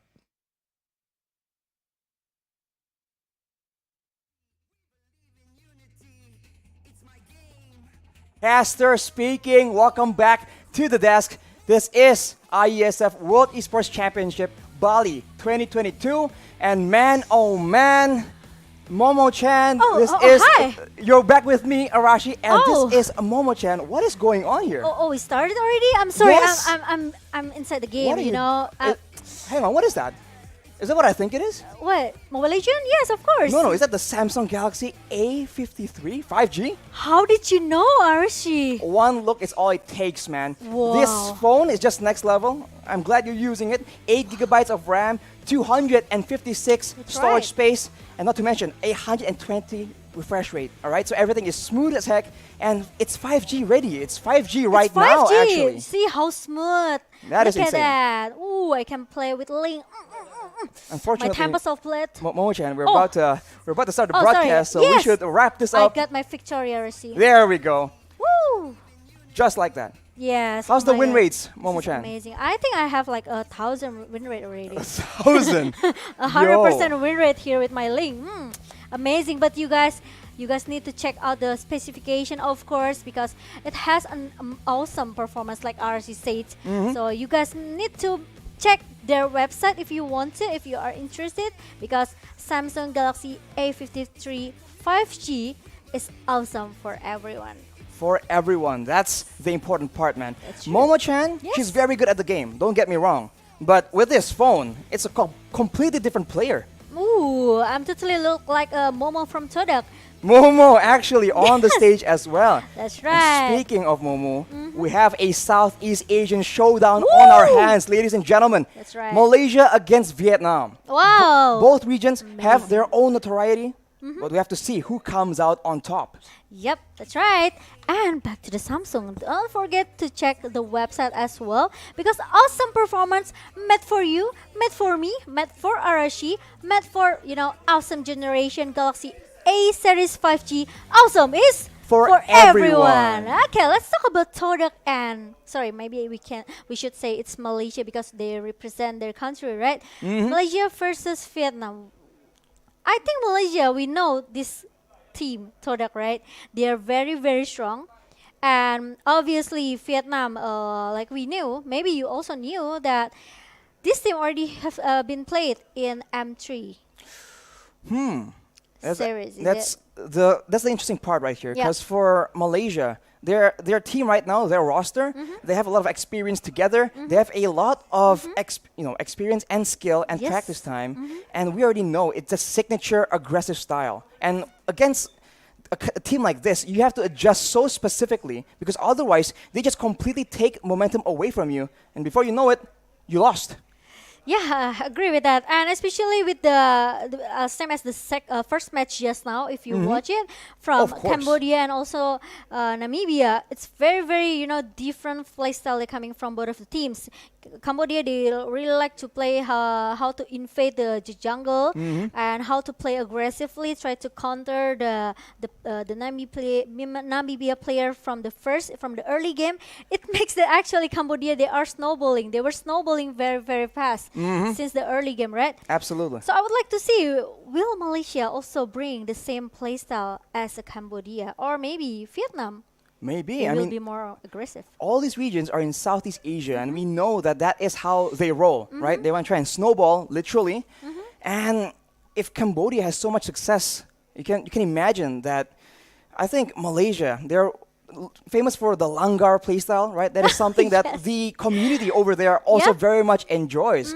So right now, Vietnam, can they match the kind of aggression? Because we saw Namibia, they try and go for a very aggressive composition, but yet in the early game, somehow, some way, we saw that Cambodia were able to turn the tides on them. So maybe Vietnam can attempt to do the exact same thing. Yeah, I mean, if you want to play aggressive in the early, it's very, very a nice strategy. But you have to bring your best draft as well, right? You need a hero that can give you an early damage, such as maybe Lilia or maybe Ling with the purple buff here, right? If you want to bring this game into the mid to the late game, we know that we have to make sure our gold lane or maybe our marksman can carry the game. Right. The late game is so important. That's but right. right now, some teams are so aggressive. It seems like they don't even care about that late game. They want to take the game, just grab it by the neck and just end it before 10 minutes. Oh, yes, that's right. This is what maybe Cambodia showed to us this morning, right? With the 2-0, very, very dominant playstyle coming from Cambodia. Almost, they finished the first best turret in the middle in the 7 minutes. That is crazy. Interesting to see. But I would like to know how will the draft be for Malaysia and also Vietnam, because for the bracket itself, we know that Cambodia already moved into the next upper bracket match. Meanwhile, Namibia, they have to play again later in the lower bracket match. In the lower bracket, and here we have Malaysia against Vietnam. I really like how Formays play, but Momo is one of my favorite as well. So I will cheer for them, as obviously. But Vietnam with hey. Interesting. And who doesn't know Chiku, guys, right? Chiku, guys, the man himself. Essentially, all roles. You say he's a gold lane, but sometimes he just shows up all over the map in a different role completely. Agree with that. And this is what makes Malaysia look very strong, because they are quite flexible from the role itself, right? Chiku can move from gold lane to the mid lane, maybe as a jungler as well. So Chiku, guys, is very, very strong.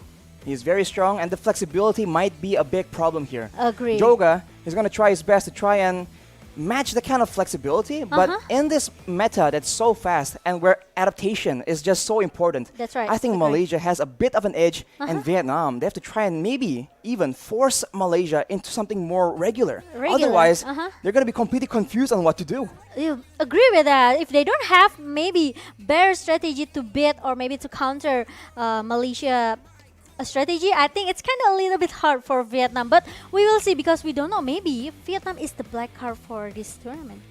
They are a dark horse indeed, and if you love an underdog story, Vietnam right here are the ones in that spot. And as we always say it in Mobile Legends, it's never over till it's over. So don't count Vietnam out just yet, because they definitely are here to stay. They definitely have done their homework, because as we mentioned, there is no lack of notoriety from the Malaysian roster right now. Yep, agree with that. But we would like to see the draft, ban, and pick from both of the teams, because we are ready. Let's jump into it, Arashi. Here we go. Banning phase began with the Martis from the side of Vietnam. So already trying to curb that early game aggression, that crazy playstyle from Malaysia. And now we'll have to see, what will Malaysia do? Will they try and ban out the priority heroes? Or maybe they're going to try and ban out potential solutions, potential counters that Vietnam can use against them instead? Yeah, because Joy cannot be played for this tournament. I think, we have to left Joy out from the ban and pick here. Unfortunately, but we will see Martis is not going to be played with Kaja. Kaja, interesting, because Kaja is very, very strong, its potential to just turn back the table here with the Divine Judgment, with the all maybe setup that coming from the teams. I think it's a good decision from Malaysia to just ban out this Kaja. And no Valentina, no copycat, I could say. Not yet. Not for now. So for Vietnam, they banned out 2 very aggressive heroes, both purple. And for Malaysia, banning out the Kaja, removing some crowd control, some wave clear as well. It is a pick that can be used to shut down the very aggressive heroes that Malaysia actually really enjoys playing. Along with that, the Phobias as well. Yes. They are a team that likes to make use of their mobility. They like dashing in and out. So that Phobias is definitely going to be an issue, and they do not want to deal with that. It's very interesting because of the Povius ban here. It's very unique, I could say, because we rarely seen that Povius is the prior to be banned, right? Right. In Indonesia, maybe we rarely see that. So from the first match, actually, Cambodia also did the same thing. They banned Leomord, they banned Povius, they banned Kaja. Maybe Malaysia, they also can ban Leomord for this third ban here. But meanwhile, we're still waiting for Vietnam. What are you guys want to ban? It's gonna be Benedetta. Benedetta. So 1-1 could be the first option for Vietnam. If they let go of 1-1, that's a bit difficult. I mean, Malaysia likes going very aggressively, and against a hero that can kite back so efficiently like the 1-1, that might be something that they don't want to deal with unless they have a very specific plan. They have banned out the Phobius, which is, in a way, in the early game, a bit of a counter to that 1-1. But I don't know. We have to see if Malaysia are willing to let Vietnam have that pick in favor of something better, perhaps. And Fanny will be the option that Malaysia bans away. Yeah, I think it's gonna be funny. So there will be a contest between Leomord and also, I can say 1-1 here. Right. Yeah. Logically speaking, I think Malaysia would very much prefer to have that Leomord. It's tanky, it's dangerous, and it can do so many things at the same time. And as we mentioned, that flexibility is very usable in the hands of a team like Malaysia's right now. So for Vietnam, they're stuck between a rock and a hard place. Will they pick that 1-1? They have to think carefully because Malaysia will take the 2 OP hero here. So 1-1 is gonna be the prio pick for Vietnam. Meanwhile, Malaysia, they can just take a Leomord or maybe another mid lane, or first, I don't know, maybe some the jungler here. If they want to use the Leomord in the EXP lane, I think it's quite flex as well. In the EXP lane, that's definitely a possibility. And for Malaysia, as we mentioned, if they want to be aggressive, if they want to use fast rotations, that mid lane is very important. Agree. Whoever's in the mid lane and the roamer, if they cannot match the wave clear potential, it might be very difficult for them to be as active as they want to be on the map. So now with that Yves being hovered on, maybe Malaysia is going for a more calculated approach, but look at that. They don't pick. I thought that I think. Wow, curveball. Yes.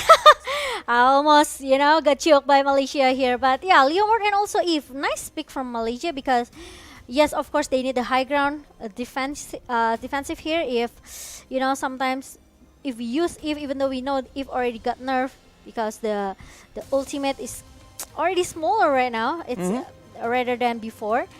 I think Eve is still good option because he has the ultimates cannot be cancelled really easily right now. Right, you have a suppress ability to cancel the Eve ultimate, the remote manipulation, and Digi for Malaysia. Digi from Malaysia, and this is very interesting.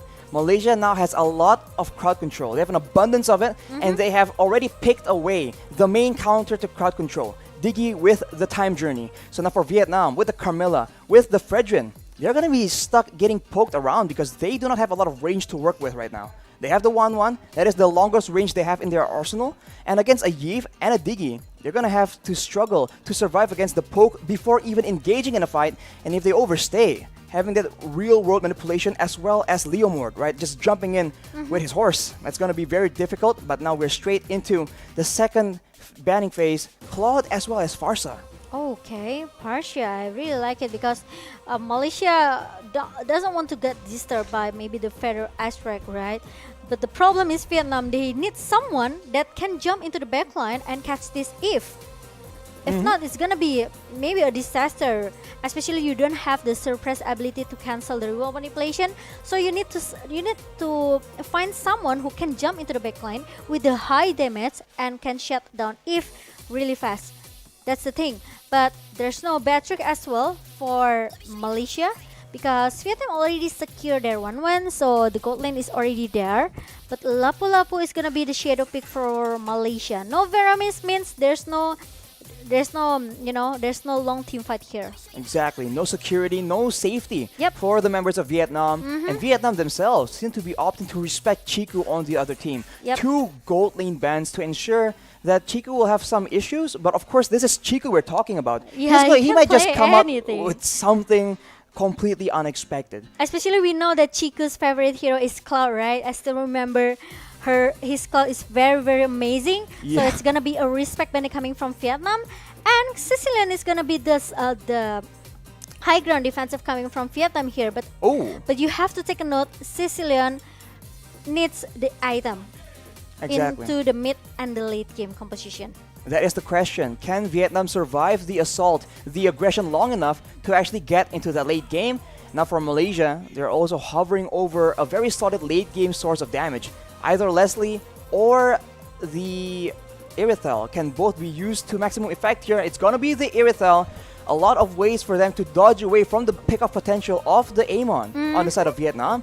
And on the other hand, Vietnam don't have a lot of answers to the potential for Malaysia to just completely take over the game.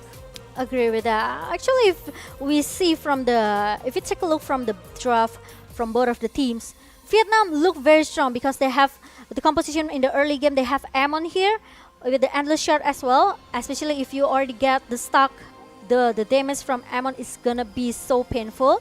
They have the late game insurance, which is Cecilion, but they have to bring it into the mid until the super duper late game, right, to get the stock, more damage for Cecilion. One of course need to be in the good positioning here, so he won't get caught really easily by the member of Malaysia here. Meanwhile, Carmel and also Fredrin is gonna be the one who stay in the front, who's gonna be the tanker in the front for Vietnam. Right, Fredrin will definitely be one of the main weapons that Vietnam will use to try and crowd control the members from the side of Malaysia to try and stave off their aggression. And as you mentioned, Momo-chan, in that late game, that Leslie can just one-shot at 1-1. And now here we go, ladies and gentlemen, game number 1 between Malaysia and Vietnam. Take it away, Chiku guys already in the jungle. Hang on. Yes, like we discussed about this earlier, right? This guy can be everywhere, Arashi. And it's gonna be Momo who play in the gold lane. Interesting to know. And Yam is gonna be the one who babysit Momo here. Meanwhile, Janard and also it's too long, you know. It's a lot of hairs for sure, and you can see already the aggression coming in from the Malaysian side. They're trying to use that early clear, and we can see maybe at level 3 or at level 4, they're going to try and make some very aggressive invades because they do have the tools available to orchestrate such an aggressive play. And already, Vietnam just hovering around, trying to make sure that Yoga in the jungle does not get shut down. Yep, agree with that. So especially, it's very, very important. We know how strong marksman into the mid and late game, right? No, here we go though. That's a stun onto Chico, guys, but he claps back, and there we go. That is the Malaysians pushing away Vietnam, and Nart is forced to retreat as far as possible in this early game. It's going to be very difficult for him to match that burst potential. And as we already predicted, there's a lot of skirmishes breaking around in the map right now. Yeah, I really like when it comes to the team fight, when it comes to the skirmish, it's very, very, it's very, very chaos from both of the teams. But I really like how the positioning from Gnard here. He doesn't want to take a risk. He just pull away a little bit once he know that the barbell from Chico guys was cut. That is what he needs to do right now. And with the turtle spawning, I think Malaysia has a chance to force Vietnam into an exchange, unless Vietnam wants to go for a bit of a trade right here already. Both teams trying to contest the control, the bushes around the turtle pit, and this is going to be very important to decide who actually gets an advantage. Yep, and Gormace now already leading to the objective, but look at that, the barbell is coming from Chico guys, and the Sicilian is gonna be the first victim for Malaysia. That's a first blood for Chico, guys, and just like that, Malaysia has pushed Vietnam away, and it seems like Vietnam wants to go for more. The turtle has been secured by Chico, guys, and the root manipulation has been used. Amon is able to secure a kill onto the Diggy, but look at that. Unfortunately, that will be one more casualty as the King will get taken out by Malaysia. The King has fallen, and look at that. Used the flicker trying to punish one member from Malaysia, but he failed it instead because he doesn't have enough damage here. Especially he brought the, the tank emblem here for the King, right? So exactly, not enough damage, and there's still like 3 member. There were still like 3 member in the river just now.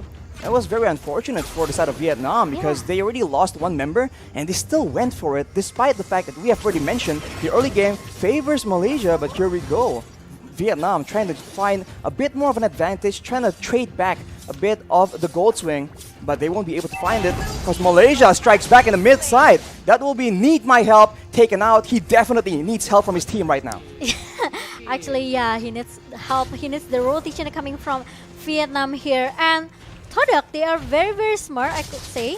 Malaysia is very, very smart because they know that the Sicilian could be a disaster for them going into the mid until the late game. So they don't want to give a lot of space for Need My Help. They just straight away punish him in the middle lane. Formace and Chiku going aggressive on the King. He will be forced to retreat. That is Malaysia just pressuring away, getting the farm advantage. If you look at the gold right now, it's almost 2k for Masada Malaysia, and Joga is not getting any breaks at all right here. But the King goes for the 2-man taunt as Joga tries to follow up. He has the Genius one, so a lot of damage is available, but no, that will be enough actually. Chiku, guys, gets taken out, and this is Vietnam striking back, and Formace might actually still be in the sights of the Vietnamese players. He is 1v3 under turret. He goes in aggressively. He gets taunted, but this is a 1v3 situation. He is still going to get that outplay. Formace right now still in it to win it, possibly getting one more. There we go, double kill for Formace, and he is finally shut down by Yoga. Oh my god, a lot of time has been bought by Formace in the bottom lane. He got 2. Wow, kills. 2 kills for Formace, and you see how confident he is, right, just now? That Lapu Lapu. With the Braver Fighter, he goes in, and after that he punishes the King, and he still one more. Look at the replay just now. I thought that he wants to go back after Chiku guys down, right? But I said, no, I still have the Braver Fighter and I will go for it. That is aggression coming in from Formace, and he did all that without the Bloodlust Axe. So now, with that build up for him, he will be able to sustain even more, and Vietnam have a problem on their hands as the siege from the Malaysians is just so difficult to deal with because of that poke damage. Agree with that. Formace with the Bloodlust Axe and also the Festival of Blood emblem here, the spell here, I think the emblem is make Formace really, really sustain for the team fight. 1 versus 2 or maybe 1 versus 3 in the early. Maybe it's not that, it's not that solid for Formace, but at least he can get and finish the low member. Exactly. Securing those kills will be very important, but now, look at Vietnam. Actually split apart, but they are trying to get an advantage. That is the shards coming in, but it won't be enough. Formace with the shotdown right here, and Malaysia is not done yet. One more for Formace. Now with the root manipulation, it's triple kill, and finally Chico gets taken out in return. But he is the only casualty. That is a wipe out for 1 for the side of the Malaysians, and this is objective gameplay from them right now. Oh, wow, suddenly all of the members from Vietnam got wiped out by Malaysia just because, no one can take down Formace in the front as a frontliner for Malaysia. And Chico, guys, even though he got a lot of damage that coming from Joga here with the Endless Shard, but the problem is Formace is very, very tanky. Exactly. So he held a lot of damage coming from another member from Vietnam. Meanwhile, Chiku can just go out with the barbell. And this is what is so difficult for Vietnam right now. They don't have a lot of ways to stop the aggression. The Sanguine Claws maybe from Need My Help, but that is the only source of crowd control, and maybe the taunt from the King. It is not nearly enough to stop Formace, Moon, Chiku. So many threats just diving in towards your members, and if you get careless, that is where Youngs will pull you back. That's where Momo soon will be able to burst you down with that late game true damage that the last league provides. So now with the turtle, Malaysia will look to go for yet another aggressive play. Yeah, with the 5k gold lead by Malaysia, I think it's quite hard for Vietnam for now. So they really need to be careful with the initiation that coming from Malaysia. Meanwhile, we will see that Formay will a little bit busy trying to giving some vision, giving some information for Malaysia here, and he knows that there are like 4 members in the jungle, so they don't want to take a risk. Maybe they are waiting for Formay to be ready in the team fight. Exactly, he is that strong right now. He can walk into the jungle, and look at that, Nart will be the target, and Chico will not be able to secure that kill. Finally, he will actually. Whoa, Yoga gets taken out of nowhere. That is Formays yet again, making the plays happen across the map. What is going on? Vietnam has no answer to the tempo, the pace that Malaysia is setting for them right now. And even though Hehe, she doesn't have a chance, you know, to trying to break the weakness point here, get the crossbow of Sang, because he already got the cherry down very fast by Malaysia team. It's just really difficult because at any point, if you miss position, the road manipulation can be used to engage. You can see Formays just going in with the bravest fighter. And right now with Formays being so difficult to deal with, they might require all 5 members, and there's no way that they can deal with his mobility and catch him.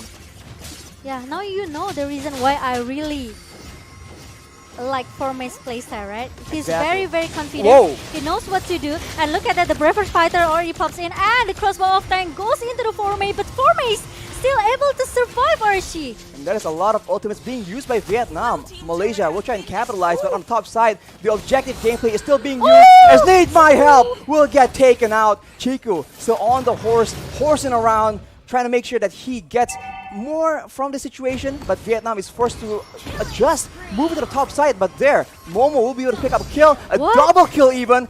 Vietnam, what is going on? They have no control whatsoever in this game.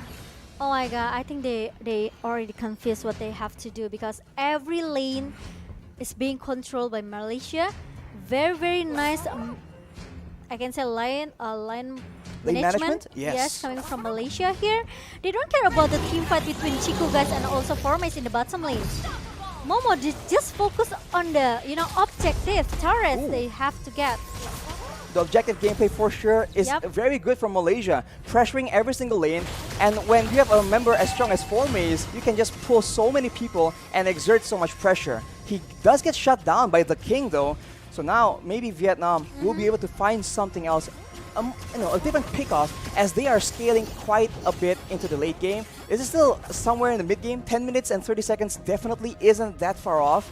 So I think they have to stall much longer for the 1-1 and the Sicilian to get back online. Okay, but the ultimate snipe was already used, trying to poke damage, trying to giving a poke damage towards King here, but Hehe needs to go back a little bit here because he's getting poked as well with the damage coming from Moon and also from Yams with the alarm bomb. Alarm bombs, Moon with the poke damage, and Momo as well. So now they go with the Lord in Tao. Root manipulation picks one up, mega kill for Moon, and now they go for more. The King gets taken out. No more frontline for the side of Vietnam. That will be the Carmilla getting taken out as well, and they might just go for the end after that 1-1 gets taken out, and that is a dominant performance from Malaysia, as expected from essentially the Todak roster. Agree with that. This is what makes a Todak looking very strong, because this roster, they have been together maybe for, I don't know, maybe 4 years, 3 years, I don't know. We know this name like Chiku, Moon, Yams, Formays, and also Momo. They never replace any one of them, right? So the chemistry is there for Malaysia, and they know what they have to do. They also know about the meta here, but unfortunately Vietnam, they came with a good drop, I could say. They have this Ammon for the early game, Sicilian for the insurance into the mid and the late game, but I think the execution is just not there for Vietnam.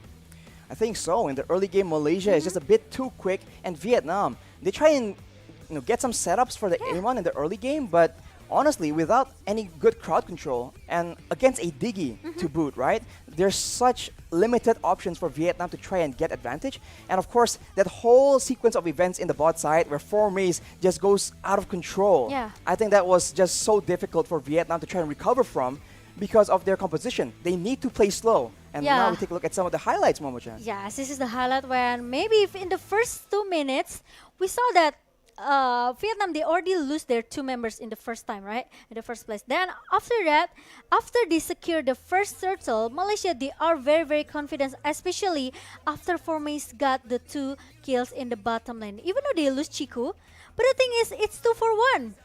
So it's an advantage for Malaysia.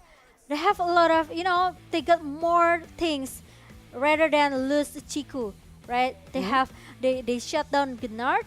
They shut down the king as well. So I think it's enough for Malaysia to keep snowballing into the last minute of the game, which is it's maybe around 10 minutes. It's about 10 minutes, It's 11 minutes. about 10 minutes, 11 minutes. And they even, the line management is very, very good for Malaysia. We didn't see Momo maybe join the team fight as much as we want. But the thing is, he just care about the objective turret. Look at that. 3 members in the bottom lane.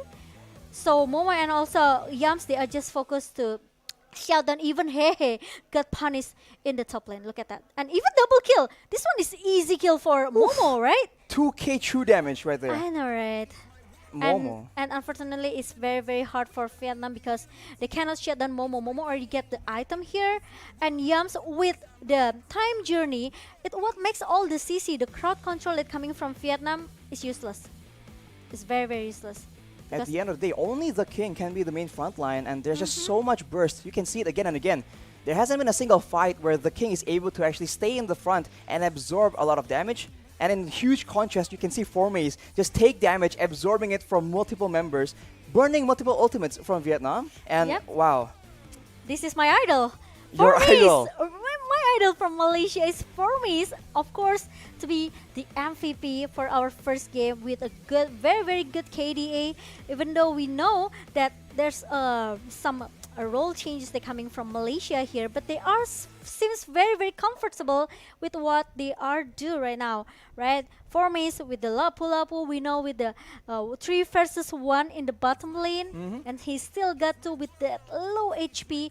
Very, very nice, but the player spotlight for this game is Yums. Of course, the babysitter coming from DG, right? Yep. This is what Leslie need, or maybe not only Leslie, but all the good lane need someone to babysit them so they can farm really free.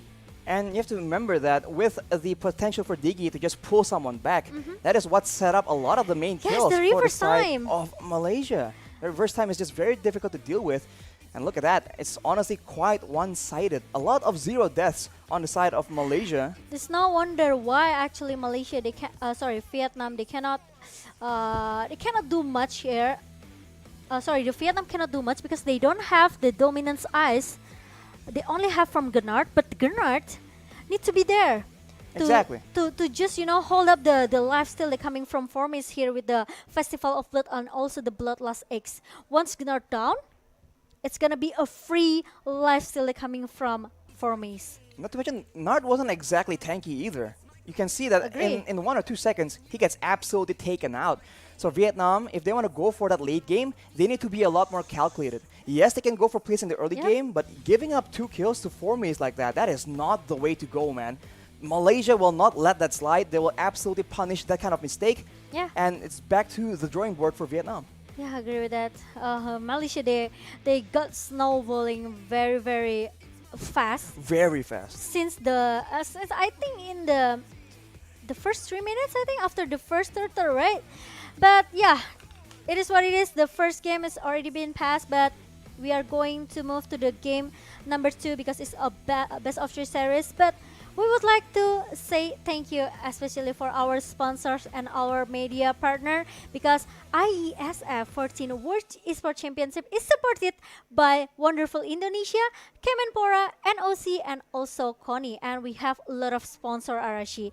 Thank you for GHL Group, GHL Auto, Nusapay, DAS, Gudang Crypto, Pertamina, Taiwan Excellence, Hydro Coco, IndiHome, Telkomsel, Hin, Episode Hotel, Mersaka, Nusa Dua. Of course. Where we are here right now, it's very, very amazing. Mineski Global, Indonesia Football E-League, ESID, and also Lemon ID. And as the media partners which cooperated with Net for this event, there's Net TV, Trans7, Detik.com, Esports ID, Video.com, Dunia Games, Dance TV, Dance Play, Merah Putih, Bola Score, and Kami Bijak. So Wow. thanks a lot for helping out this event. We couldn't have done it without you. Yes. So, Amazing. just like that, Momo-chan. Yeah. Day number 1. Day number 1, maybe it's because, first day always like that. Sometimes we see the team who play really, really dominant, right? But after day number 1, in the day number 2, we will see maybe some of the a little bit tight score later for the game for Closer the matches. day number. Close match maybe between all of the upper bracket match, and especially because we have the lower bracket, so there's still a chance for all the team who lose in the day number 1. Exactly. Lower bracket is still a possibility, and some teams, maybe their whole plan is to go into that lower bracket and, try and go for against different teams. Yeah. So we'll have to see. There's still game number 2 right here for Malaysia against Vietnam. Yep. And Vietnam definitely has a lot of adjustments in the book ready to be set out in the Land of Dawn. So for Malaysia, will they go for the same playstyle? Will they go even in the same roles? Because Malaysia is crazy, man. There's no other way of putting it. They're just too flexible, I could say. Way too flexible. Chiku, sometimes he can be the gold laner, sometimes he can be the jungler, mid sometimes lane. he can the mid lane. Yeah, it's just too flexible from Malaysia, and this is what makes Malaysia looking very, very strong, because sometimes we cannot predict what will they play and what role will they use in the game. And maybe that's why when Vietnam was banning a lot of gold laners to try and target Chiku, Yeah. just like that, just switch it up. But it's not, it's if we talk about Malaysia, it's not, or especially if we talk about Todak, it's not about Chico himself. It's about everyone else. Yeah, it's about everyone actually. You look how so strong. Formation 1 versus 3, you still got 2 with the low HP, and also Chico going back into the jungler. So it's okay if you ban out my marksman, all of my marksmen, especially Cloud, which is Chico's favorite hero. Signature hero. He will just go to the jungler because he doesn't have a lot of maybe option for the marksman. Exactly. I think how they want to play this will be very interesting, because for Vietnam, they have now seen what Malaysia can do, right? Okay. Because they try to fight fire with fire, and Malaysia shows that, in their own game, in that Langar playstyle, there's no way you can even try and match Malaysia. So will Vietnam double down and go for something similar? Or will they change things completely? Because for Malaysia, now they are the ones banning out that Diggy. Yes, interesting. I was hoping, actually, I'm hoping that Malaysia, Todak, they can just take that Atlas, because when you ban this Digi, it means that you want to use that an initiation hero such as Atlas or maybe Kufra or someone else that maybe can give you the crowd control here without any disturbance that coming from Digi. Speaking of the crowd control though, Kaja will be banned out, and this time it's from Vietnam, so a bit of a switch up, but they will not let that 1-1 go. Yes. It's a bit too dangerous in the hands of Malaysia. But that Fanny is also one of the heroes that Malaysia will try and deny. Maybe this time they will play for that gold lane instead. It will all depend on how Vietnam bans out and drafts out the first phase. Yeah, let's see.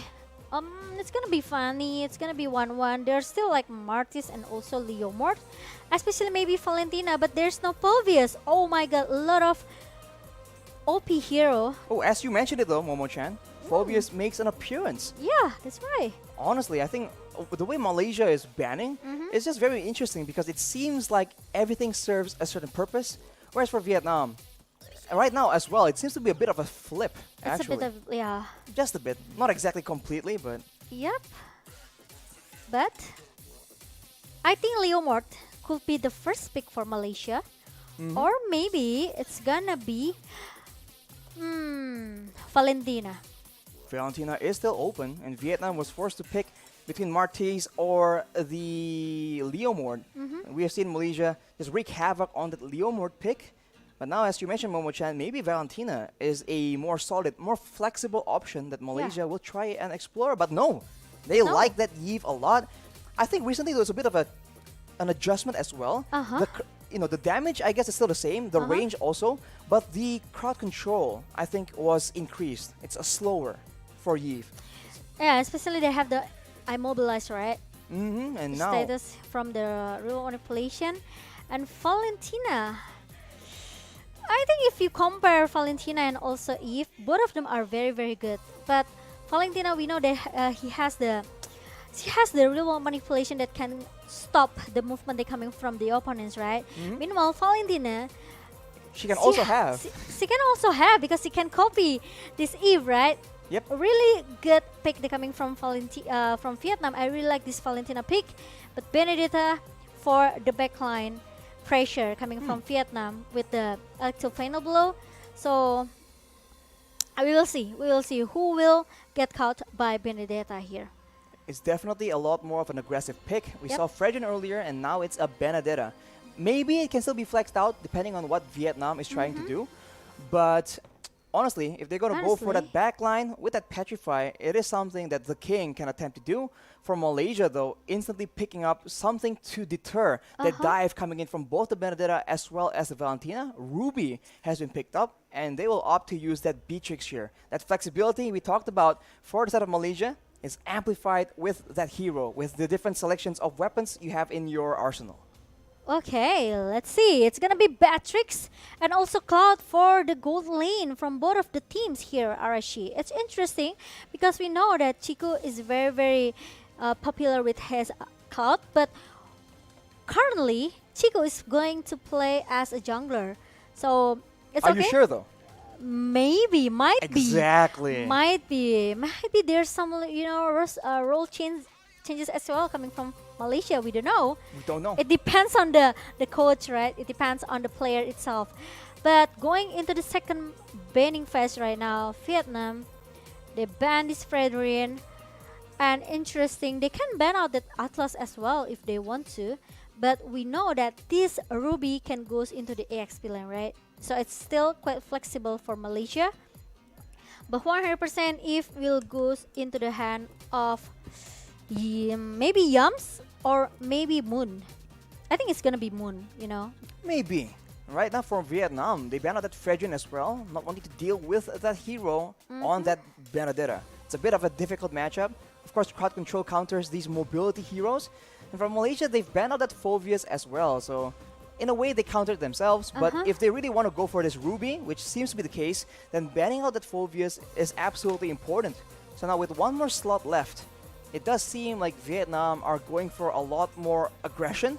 And Malaysia, they have solutions here. They have slows, they have poke damage, and they also have options for the close range crowd control, the close range burst damage coming in from the heroes thus far. Final ban from both these teams, it will be the Ling from Vietnam. Okay, let's see. It's gonna be a Leomorph ban from Malaysia. Vietnam, they already banned out this Fredrin and also Ling. So there's no aggressive assassin coming from Malaysia, but they still have Lancelot, they still have Hayabusa if they want to, or maybe if they want to play the Amon from the first game. Showing Vietnam how it's done? Oh wow, maybe. Maybe. Like, hey, yo, this is how you play Amon. Exactly, this is how you get it done. So for Malaysia, it's crazy that with 3 picks on the board, you're still kept guessing what's going to happen. It's not just the heroes, it's also the players.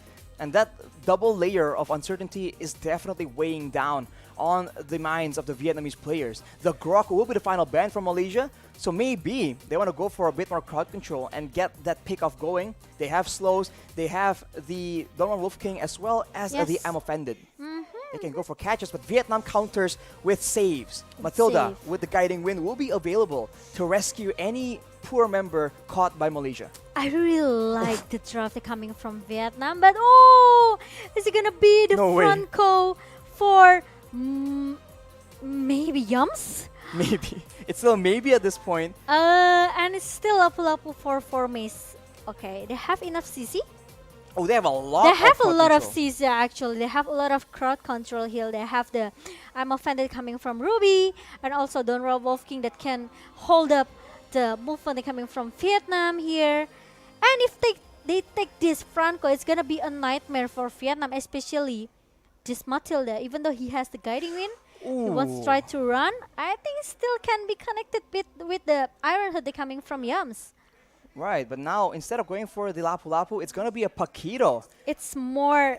I don't know how I feel. It's like more It's scarier though. It's scarier because for Vietnam, okay, he won't be going in. He won't be having those crazy big engages, that kind of mobility. But in the lane though, the King is gonna be on his toes here. There's a lot of burst potential in that EXP lane Paquito. If it does go there, right there, we have seen both these teams round out their drafts.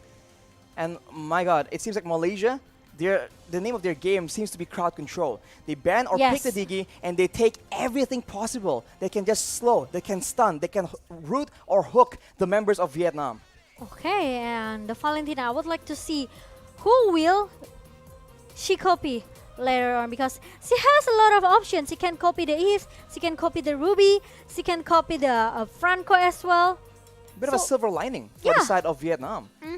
But the thing is, I just think that maybe Malaysia, they took a lot of CC here, just because they want to force this Valentina to use the IMMU.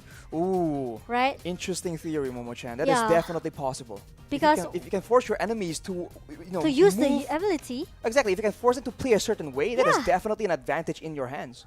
Agree with that, because the scary thing coming from Valentina is the ultimate. So we will see the game number 2, Archie. Game number 2 between Malaysia and Vietnam. Here we go, ladies and gentlemen, and we can see, hang on, Chico on the Ruby in the jungle. Oh, so it's gonna be a Ruby jungler, and XP will of course formace with the Paquito. Yikes. This is a very unusual circumstance, but we have seen Malaysia make it work, and you can see in the early game that poke damage and that wave clear is still going to be very much heavily in favor of Malaysia. After that though, we'll see if the aggressive picks, the Valentina, the Benedetta from the side of Vietnam can actually get the value plays in the early game as Momo actually gets pressured away. Yeah, and I think Need My Help, he doesn't want to play, going into the late game composition, but suddenly the first blood that goes into the hand of Malaysia with the nice Iron Hook coming from Yams. Hey, ain't laughing now. That was an Iron Hook that just spelled his doom, and just like that, early on, just level 2, Malaysia has an advantage. They're getting a bit of gold from the tower plating, as on the other side of the map, you already see Yoga and Formis just duking it out, but both will be backing away as soon, yet again, once the turtle starts spawning, we'll see both teams actually pressure each other to try and get a bit of an advantage. Yep, agree with that. And it's a bad thing for Vietnam because they lose this cloud, which is really needs an item, right? Oh, as we say, needing item though, the King actually gets a pick onto Formace, but now you can see Chiku try and get a trade back as Moon tries to help him out. Chiku will be able to do a lot of damage. The King will get taken down, and Malaysia, they have traded 1-for-1, but they want to go for some more. But that is the power of that Valentina on Need My Help. He comes in, and just like that, Malaysia is forced to back away. Okay, and interesting because we know how strong Benedetta as well, right? In the early games, he can make some outplay stuff here with the Benedetta. But if he already got ganking by 3 members or 2 members, I think it's very hard for the King, especially if he doesn't have enough ability to run out. Both teams going for the turtle right now, but the crowd control advantage, as we mentioned, World Revelation is being used by both these teams, and look at that. Low HP with the guiding wind, so escape is there for Vietnam. But the thing is, when it comes to the team fight, Momo needs to be the insurance for Malaysia because only he has the damage enough for Malaysia. In the late game, they're going to be forced to pick between Moon and Momo to ensure that we'll have to see who actually is the one that is being targeted by Vietnam, because both of them can do an insane amount of damage in the late game. And look at Chiku's emblem though. Just noticed. Yeah, It's So the bounty hunter. Yeah, because he wants to get more, money, more item quite fast. But Yams with the flicker and also the bloody Hanarashi. Oh, but the blazing duet being used to counter that play, and now Malaysia is on the back foot as Vietnam looks for more. It's not over yet though, and now it does it that Momo is the one with a double kill, and they will go for Yoga as well. Real world manipulation doing a lot of damage, and the immobilize will ensure that Momo gets a triple kill, and they will come out on top. Yes, Vietnam maybe got 2 members from Malaysia, but the thing is, it's gonna be a it's triple kill for Momo, which is we know that gold lane is gonna be the the insurance for the mid into the late game, right? And Momo already got the triple kill here just now. As we take a look to the replay, Momo is just so free. Even the blazing duet gave a lot of poke damage just now, but the thing is the backup coming from Moon is very fast as well. It's very fortunate that Momo was not caught in that blazing duet, so he was relatively healthy. And now Yums is looking for a play. The hook does not land though, and now Vietnam has a bit of control at the turtle pit. Will Malaysia try and contest? They do not have the element of surprise. The King already pressuring Malaysia away. Like the final blaze being used, Moon is forced to back away. Turtle being secured by Vietnam, and Malaysia is forced to concede. But look at that. Formage actually goes in. He will get taken, not out. He escapes with a sliver HP. And Yums will be able to stop the rest of Vietnam. They get the turtle, and they won't be able to secure the kill onto Formage. What was that? How was that possible? Look at the outplay coming from Formage with the juke. They're coming from this Fakiro. No one can cut him from Vietnam. How is that possible, Arashi? He was so low. I don't. Wow. Yeah, I know. It's like maybe a pixel HP just now. But look at the bloody hand again and again, Arashi. With the blazing duet, though, that is a counterplay attempted by the side of Vietnam, but it won't be enough. Although the shutdown has actually got picked up by the Claude, but on the other side of the map, you can see that Vietnam, they are a lot more proactive here. You make a play on one side of the map, we will take advantage in the other. Right here, you can see, destroyed right there. And in the turret though, they won't be able to actually defend. Malaysia goes for picks onto Need My Help, but he is a bit too far alone. You can see that the guiding wind is attempted, but there we go. He actually succeeds in saving his teammate's life. What a play from Nart. What is this game, Arishi? It's like 1 HP pixel coming from the King. And, from Need My Help. And Need My Help still able to survive. Wow. And it's unfortunately maybe because Malaysia, they cannot punish him in the bottom lane just now, because again and again, Matilda with the guiding wind saves everyone's out. The guiding wind is definitely a big nuisance to a team that wants to get as many pickoffs as Malaysia. And if you look at the gold advantage, it's actually quite even, although you can see that when it comes to objectives, Malaysia has a bit of an edge, and now they have more vision to play around with, and maybe with their abundance of crowd control, they're gonna try and attempt pickoffs in the jungle of Vietnam. Okay, and now the turtle is already being poked by Vietnam and Malaysia. It seems like they want to try to clear the lane as soon as possible and let the Vietnam takes the turtle objective here. Because they don't want to take a risk. If they have a big team fight with 5 versus 5 team fight here, I think Vietnam still have a chance to win the team fight. Because they only have Franco.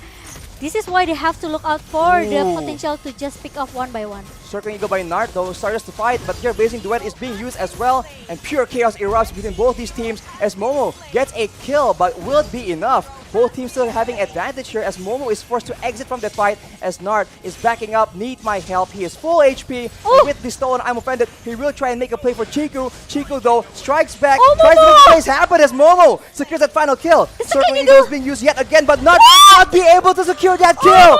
Double kill for Momo as Malaysia once again comes out on top. Oh my god! What a holy war in the bottom lane just now. I thought the Chico will die, you know. He was very, very low, but here the King goes in with the electro final blow. Formace will try and punish him for it. He is still on the hunt, but Yoga will be able to push him away. Both these teams very, very aggressive as the King will be pushed back finally. Oh wow. I'm so speechless, Arashi. I'm Offended being used right here with that ultimate mega kill for Momo. And look at that. The Blazing Duet actually does so much damage to the 3 people, but Malaysia are able to survive. The double kill for Momo yet again. That's a 3-for-1 for Vietnam. They are making a lot of crazy aggressive plays, and I'm not sure if that's the way to go.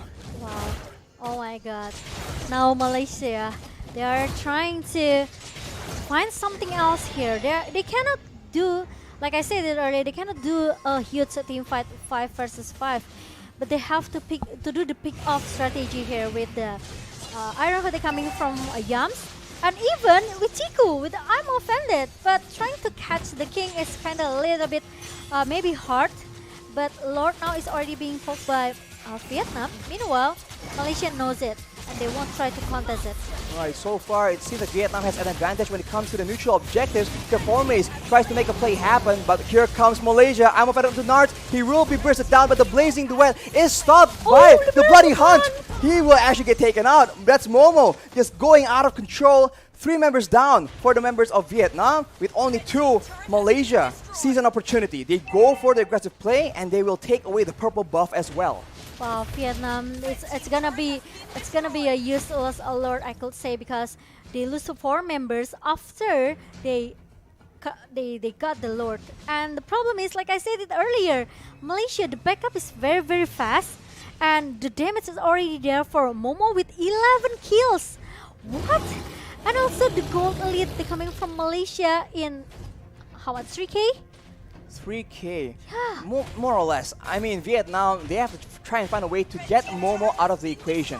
He is absolutely a lot of damage in this fight, but look at that. That's the Blazing Duet being used, but he will be able to escape with his life. Reunification being propped up by Moon to try and get something else, but that is a play being made by Vietnam. And now here we go, Yoga and the King coming in to cut off the members of Malaysia, Chiku, as well as Momo won't be able to survive. That's a shutdown. And just like that, Vietnam take the game. Yeah, I think Malaysia cannot force the team fight right now, especially it's only 4 versus 2 in the mid lane. Meanwhile, Hehe is coming to giving a help in the mid lane right now, but Forme is still able to survive again and again. The Bloody Hunt connects. They're coming from Yams here, but he won't be able to survive too long. Reunification being used by both these teams, but Vietnam eventually comes out on top. Only the King taken out from their roster as the members of Malaysia finally start respawning, but now Vietnam has a window of opportunity to try and get those objectives on the side lanes. They need this Lord, I think. The second Lord is going to be an important objective for both of the team, especially because Malaysia, they already have like 5 turrets in their hand. Meanwhile, Vietnam, they can try to do the split push here into the bottom lane and also the top lane. And for the items, maybe Cloud doesn't have enough gold if you compare to the Batrix here with the 9.8k gold. He already has that Blade of Despair and also the Wind of Nature. But both of the gold laner already has it. So I think for the physical damage coming from Malaysia, they have to hold it a little bit until Cloud is already being used that Wind of Nature. And the positioning from Gnard, I think it's very important because, you know, with the Guiding Wind, it can change everything. It can turn the table for Vietnam. It's still a 50-50 condition for both of the teams. It can be anyone games. It's still anyone's game for sure, as Vietnam, they have a very huge advantage in the burst department, right? The Carmilla and the Claude. If Hehe and Yoga can actually make a huge play, maybe something can happen, but Nart gets hooked, but the Circling Eagle is being used, and Yums instead will be the main target. He is able to escape with his life, but look at that, Chiku actually getting taken very low, as Vietnam chase a bit too far. They get punished. That is 2 members down. That is 3 members down, as Yoga runs away, but the King tries to make a play happen. It will not be good enough though, as double kill is being picked up by Momo, and Yoga runs for his life. The waves are available for Malaysia. They might just go for the end here, and look at the knockback being done by 4 minutes yet again. Shut down by Chiku, and Malaysia take out Vietnam. They go for the base right here. Minions are available, and that will be Malaysia sealing the deal. 2-0. It's almost a close game for Vietnam, but unfortunately, Malaysia is still able to counter it back, and Malaysia goes into the next stage. Meanwhile, Vietnam, they have to go to the lower bracket. Wow. Wow. Vietnam really made things look very dangerous for Malaysia. But in the end, the coordination, the synergy for Malaysia is just too difficult for Vietnam to deal with. That fight looked so bad for Malaysia until they decide, all right, boys, it's time to hit back. And Vietnam, they just start falling apart. That is crazy. I thought Chiku, oh no. Can you count how many times actually all of the players that are very, very, very low still can survive? For me, it's Chiku. And even need my help also has the same thing as well, right, in the bottom lane. But the thing is I really like how Malaysia, you know, they are trying to go in and go out, trying to buy some time, at least until the help comes from the damage dealer here, right? We know that actually Batrix from Momo already has enough damage here. A lot of damage. A lot of damage. And the difficult part for Vietnam is, right, like how are you supposed to actually deal with this? You go aggressively and they just find ways to try and turn it around on you. They have crowd control to make it work. And even if you don't want to fight, they are the ones with the iron hook. So they have a lot more options. Agree with that. And, you know, actually it was a close game for Vietnam, and Momo become the MVP. He saved everyone though. If Vietnam has Matilda, Malaysia, they have Patrick from Momo, which is, you know, the damage. This is what I said earlier. They have to make sure that Momo has a lot of item, has a lot of gold. He has to, you know, get a lot of space to farm, and he did it. Even though with 11 kills just now in the almost in the mid until the late game composition here for Malaysia, but he still managed to find a good positioning. So it's not easy to take down Momo. If you want to take down Momo, you have to go into the backline. It means that actually the king has to do his job, right? Yep. But meanwhile, Malaysia always try to find the I can say maybe the team fight or the skirmish without the king. So Momo got free positioning in the backside. Momo and Moon, so a lot of range, a lot of AoE. And whenever the fight is just so clustered like this, it's crazy because it's actually good for both teams. It really comes down to execution because Vietnam can very easily go for that combo, but somehow, some way, Malaysia. Actually, you can say that it was a bit equal because some of these fights, man, Vietnam somehow also get an advantage. Yeah, I agree with that. The pick-off strategy, the pick-off playstyle coming from Malaysia is very, very strong because they have two initiator here. They have Ruby, they have Yam. And I really like Yam. You know, when we talk about Franco, we talk about the combo from the Iron Hook and also Bloody Hand, right? But we didn't see it that much in the second game because sometimes he can use the surprise initiation with the flicker and also the Bloody Hand combo here. It's very, I don't know, it works perfectly for Malaysia. Look at that, the Bloody Hand again and again. He doesn't have to use the flicker all the time. Once he know that actually the Iron Hook pops up and connect to maybe the roamer or maybe the XP lane, he won't use the Bloody Hand. Look at that, he used this Bloody Hand once the moon pop up the real world manipulation. So the combo is there and it's free space for Momo to just shot everyone from the back line. Malaysia is just so good in these chaotic moments, man. They understand what they have in their toolkit, and the bench MVP right here is gonna be Momo. Wow. From Malaysia, not Indonesia. Oh, sorry, I cannot play as a god laner. Oof, he's on that Yeef Momo-chan. That was an insane performance. Oh, sorry. No, actually Moon with the Eve, but Momo. Oh, right. You know the reason why I don't play a god lane? Because I let Momo to play the god lanes. The Malaysian, the better Momo. Momo. The better Momo, I agree with that. Momo plus. And the spotlight again and again. This guy is amazing. This guy is very, very insane. He's very brave. He's very confident with all the hero that he used, right? The first game we saw his Labu-Labu. The second game, we also know the Paquito. Even though the Paquito is not making a lot of outplay just now, but his presence is enough to just shut down all the members in the backline, such as maybe Valentina or maybe such as Benedetta or Cloud, right? And it was a close game for Vietnam, but Vietnam with the pick off, like I said, with the pick off strategy, with the pick off playstyle coming from Malaysia, Vietnam doesn't have an answer. Exactly. How they hold and even though counter the CC coming from Yams and also Chiku guys because they ban out the DG?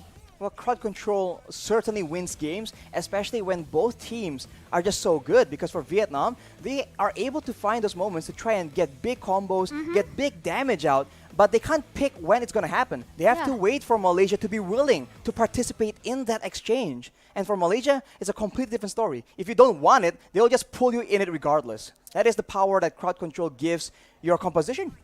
That's the reason why they have to ban out the DG, right? Or pick it. Or pick it, even though they... So, Malaysia, they really know what they have to do and what kind of strategy they want to bring inside the game, right? They The ban Langgar out playstyle. the Langgar playstyle coming from Malaysia. It's amazing. They ban out the DG. They took all of this crowd control that can turn the table out for Malaysia. Vietnam almost got this game. At one point. At one point, right? Because with the 5 versus 5 situation, Vietnam still gets so much upper hand. The Blazing Duet does a lot of damage. Agree. I mean, that combo, right, from that team, if you're just clumped up like that, you can see the Electro Final Blow, the Blazing Duet. It's but still it a lot can of be damage. stopped with 1 or 2 abilities, right? Coming Exactly. from Because the crowd Bloody control, it comes back to that. The I'm Offendeds, the Bloody Hunts. Again and again, it just stops the momentum of Vietnam in its tracks. And once that happens, Malaysia can just turn it around. But of course, we have to thank our official telco operator partner, Wow, Telkomsel. Telkomsel. Of course, if you guys are looking for an amazing, fun game, let me tell you something. Because the Return of Condor Heroes, it's interesting gameplay and also 1,000 characters that you can play, and you will like it in this game. So make sure that you guys check the Return of Condor Hero games here, because it can, you can make your own favorite warrior, be the strongest inside the game as well, and bring your clan to be an unbeatable clan. So download now on Google Play Store or App Store.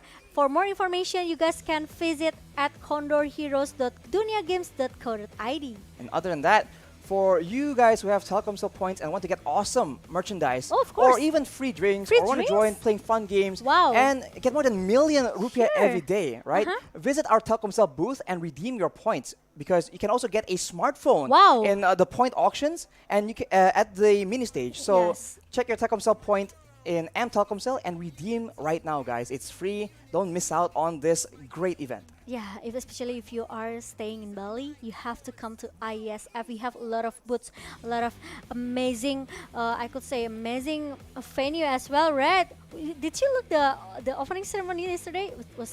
It's very cool. I mean, very cool. You can just really appreciate the scale of the events. But unfortunately, Momo-chan, the time has come to an end. Match number 2 is finished. One more match coming up, so don't miss that. But for now, we will take a break. It's been Arashi and Momo-chan, and we'll see you next time. Third match. Bye.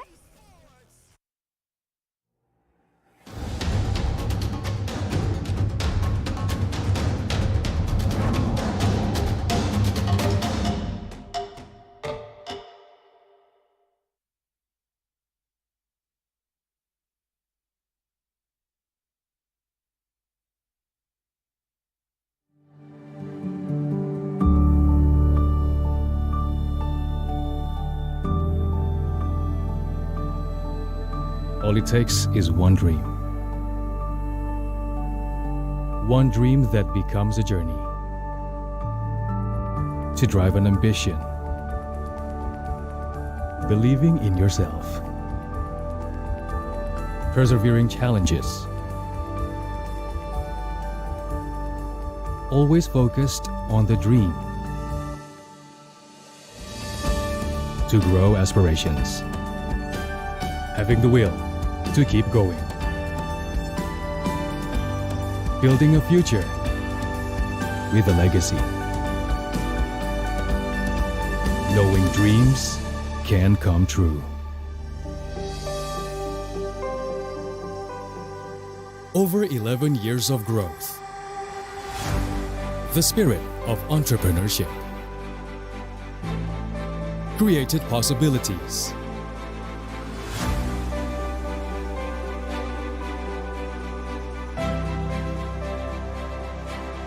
Realized new potentials.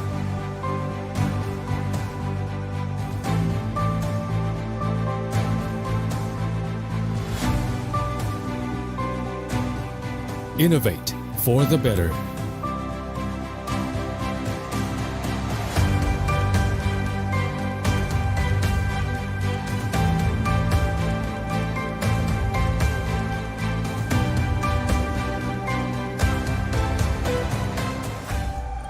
Expand horizons.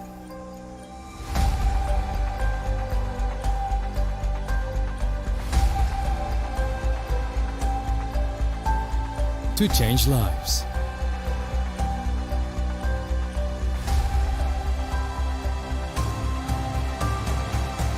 To connect new ideas. To explore new grounds.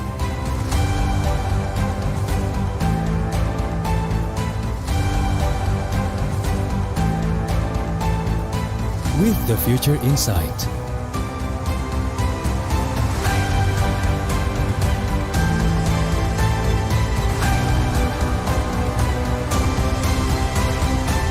Together.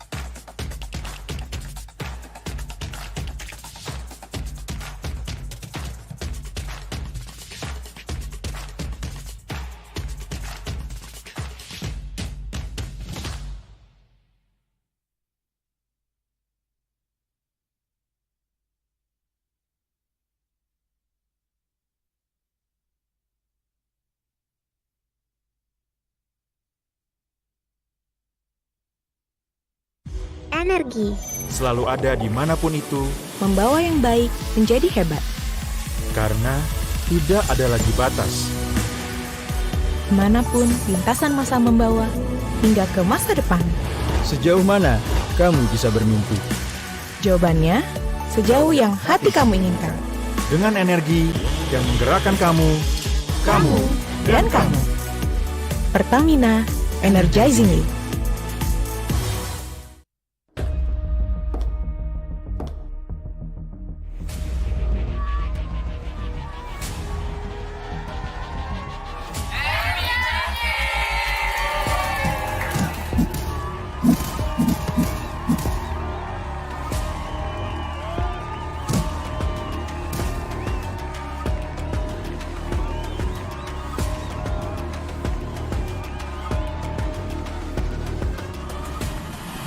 Iklan Pop Mie, stuck gitu-gitu aja. Pop Mie, Ransel, Pop Mie.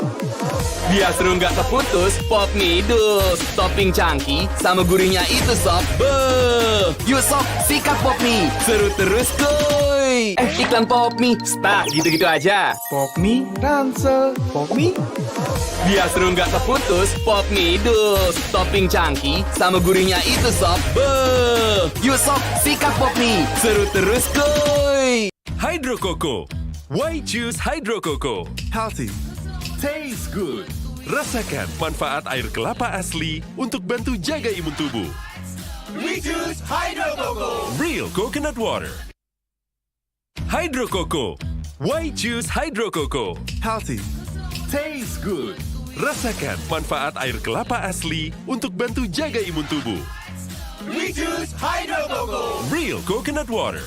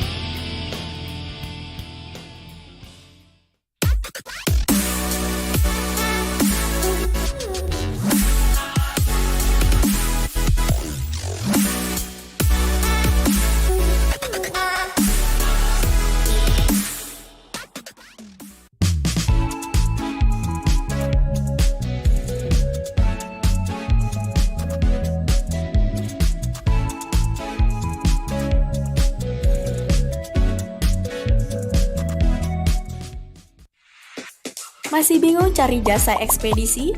Central Cargo hadir sebagai solusi pengiriman barang Anda dengan terus meningkatkan kualitas pelayanan. Sebagai komitmen kami, memberikan pelayanan terbaik untuk Anda. Kini kami telah dipercaya oleh ribuan customer. Di balik pertumbuhan Central Cargo yang pesat, kami memiliki ratusan drop point yang tersebar di seluruh Indonesia. Dalam membangun kepercayaan, kita tumbuh bersama.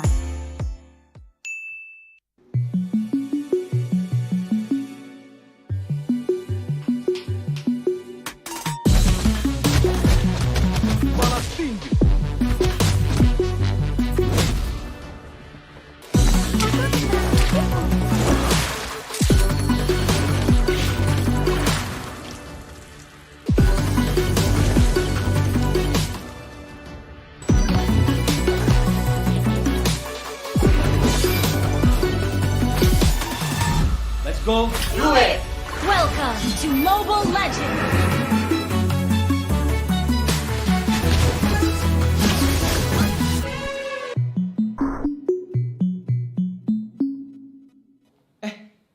Kok jadi stuck gini sih? Padahal udah mau end loh.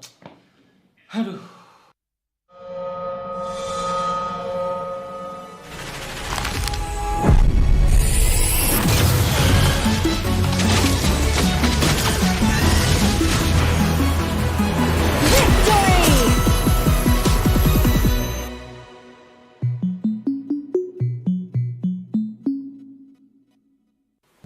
Ada sebuah cerita tentang mereka yang bangkit dari keterpurukan, melawan keterbatasan, merajut karya untuk berdaya bersama, membuka jalan kemudahan dan rasa percaya akan masa depan.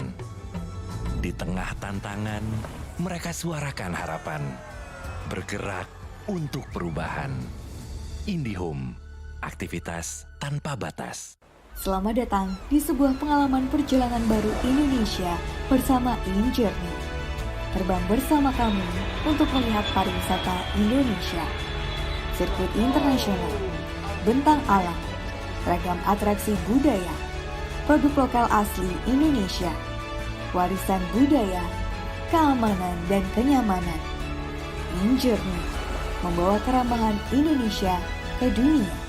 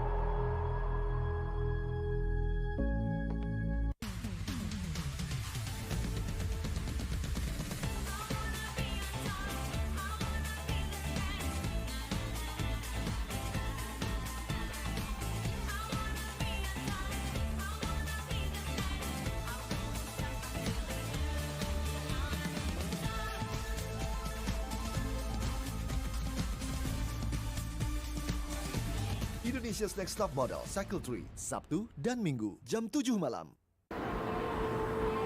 Berani melawan keterbatasan demi memberitakan kebenaran. Terus berjalan menghadapi perubahan, berinovasi menjawab tantangan zaman. Menjadi tempat informasi terpercaya yang cepat, berimbang, dan akurat. Tak sekadar memberi wawasan, namun juga membuka pikiran. Orang cerdas membaca tuntas hanya di detik.com. Warga plus 62 emang banyak maunya. Dari drakoran sampai banjir air mata. Nonton action yang mantul. Sampai nonton tendangan cantik. Maksudnya ini Mau nonton apapun, semua ada di video. Mulai dari yang bikin berbunga-bunga, keringet dingin, ketawa, sampai bikin gak ngedip. Jadi nonton apa sekarang?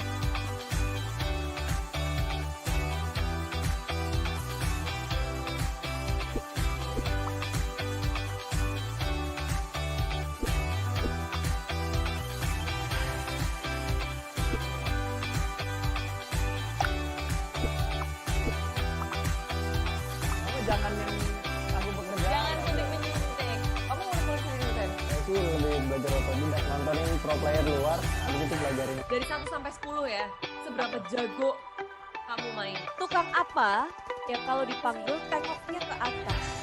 Tukang somai di bawah. Satu, buah apa yang durhaka? Aku bang. FF. Kalian keras nih bos. Itu sih masih pemanasan sih di MPL season yang ke-8. Juga ya. Siapa sih guys yang pernah gitu ya? Kita salah satu pro player. Baik juga, jadi kayak share hal-hal yang positif juga. Disitulah kayak kita cari poin plus minusnya kita buat final itu. Knockdown, dia nggak coba dicari lagi. Kali ini masih belum ada ilmu terlebih dahulu, berhasil. Untung dari tim Ararki nggak ada third party di sini, nggak ada tim lain yang akan bersih-bersih mereka dari sisi lain. Kita main lagi. Ada banyak banget ya di pertarungan berkualitas dan aksi tim.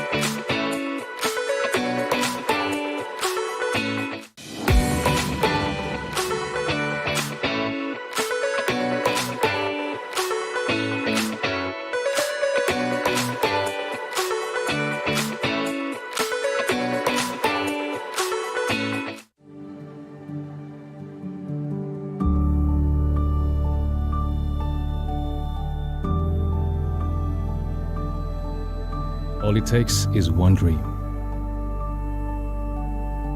One dream that becomes a journey. To drive an ambition. Believing in yourself. Persevering challenges. Always focused on the dream. To grow aspirations. Having the will to keep going. Building a future with a legacy.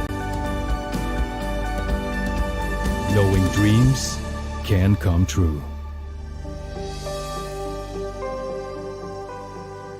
Over 11 years of growth. The spirit of entrepreneurship. Created possibilities.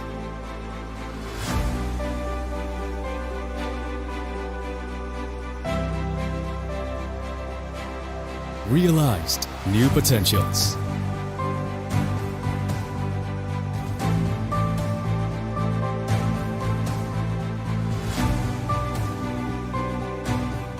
Innovate for the better.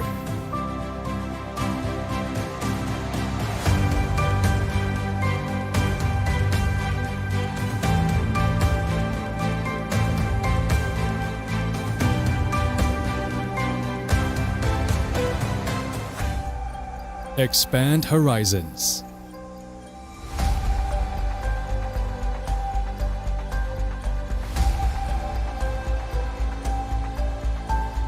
To change lives.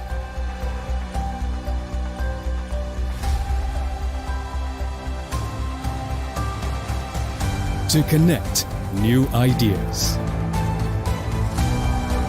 To explore new grounds.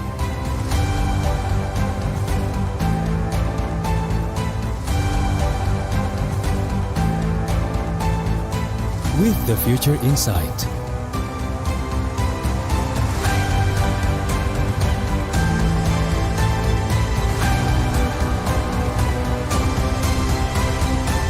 Together.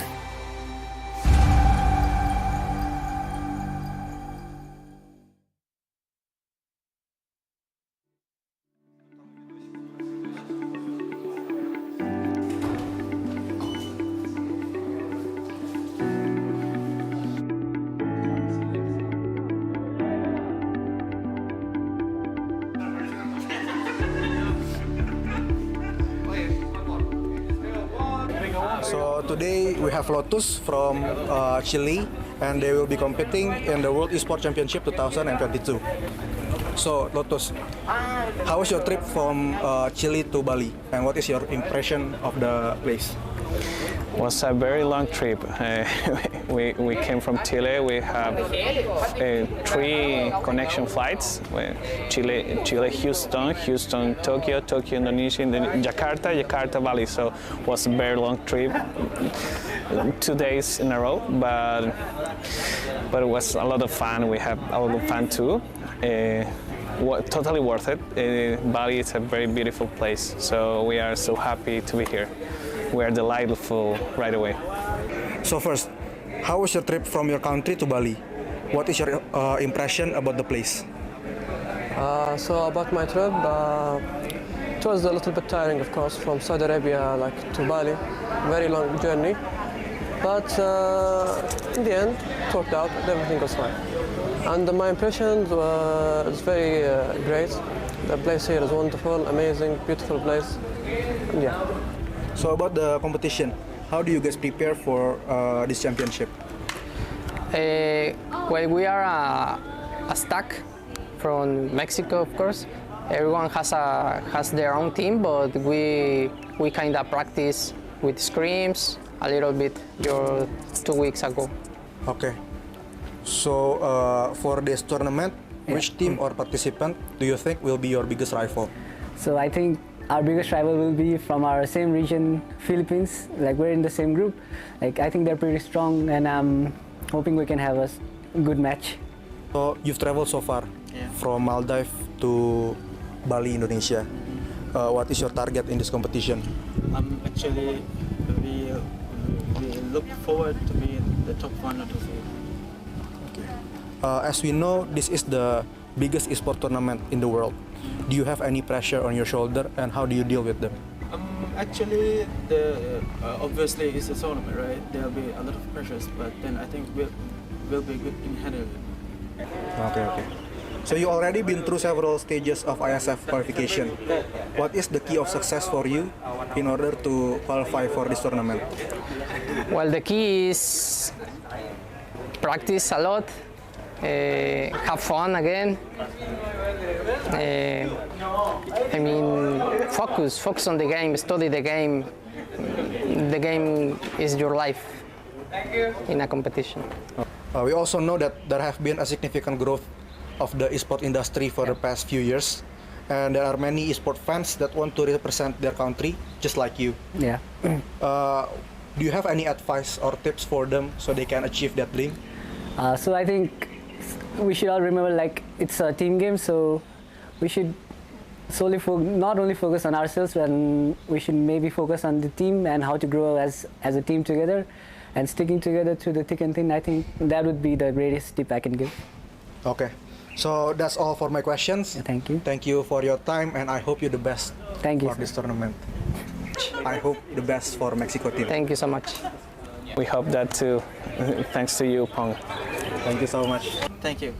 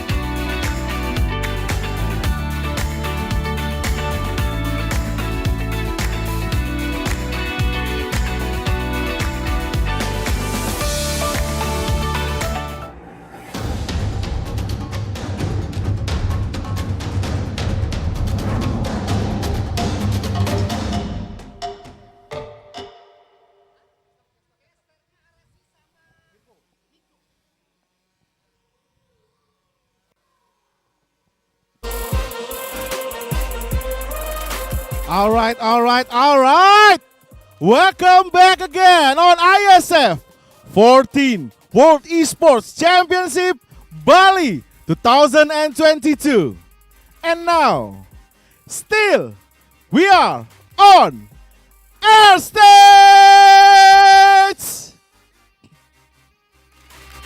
Last match for Mobile Legends Bang Bang for today. Let us see who's gonna join the Malaysia on the upper bracket and will be fight for tomorrow. Let us invite the team. And the first, please welcome Slovenia!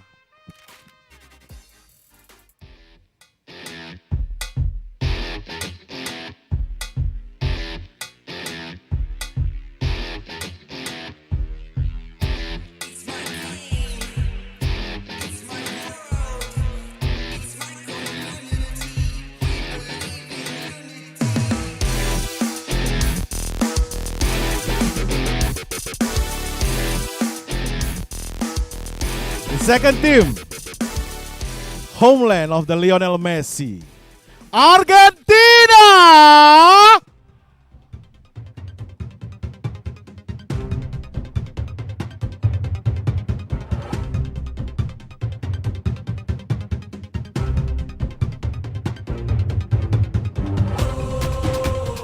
All right, both of the teams has come to the stage for last match. Mobile Legends Bang Bang on IESF 14th World Esports Championship. Are you ready for today? Yeah, we are ready. Alright. Are you ready for today? Obvio, más listo que nunca. I don't understand what he said, but okay, let's go. Please get a handshake, you guys. And you can go to your room over there. With more than 600 international athletes, 106 countries, and more than 596 offline matches. Today is the esports event with the most nationalities competing offline, the largest outdoor esports competition in Southeast Asia. We have 6 games: CSGO, Dota 2, Mobile Legends Bang Bang, PUBG Mobile, eFootball 2023, and Tekken 7. And especially for CSGO, there is not only a CSGO male, we also have the first CSGO female tournament of this year. Alright guys, let the game begin. Please welcome our casters like usually, Arashi and Mirko. Once again, thank you so much to Masger over there for the wonderful introduction for Team Argentina and Team Slovenia. We're on the caster desk with me, Mirko and Arashi. It's Arashi here, and wow, finally we're here, the final match of today. The third match of the day, the final match. And so far, Arashi, we've seen all games, all matches go 2-0, clean sweeps from both Team Malaysia and also from the first match, Team Cambodia. Is it a pattern? We'll just have to find out. Because honestly, with the way the meta is right now, if once you lose tempo, once you lose momentum, your opponents can just take over the whole game, and it's very difficult to mount a proper comeback. So we'll see what kind of strategies both these teams are going to bring to the table today.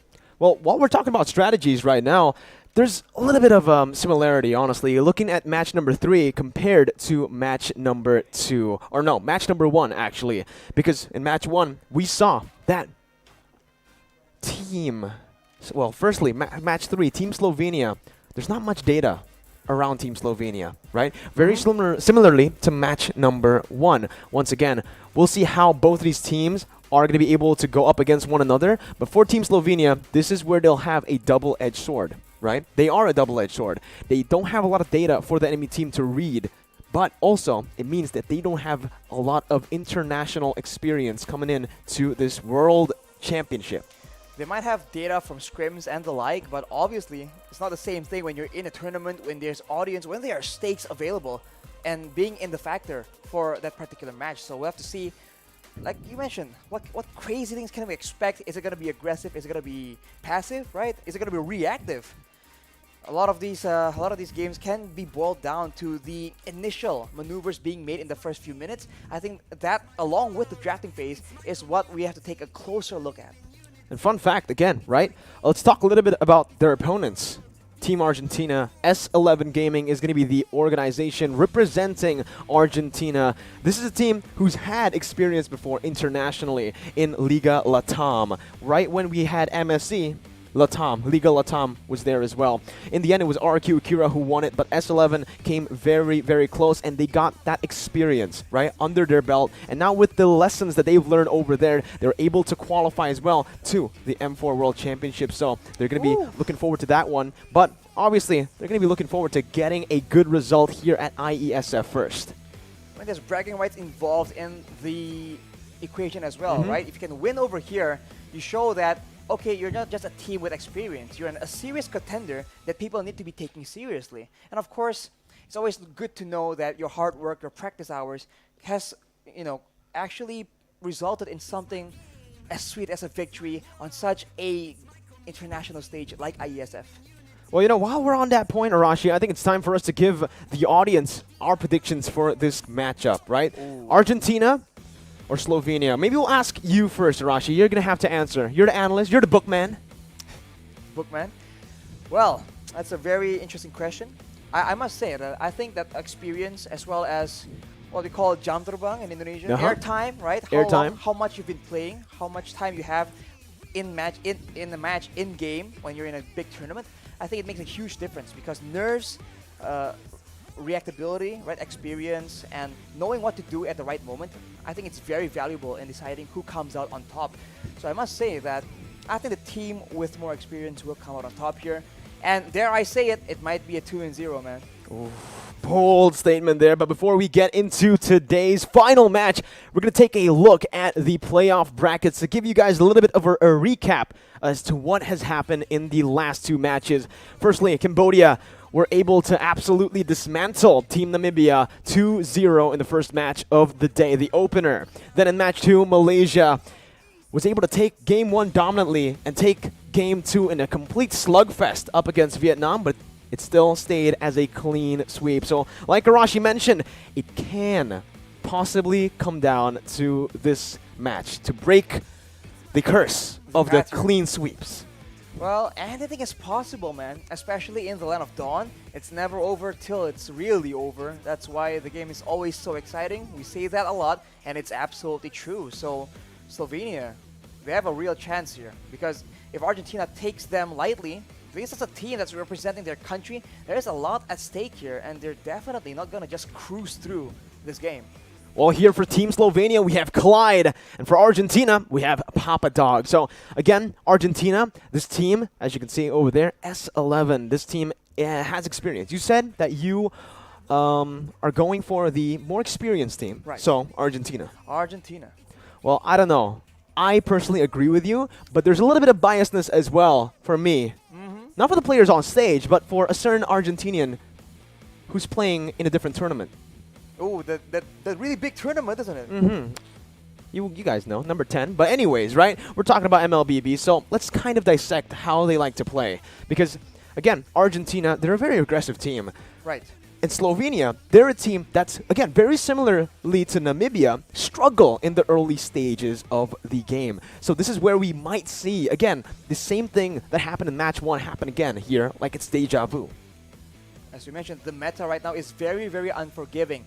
You give in 2 kills. You give your opponents maybe a turtle, maybe a buff, maybe an uncontested tower take, and that can spell doom for your whole rotations, your whole game plan. And I think it's on the backs of the opponents, of the teams right here, not just to not make a mistake, but to take advantage of those mistakes as well. Because if these teams think that, okay, they can just play default and somehow get a victory, they're not in their right mind. Well, we'll see, ladies and gentlemen, because the draft will start in just a bit as we enter the player camps to take a look at all the players in the air stage right now. And the drafts have begun for game number 1 of the final match of the day. Slovenia on the blue side, Argentina on the red. We'll see, I think, similar bans to what we've seen throughout the tournament so far, right? Riomord, Martis, Kaja even coming in the Cambodian match. We've also seen just a whole lot of different heroes, unique heroes like the Fannies, and even Carmilla coming in as a prio pick in both of the matches that we've seen. It's definitely surprising, but I think given the right circumstances, there's a lot of potential there, for sure. So for Slovenia, I think they want to curb that fighter aggression, but Argentina, they're going with that Digi ban. So we've seen this being done by Malaysia in the previous match. Pick or ban that Digi, and then just stockpile on that crowd control to ensure that you can get those fights on your terms. That's very interesting, right? Because we haven't seen a Diggy ban in the first phase in this tournament so far. We did see that Diggy pick, and it was up against a 1-1. It's to counter that 1-1. Here, Argentina, maybe they're hinting at a 1-1 pick for themselves currently. That's what they're trying to strategize around. But Team Slovenia, they're just going to go ahead and ban out that Carmilla, a hero that's just been so annoying. Very good clear. Very, very good team fight with obviously that ultimate linking everyone together to get that stun all around. That seems to be a different version of abusing that crowd control. Argentina, though, will be banning away the Kaja, so denying that crowd control. A bit of burst, and of course, the wave clear as well, because wave clear, more than anything, is also a huge factor in the current meta. We saw that earlier. Malaysia was able to abuse it completely to ensure that Vietnam just did not have any winning plays. They had to choose between a lose and a lose. And I think that is something that Argentina, from the looks of it, will try and attempt as well. Let's see. Once again, Martis still up for grabs. We're also seeing that Valentina hasn't been banned at all here in this game. Fanny has been left open, but just as I say it, Slovenia, they banned Fanny straight away. They do not want to first pick it. So right now, what I assume Slovenia are trying to do right now is they're trying to just bait that Valentina first pick. If Argentina goes for the ban onto the Valentina, they're going to pick it up. If Argentina actually does ban it straight away here, the 1-1 is obviously left up for grabs, and the Diggy has been banned out. That's the main counter for the 1-1 currently in this meta. But you have to remember that the Martes is still open as well, and a lot of teams have been banning him out because Trade? he is a very obnoxious hero, man. He has a lot of damage, he is very survivable, and I think it just forces you to play a certain way. And I think if we talk about teams being aggressive, Martis is definitely a very strong tool. And as you predicted, the Valentina has been banned. So Martis comes out just like that. But maybe, Arashi, this is exactly what Argentina wanted to happen, right? Because the Diggy ban, the Kaja ban, two heroes that are actually really good up against that 1-1. Divine Judgment is a way to lock the 1-1 down, and with her second ability, she's not going to be able to get out of that Divine Judgment. But no, Argentina, they say, we're going to pick up the Faramis, and we're going to pick up that Fredrin. So they already have some damage. They already have a very good XP laner. On top of that, very good team fight and chase potential with that Faramis. 1-1 being completely ignored here. But nope, it just gets picked up. It wasn't shadow pick, but now with the 1-1 and the Eve, Slovenia have drafted themselves a pretty solid front to back. This is a caster curse at work again. Every time we mention a hero, it just pops out. No Layla. I'm trying to, you see what I'm trying to do?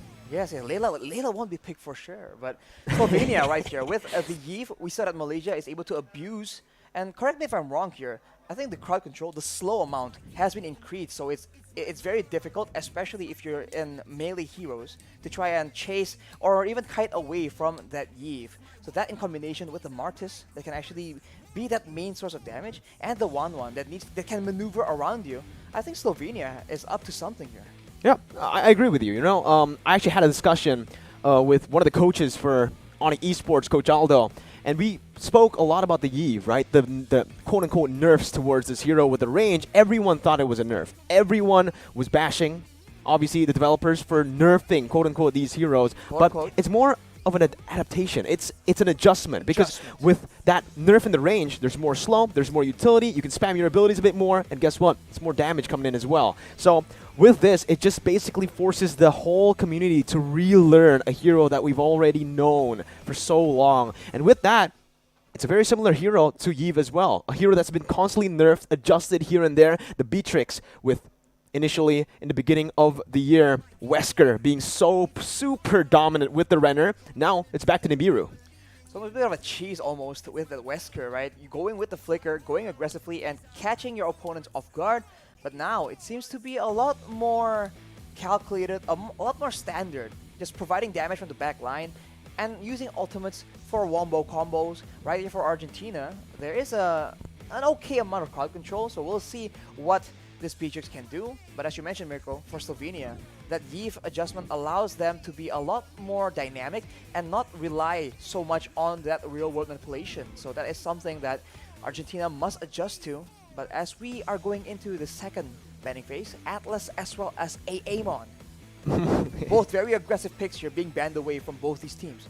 Well, you know, obviously the pressure that Amon has here is absolutely insane, considering that Slovenia has a very squishy backline. Getting rid of the Amon just makes a whole lot of sense. Meanwhile, for Argentina, you can already see that with the Digi ban and now the Valentina, Atlas, and Lolita, they're really just trying to take away these hard engage heroes that are AoE, because they really want to play around that Faramis called Alter, which is very easily countered now by those two heroes.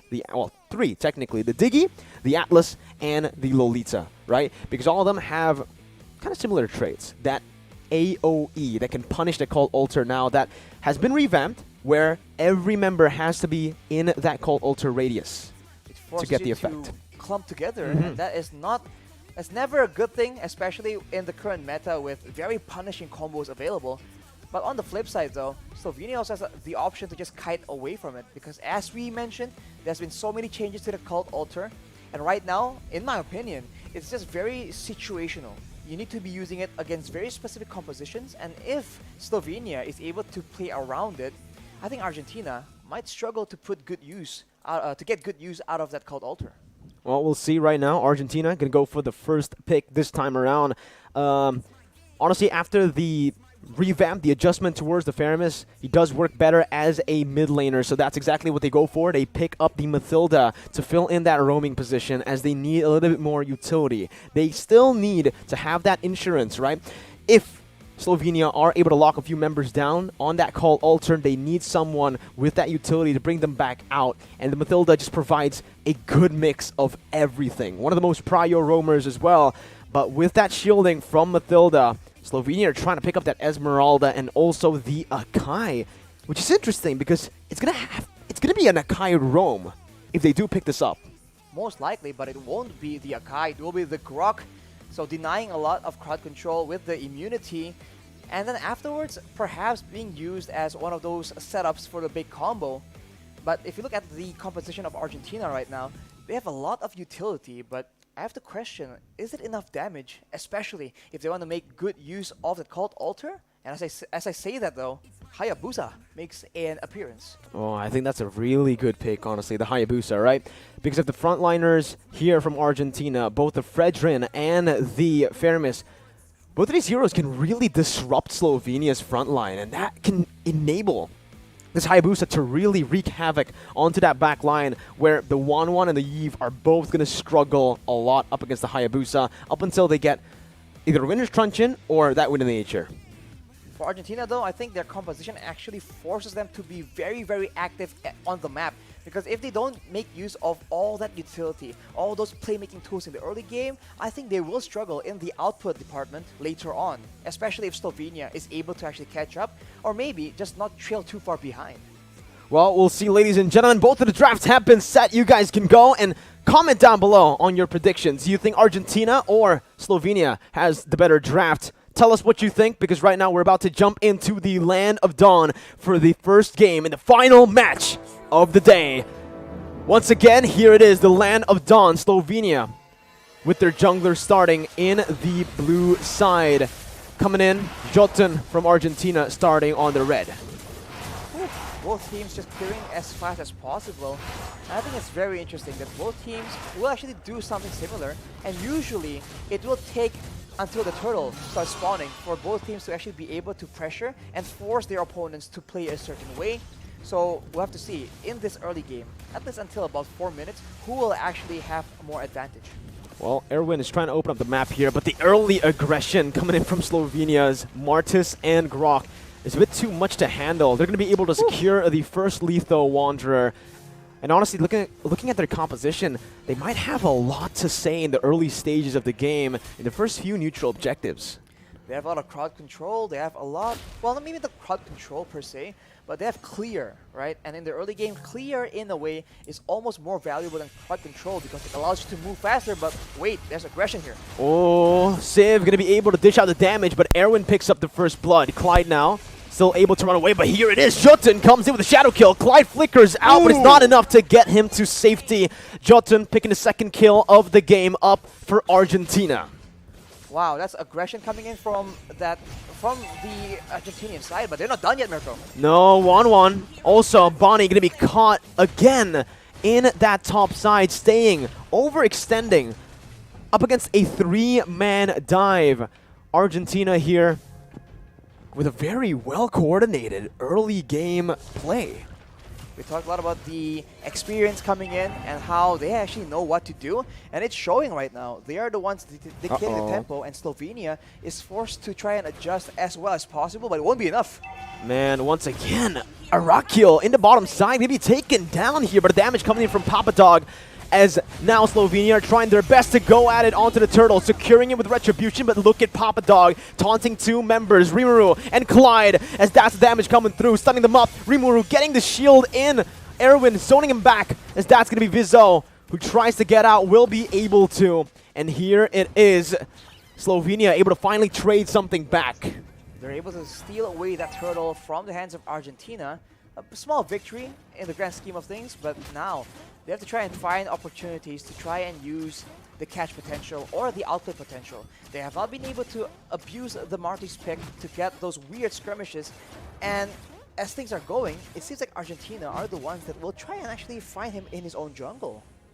It's tough, right? Because we actually mentioned it early on. Slovenia does have the better composition when it comes down to neutral objective control. But if Argentina gets this kind of tempo in the way they're able to gank, in the way they're able to utilize the assassins by actually isolating Slovenia and taking them apart from the individual lanes, it's going to be tough for them later on in the neutral objective takes.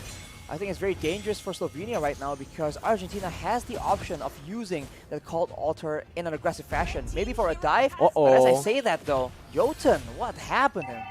Off camera, that was a kill, a solo kill, I do believe. As in the bottom side, we do see Papadog struggling a bit in that XP lane, in that 1v1 trade against Arakiel on that Esmeralda. But now, we're going to take a look. Once again, Civ here in that top side, up against Bonnie. It does feel like the 1-1 is struggling a whole lot. There's a lot of emphasis being used to try and shut down this 1-1 because obviously this is a very dangerous heroes in the right hands and in the right game. If he can have a healthy laning phase, it might be very dangerous, but Papadog right now is being dived on. Uh-oh. Papadog still able to survive. That's the power of the Fredrin, I guess. Super tanky, super sustainable, but with this, Slovenia have secured that bottom side pressure, Rashi. With that pressure, they're trying to find something as Papadog is forced to be in a weird situation, and here we go. A good taunt coming in. That's going to be the Cult Altar as well as they dive into the back line. Cult Altar HP bar is going to go falling down, but Papadog is still alive, dealing so much damage and taking a whole lot as well. Bonnie now popping that Inspire. Not just yet. He's actually waiting on it right now as Clyde has to recall. Civ looking for a good position, flickering forward, and that's going to be the Eve taken down. A very aggressive play though. Civ might not be able to get out. He gets cancelled out, and he gets caught from the damage coming in from Vizo. It's a 1-for-1, the mid laner for the gold lane. Mid lane for gold lane, and right now it seems like Argentina is still doubling down, trying to get that turtle, and they will be able to secure it, even though initially Slovenia were the ones trying to make that play happen, and with that advantage, with the pressure, they will get the mid turret as well. Oh man, they didn't get the mid turret, but Arashi, that's a lot of damage placed onto the mid turret, and even the turtle taken with not much being given back by Team Slovenia, as Jotun is trying his best to just clear out that mid wave. Rimuru is just trying his best to help Vizo clear out the purple buff. So you can see already that Argentina are able to create these forced errors up against Slovenia, even bringing Bonnie into the mid lane for Civ to take that top side for free. Ooh, the pressure game from Argentina right now. They don't mind using a lot of resources to try and ensure that they have that wave priority, right? They keep pushing the waves from Slovenia, and as a result, they are the ones who are able to actually catch Slovenia mid-rotations because they can predict the movement as a shadow kill is being used right here. Oh! He gets baited in the tier 1 and he's gonna get taken down. Jotun with an amazing quad shadow play to bait that from the side of Team Slovenia. Papadog very aggressive into that tier 1 under it. Meanwhile, on the top side, it does seem like Civ was able to win out in the 2v1. Everything is collapsing for Team Slovenia as Argentina look to convert. Absolute disaster right now as Slovenia. They're losing objectives left and right. Right now, it seems like Argentina will rotate and try and get some more in the bottom side. Arakiel needs to be a bit more careful here. It's a very dangerous situation. Well, Arakiel still has a sprint. Doesn't use it just yet. And here it is, the isolation coming in for a shadow kill to deal so much damage. And it's another conversion for Team Argentina. Top side tier 2 and that XP lane tier 1 falling. I swear, I've seen Civ use his ultimate to push waves at least 6 times throughout the whole game. That pressure coming in from the gold lane, it's just so oppressive as the purple buff is the next target for Argentina. And it's another brilliant forced error from Team Argentina here because with that threat onto the purple buff, it basically forces Vizzo to use that retribution. Meanwhile, you can already see Jotun soloing that turtle, picking it up, getting a beautiful trade on the board for Argentina. Argentina is working towards so many things at the same time, and they are succeeding at every single endeavor. The top side, though, Papadog just pulling away a lot of pressure. And look at that. You can see that Slovenia is forced to group together, and Argentina is just waiting for the right moment to strike. There it is. That's the moment you're talking about as Jotun jumps in, eliminating the Esmeralda.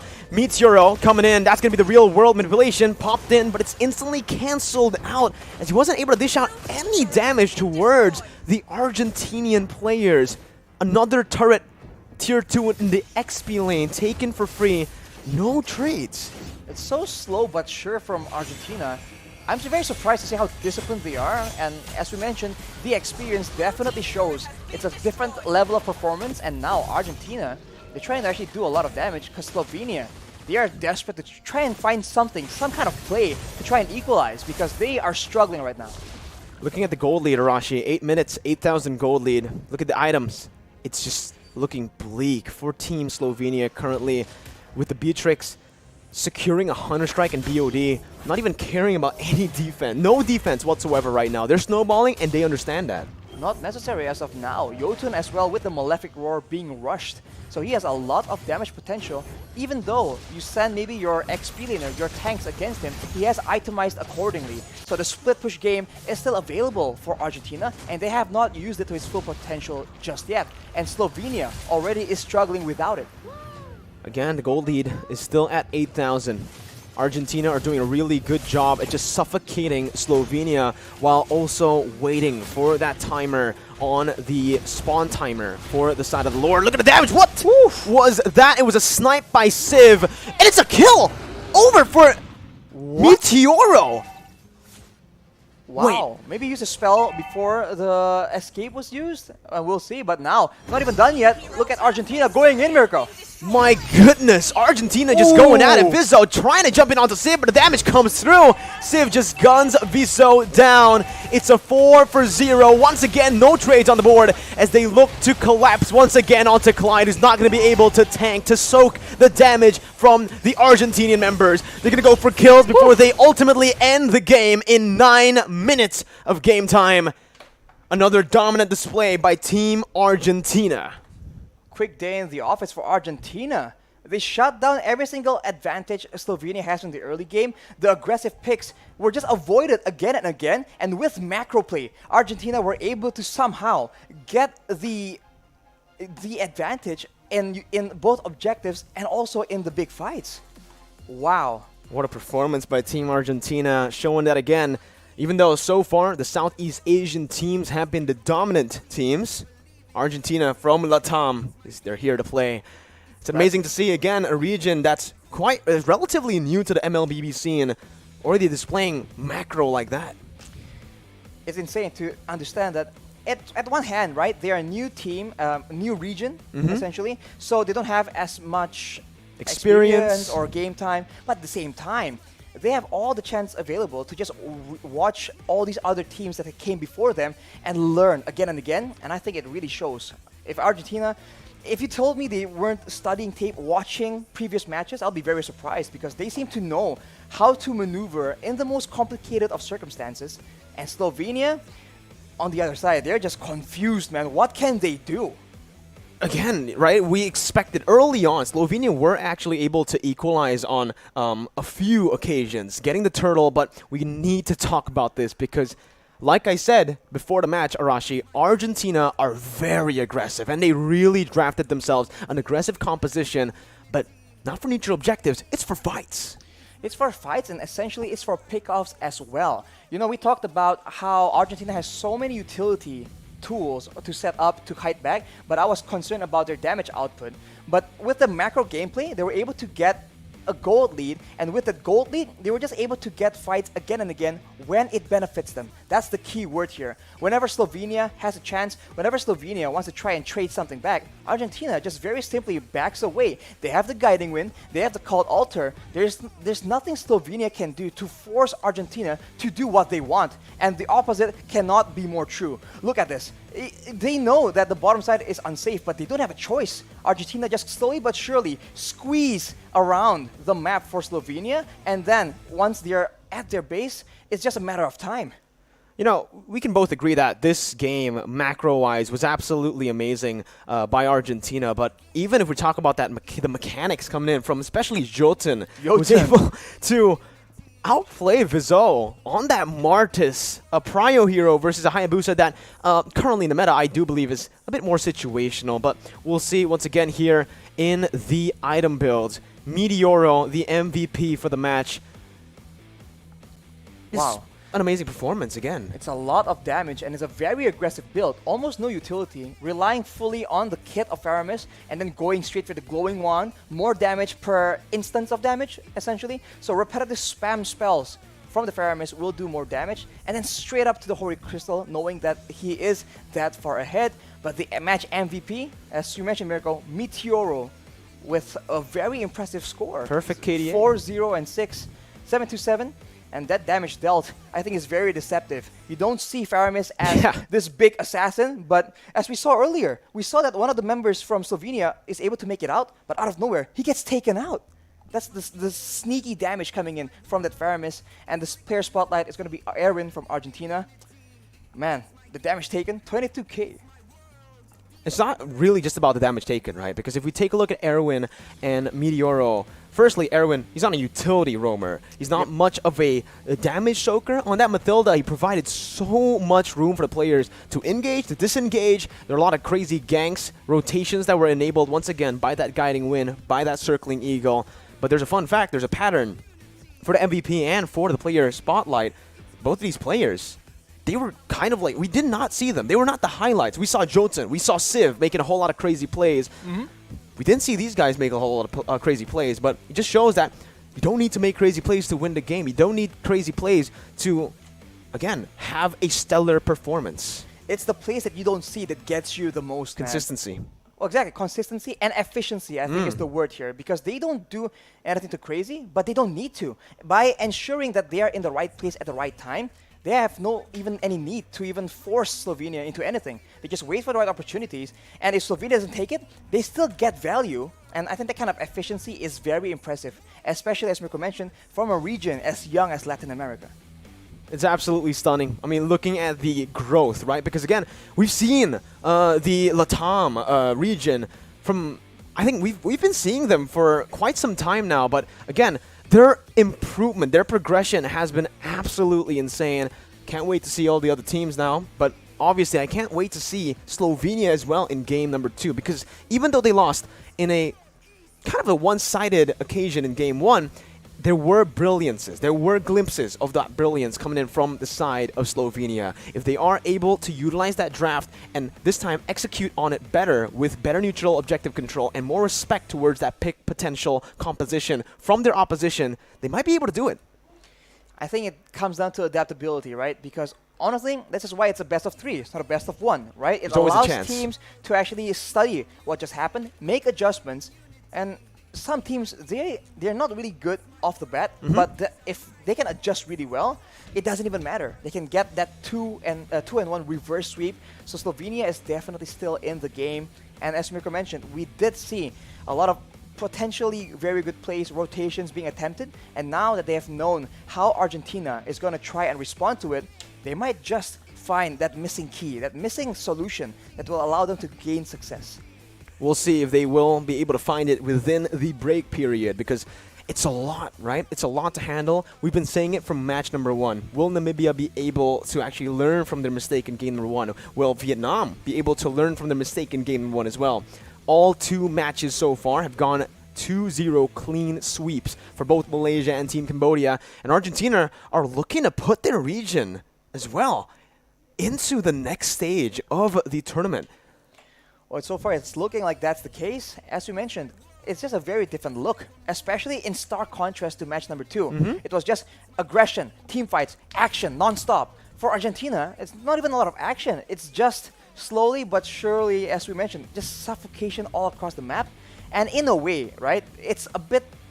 It's slower, but it's a lot harder to deal with as far as adaptability goes. Because if it's just aggression, then you can just stop it, use crowd control, use like guiding winds, safe mechanics like the called altar. But if you're dealing with macro difference, right, there's a lot of things, the small details, as Mirko mentioned, that you don't see, that you need to try and start acknowledging, because those are the ones that get you. Those little things, man, it makes all the differences, especially when you're at this level. When you're competing at this level, every little thing you do, it really adds up in the end, right? The way they were able to just constantly gank in the early stage, make them think, making the Wan, again, scared to actually walk in his lane. Whenever he sees the enemy missing, moves into the mid lane, but it's actually just a bait for Civ to pick up that turret in that top side. It's all about that setup, and it's all about the feints, I believe, right? For Argentina, it was a beautiful macro game because of that. That was definition of macro outclassing. That's how you actually outclass your opponents, if you use the macro. Getting turrets for free, getting trades for nothing, no trades back. And that is all achievable on the back of the tools they have. The guiding winds, the called altars, all these utility tools that Slovenia has let go for Argentina to make full potential, full use of. So now, knowing that right here for Slovenia, are they going to be forced to let go some of the prior heroes to ensure that the same thing does not happen again? And we'll also see whether they go and opt to stay on the blue side, or maybe this time they'll move into that red side, prioritizing the 2 picks in the first phase, which Argentina were able to find a lot of value with the red side. Here it is. The player cams once again. We're looking at Team Argentina. Argentina on the blue side, so Slovenia have opted to swap into the red side. Leomord, first ban. We're looking at the same exact bans, I believe, as game number 1. Already a bit of a difference. Digi is not being seen right here, but the 1-1 will be banned away. So maybe a different approach being attempted by both these teams. Argentina, maybe something a bit more level, because against aggression, if they ban out that Leomord, it seems like they're trying to back away. Well, we'll see. Once again, here with the Wan banned out. Now, Argentina, in the first game, they banned the Kaja and the Valentina, but now that they have the first pick, they might actually want to just, all right, go for the Digi ban once again, and maybe this time, leave the Valentina open, right? Pick it up for themselves for first pick. Valentina open, that is not going to happen apparently in this game, but honestly, I'm not quite sure, because if you look at adaptability and flexibility, right, I think Argentina has shown that they can make full use of that. So for Slovenia, they wouldn't want to let that go. And for Argentina, I think they're a bit too experienced maybe, or smart to let that go. Although Slovenia has banned that Farsa. They banned the Farsa in game number 1, but it was in the second phase. In the first phase, though, it's very interesting. Perhaps it might be a respect ban towards Argentina. It might also just be a hero that they just do not like going up against, right? So we'll see. Slovenia, right now, what I feel like they're doing is they're leaning more towards their comfort, right? Maybe in game 1, they're trying to read their opponents out. They go for just the standard bans. But this time, they're really saying, you know what? We'll try our best to go for our comfort bans. If it works out, we get game 3. If not, there's always that lower bracket. With the Farsa ban here, the Fair Miss will get banned. And again, this basically forces Slovenia to be in a tough spot. There's a lot of heroes that are really good, but mainly that Valentina. Remember, Valentina dictates the draft. If you get that in the first pick, Slovenia are going to be forced to pick heroes that aren't really too ultimate dependent. Although we've seen that you can just take the complete opposite approach and just go with so many options available that, you know, the Valentina just gets completely confused. Carmilla will be banned from Slovenia, and I'm quite curious to see how they want to do this, because as you mentioned, maybe Slovenia is going back to comfort, and it's going to work one of two ways, right? Either they're just so much better and so much more confusing on their comfort, or their comfort is just a bit too misguided, too jumbled up to actually have a good impact. But finally, we see a Kaja. Man, I've seen a lot of Kajas, and usually it's in the jungle. Tank jungle Kaja. But the Beatrix here is already being hovered by Slovenia. Valentina is going to be a very expensive hero to let go if Slovenia actually decides to, right? Because, again, if Argentina gets this Divine Judgment, a massive ultimate up against Slovenia, plus that Valentina, man, it's going to be a tough game for Slovenia. They do decide to go for the Martis. Again, putting some more comfort heroes onto the hands of Vizot. We saw that he was able to find a turtle, right, in game number 1. So he likes his hero. He knows how to use that Retribution battle, or how to win that Retribution battle. In Argentina now, Valentina up for grabs.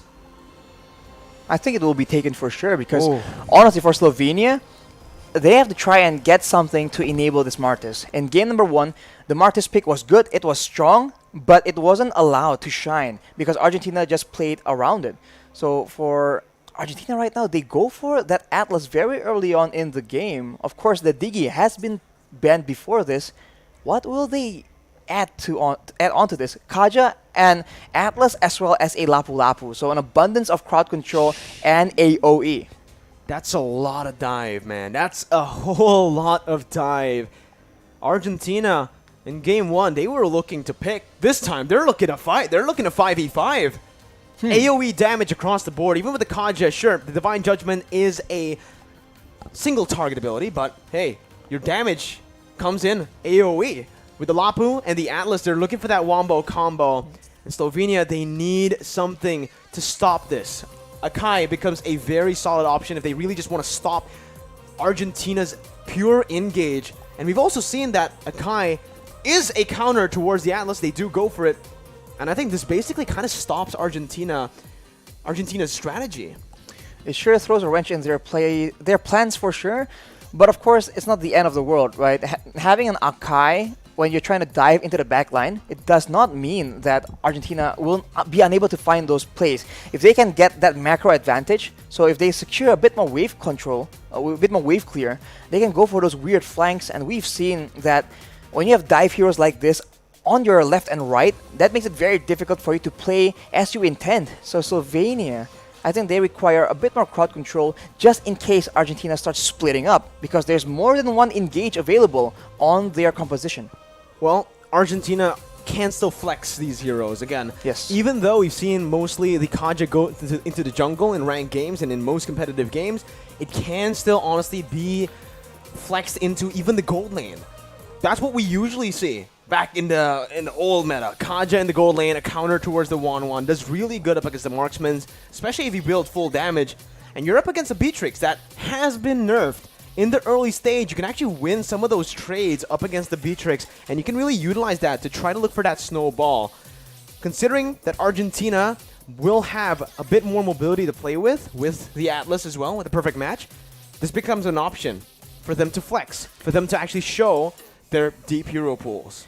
In game number 1, Slovenia picked the Yves as well, and Argentina banned it away. And I think with, as we mentioned, with so many melee heroes, having to deal with that slow is going to be so annoying.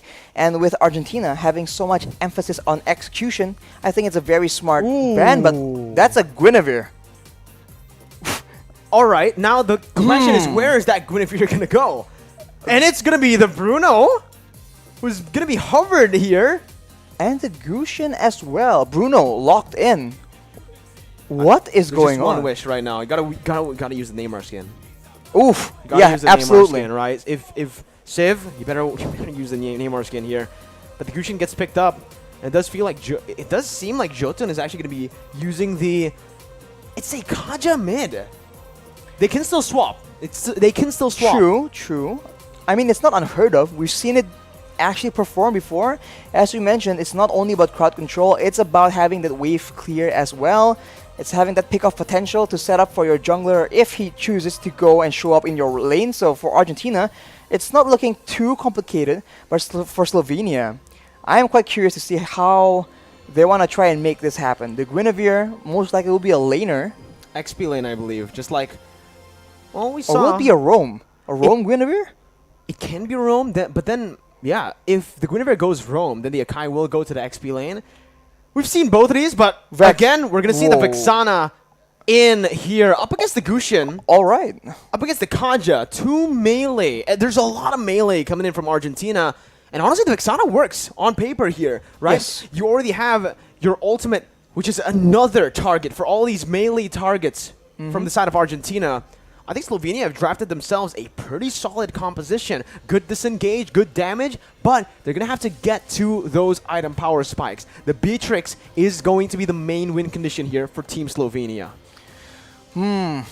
I feel like Slovenia, as you mentioned, one of the ways to counter all this aggression is with crowd control. And as you mentioned, Vexana, ultimate can function as a knockup. They have the AoE Terrify as well, so there's a lot of potential in that pick. So we'll have to see. It's very unorthodox, but that is exactly what we are hoping to see in a tournament of this magnitude. We've already seen Vexana twice. Yeah.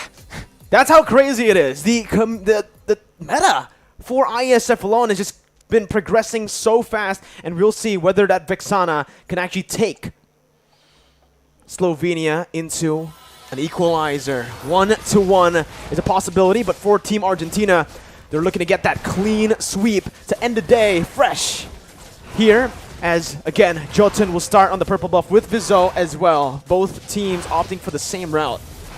Wow, it's a Martis against a Gushin. So in the jungle matchup alone, the Martis has a lot of advantage, but as you mentioned, it's not only about that.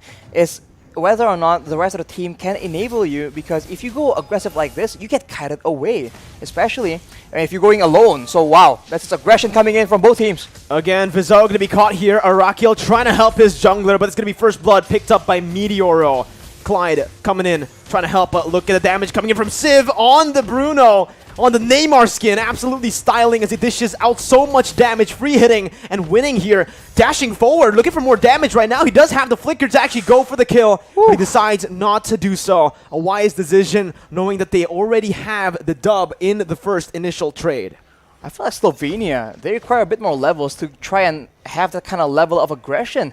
They're up against, as we mentioned earlier, Lapu Lapu, Kaja, Atlas, and a Bruno. Technically, all these heroes, including the Gushin, can be a lot more dangerous in the early game, and Slovenia completely didn't recognize the danger in going aggressive there, and they paid the price. So Argentina already with a bit of a lead. We'll have to see Slovenia. Whoa! As I say that though, wow, it's a kill over to Civ on the Bruno. We all know how much a Bruno can snowball here, but Civ is going to be caught. Has that flicker that he saved earlier, and that's where it comes to play.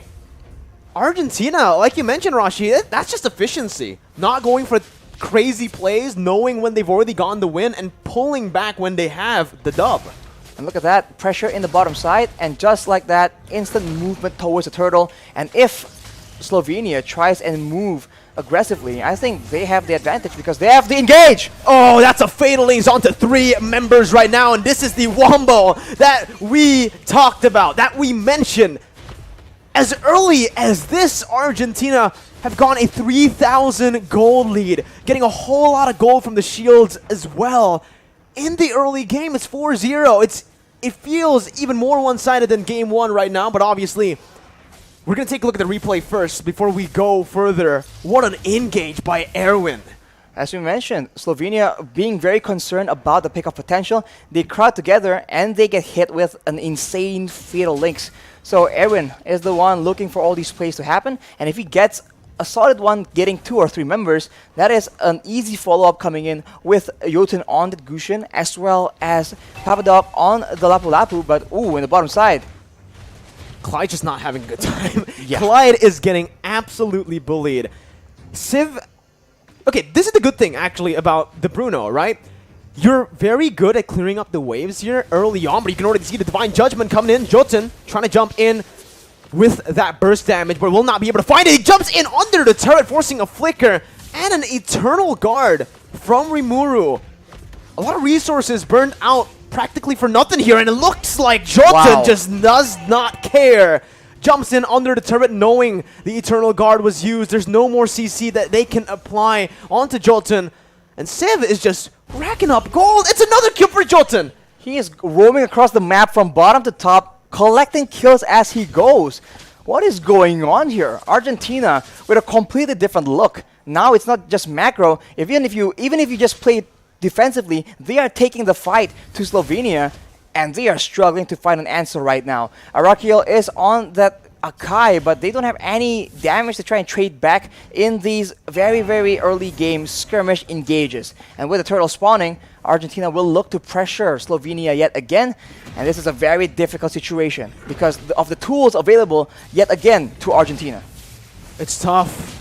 Look at the pressure for Argentina. Erwin, my goodness, jumps in again with the Fatal Links, but it's going to be cancelled out with a heavy spin. Now Vizal trying to do some damage control, but the damage comes in, and look at the stun onto 2 with the flicker as well.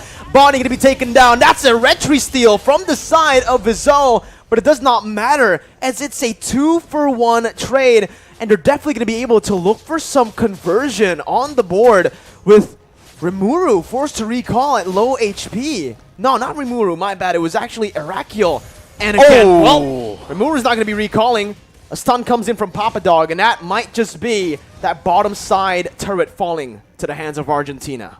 It's a replay from what happened earlier. As we mentioned, pressure for the turtle, and once your opponents, your prey comes in, flicker of Fatal Links, and the follow-up. It was initially disabled by the heavy spin, but overall, that is enough damage to ensure that Argentina have the fight in the bag. That's the Gusion, man. Very solid single target damage, but if everyone gets clumped up by the Fatal Links, he can very easily just decimate the whole team. And look at this again. That's going to be Erwin who's able to lock them up, forcing Arakiel to actually use the heavy spin, still saving his Fatal Links. Clyde is not going to be able to get out. They're not even going to use these Fatal Links. Civ tries to look for a quick elimination there, but he's not going to be able to find it. Vizzo in the mid lane trying his best to actually clear out the wave, trying to buy some time. That's the Divine Judgment coming in. The burst from the side of Jotun. Absolutely insane as Arakiel, the tank, does not feel like a tank in the face of the damage from Jotun. In the face of the gold difference, almost, what is this, 5k, 6k almost?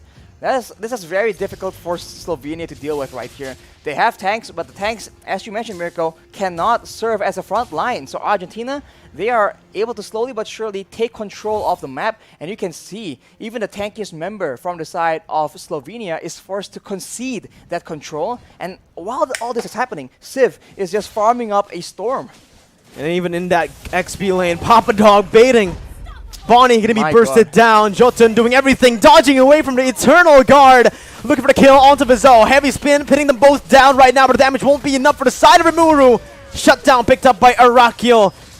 Probably the worst member to have that shutdown as everyone jumps in with the Fatal Links, and that's the Divine Judgment as well, suppressing Rimuru.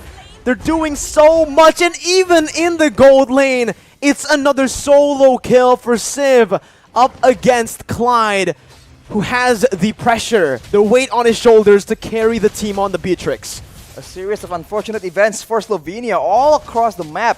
If you look at the item differential here, it is a stark contrast. You can see that every single core member from Argentina have their damage items ready. The Bloodless Axe for the Lapu Lapu, the Dominance Ice as well to curb that regen and make the tankiness not so tanky, and they keep going again and again. The snipe comes in and there is damage, but how often can that happen?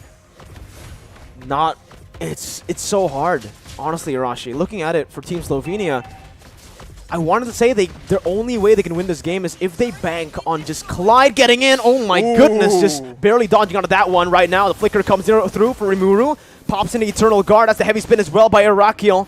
But with all those ultimates burnt out, it's looking like Argentina want to look for a re-engage. Oh my god! Jumps in with a Fatal Links, finds 3 members out of nowhere. And Meteoro picks up all the kills on the Kaja. A triple kill for him. And there is nothing that Slovenia have to respond back to that. Erwin was the only one caught. And he's the roamer. That's worth. Unreal, man. You can see that Jotun as well as Papadog, they have so much pressure available here, and they're able to corral the members of Slovenia to try and avoid getting picked off, getting shut down just like that. But once they do that, Erwin, every single time he goes for that flicker Fatal Links, it's been such value. It is unreal. The game plan for Argentina is absolutely solid, and from the looks of things, it might just be a matter of time. Argentina are so solid, right? They look at Commander Erwin and they go straight on, charging into the base. Whatever Erwin does, they follow. And right now it's working. Again, you can see the base turret passive have all been baited out. The Lord has spawned in. 9 minutes in, Argentina are looking for that Lord. Civ has actually cleared out that bottom side. And that means just Slovenia won't be able to contest this. Jotun can actually just solo it. They had used the Magic Sentry. They saw members of Argentina in the jungle, but even then, what can they do? Their only source of poke is going to be the snipes, but even then, afterwards, who do you send to open up vision to try and check out what kind of dangers are in the bush? Because if you make a mistake, you get completely annihilated. Arakiel trying to look for the play, but Divine Judgment was perfectly placed. Arakiel going to be taken down. Ball down by Civ there. He just got shot. Look at that damage, Arashi. That's a roamer. That's the tank. That's the man you want to soak in damage, and he gets melted down like that. And you can see that Slovenia is feeling the pressure. They're trying to make those desperate plays happen, but Argentina is just way too patient about it. And look at that yet again. Another engage happening. Bonnie going to be taken down as well. Still able to actually flicker out. Meteoro flickering forward to find the double. Clyde looking for the snipes. Getting it. Meteoro in the midst of it all. Going to be taken down. It's a shutdown by Clyde, but Civ is here to pick up the scraps. It's a 4-4-2 trade. Arakiel going to fall as well, as that's going to be a wipe out. And Team Argentina will send Team Slovenia down to the lower brackets as they progress to the next stage of the IESF World Championship. Flexing out in the first showing of IESF that they can actually do it both ways. You want to go slow? You want to go for macro? We can do that. You want to go for micro engages? We got you covered as well. So for Argentina, anyone trying to go up against them needs to be very, very concerned right now. They're the dark horse of the tournament, right? I mentioned right before the event, I thought Vietnam was going to be the dark horse of the tournament, but after seeing such... That was a statement by Argentina to the world, saying that basically, hey, we're here. We're here to play. We're not here to just compete. We're not here to participate. We're here to win it. Overlook us and you're going to pay the price, because that is exactly what happened to Slovenia. They just did not have the right answers, and Argentina were able to get very dominant performance 2 different ways, right? If they're good at one thing, all right, but they have shown an insane amount of potential here. They showed 2 different styles in 2 games, right? Again, from the drafts, you could see that they've planned it. Game number 1, they looked for that pick composition, and they executed perfectly. Game number 2, they looked for that team fight, and again, they were able to execute their game plan smoothly. What's most impressive is that discipline, Arashi. Early on, Civ could have definitely just went for the flicker to look for that kill. But he didn't. He didn't. And it allows him to actually escape from a gank. And I think that's the story of the game, right? The discipline and the patience. Because every time, you can say that Erwin would be a bit too bloodthirsty to try and force those plays. But no, he waits for the right moments when Slovenia just has to actually commit. We take a look at some of the highlights here, and we can see, I think, a lot of plays happening. As we mentioned, it's always when there's an objective, and then Slovenia is forced to try and group together, try and seek some info, and look at Erwin. It's not even that hidden. He just goes for it. And in a way, Slovenia does not have any options. What are they supposed to do? Flank around against the composition of Argentina right now? That is not a feasible option. So again and again, they are forced to take the difficult route and repeat it enough times, and Argentina will just get completely out of control. Not to mention, the damage coming in from the Gushin and the Kaja, unreal, man. Meteoro and Jotun, both can just do an insane amount of damage, following up on the Fatal Links in a way that you don't really expect. It's almost as if Erwin listened to what we said in game 1, saying he wasn't flashy, and he was like, you know what? All right, I'm not flashy. I'll show you what flashy means, man. I'll pick up that Atlas, and I'll absolutely style on everyone. Most of his engages, I think I've only seen him ult Fatal Links one person once, and it was this time right here when he was able to find just Arakiel, I believe. No, this was the 3-man. So this was the 3-man, man. Yeah, if we said he wasn't flashy in game 1, he's definitely flashy here. And for your match MVP, Jotun, who was flashy in game 1, this time, I do believe he actually took the safer route, right? I mean, there were a lot of crazy plays he made on the Gushin, but it just felt clean. There was nothing too crazy, but it's efficient. It's efficient. It's an efficient Gushin. Again and again, it seems like Argentina, they just really understood the assignment, right? They knew exactly who are you, what are you playing, what hero, what is your job description? Are you supposed to go and deter team fights? Are you supposed to dive in the back line? Are you supposed to just follow up on the engage? Because Jotun can very easily just go for a single kill in those fights. But no, he waits for Erwin to make the play because everyone understood what their role in this game is. And the match MVP is still going to be Jotun from Argentina. 7, 1, and 12. That Gushin in both team fights and in those split push skirmish situations, absolutely lethal. 48,000 damage dealt. We saw the rotation game from this man. From bottom all the way to top kills side. From the bottom side all the way to the top side. He assisted in the goal lane, he got a kill in the mid lane, and then he proceeded to get a kill in the XP lane as well. What an absolute beast, and he's definitely the one to look at when it comes to assassins right now because he has the most assassin picks in the tournament so far. But Erwin, it wasn't flashy in game 1, but hey, he took that personally. Game 2, he took the game into his own hands with the Atlas. That's what's so scary, man. Having your opponent being able to give you so many different looks. At one game, he's just calm, calculated. He does what's necessary only. On another game, he just completely takes over the game, and he is the source of all your misery. And that is what Erwin has shown to be able to do.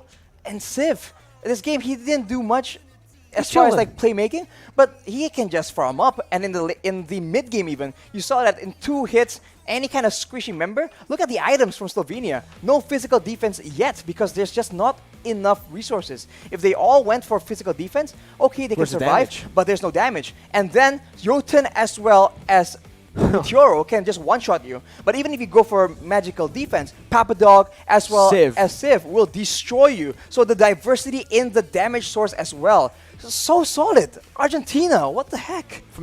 From obviously the win condition for this team. Again, sure, they drafted heavily towards that team fight, towards the objectives, neutral objectives in the early stages, but they also have that insurance, right? They always have that Bruno. So even if they go for a team fight in the neutral objective, if Slovenia decides to actually go and commit 5 members up to the same neutral objective, there's always Civ who can take turrets, and we've seen that this Bruno can take turrets very fast, even sometimes backdooring in some games. I do believe you remember. Oh, I do. It was a big match a long time ago, no, a few months ago, that was absolutely shocking where Bruno was able to backdoor with a diversion from his team. But man, this tournament so far has been absolutely amazing, especially this game. I do believe this game was the most impressive by far, with unexpected. With the Malaysia-Vietnam game being very close as well. But obviously, Arashi, with this tournament being as amazing as it is, it would not have been possible without our official sponsors. Because IESF World Championships is supported by wonderful Indonesia, Kemenpora, NOC, and KONI. We also have special thanks to all of our sponsors, JHL Group, JHL Auto, Nusa Pay, DAS, Gudang Crypto, Pertamina, Taiwan Excellence. We also have Hydro Coco, IndiHome, Telkomsel, HIN, Episode Hotel, Merusaka Nusa Dua, which is the resort that you guys are seeing right here and everywhere across the camera. We also definitely have Mineski Global, Indonesia Football E-League, ESID, and Lemon ID. But Rashi, you have news or information on our media partners, don't you?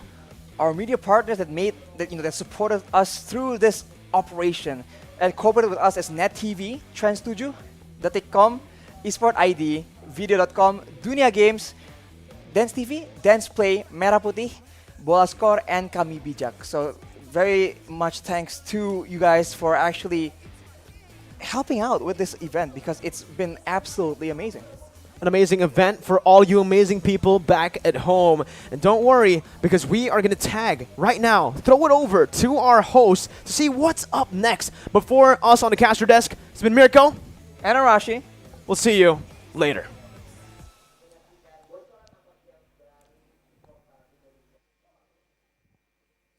Thank you once again, Arashi and Mirko. So we have finished all of the match for today on Mobile Legends Bang Bang IESF 14th World Esports Championship.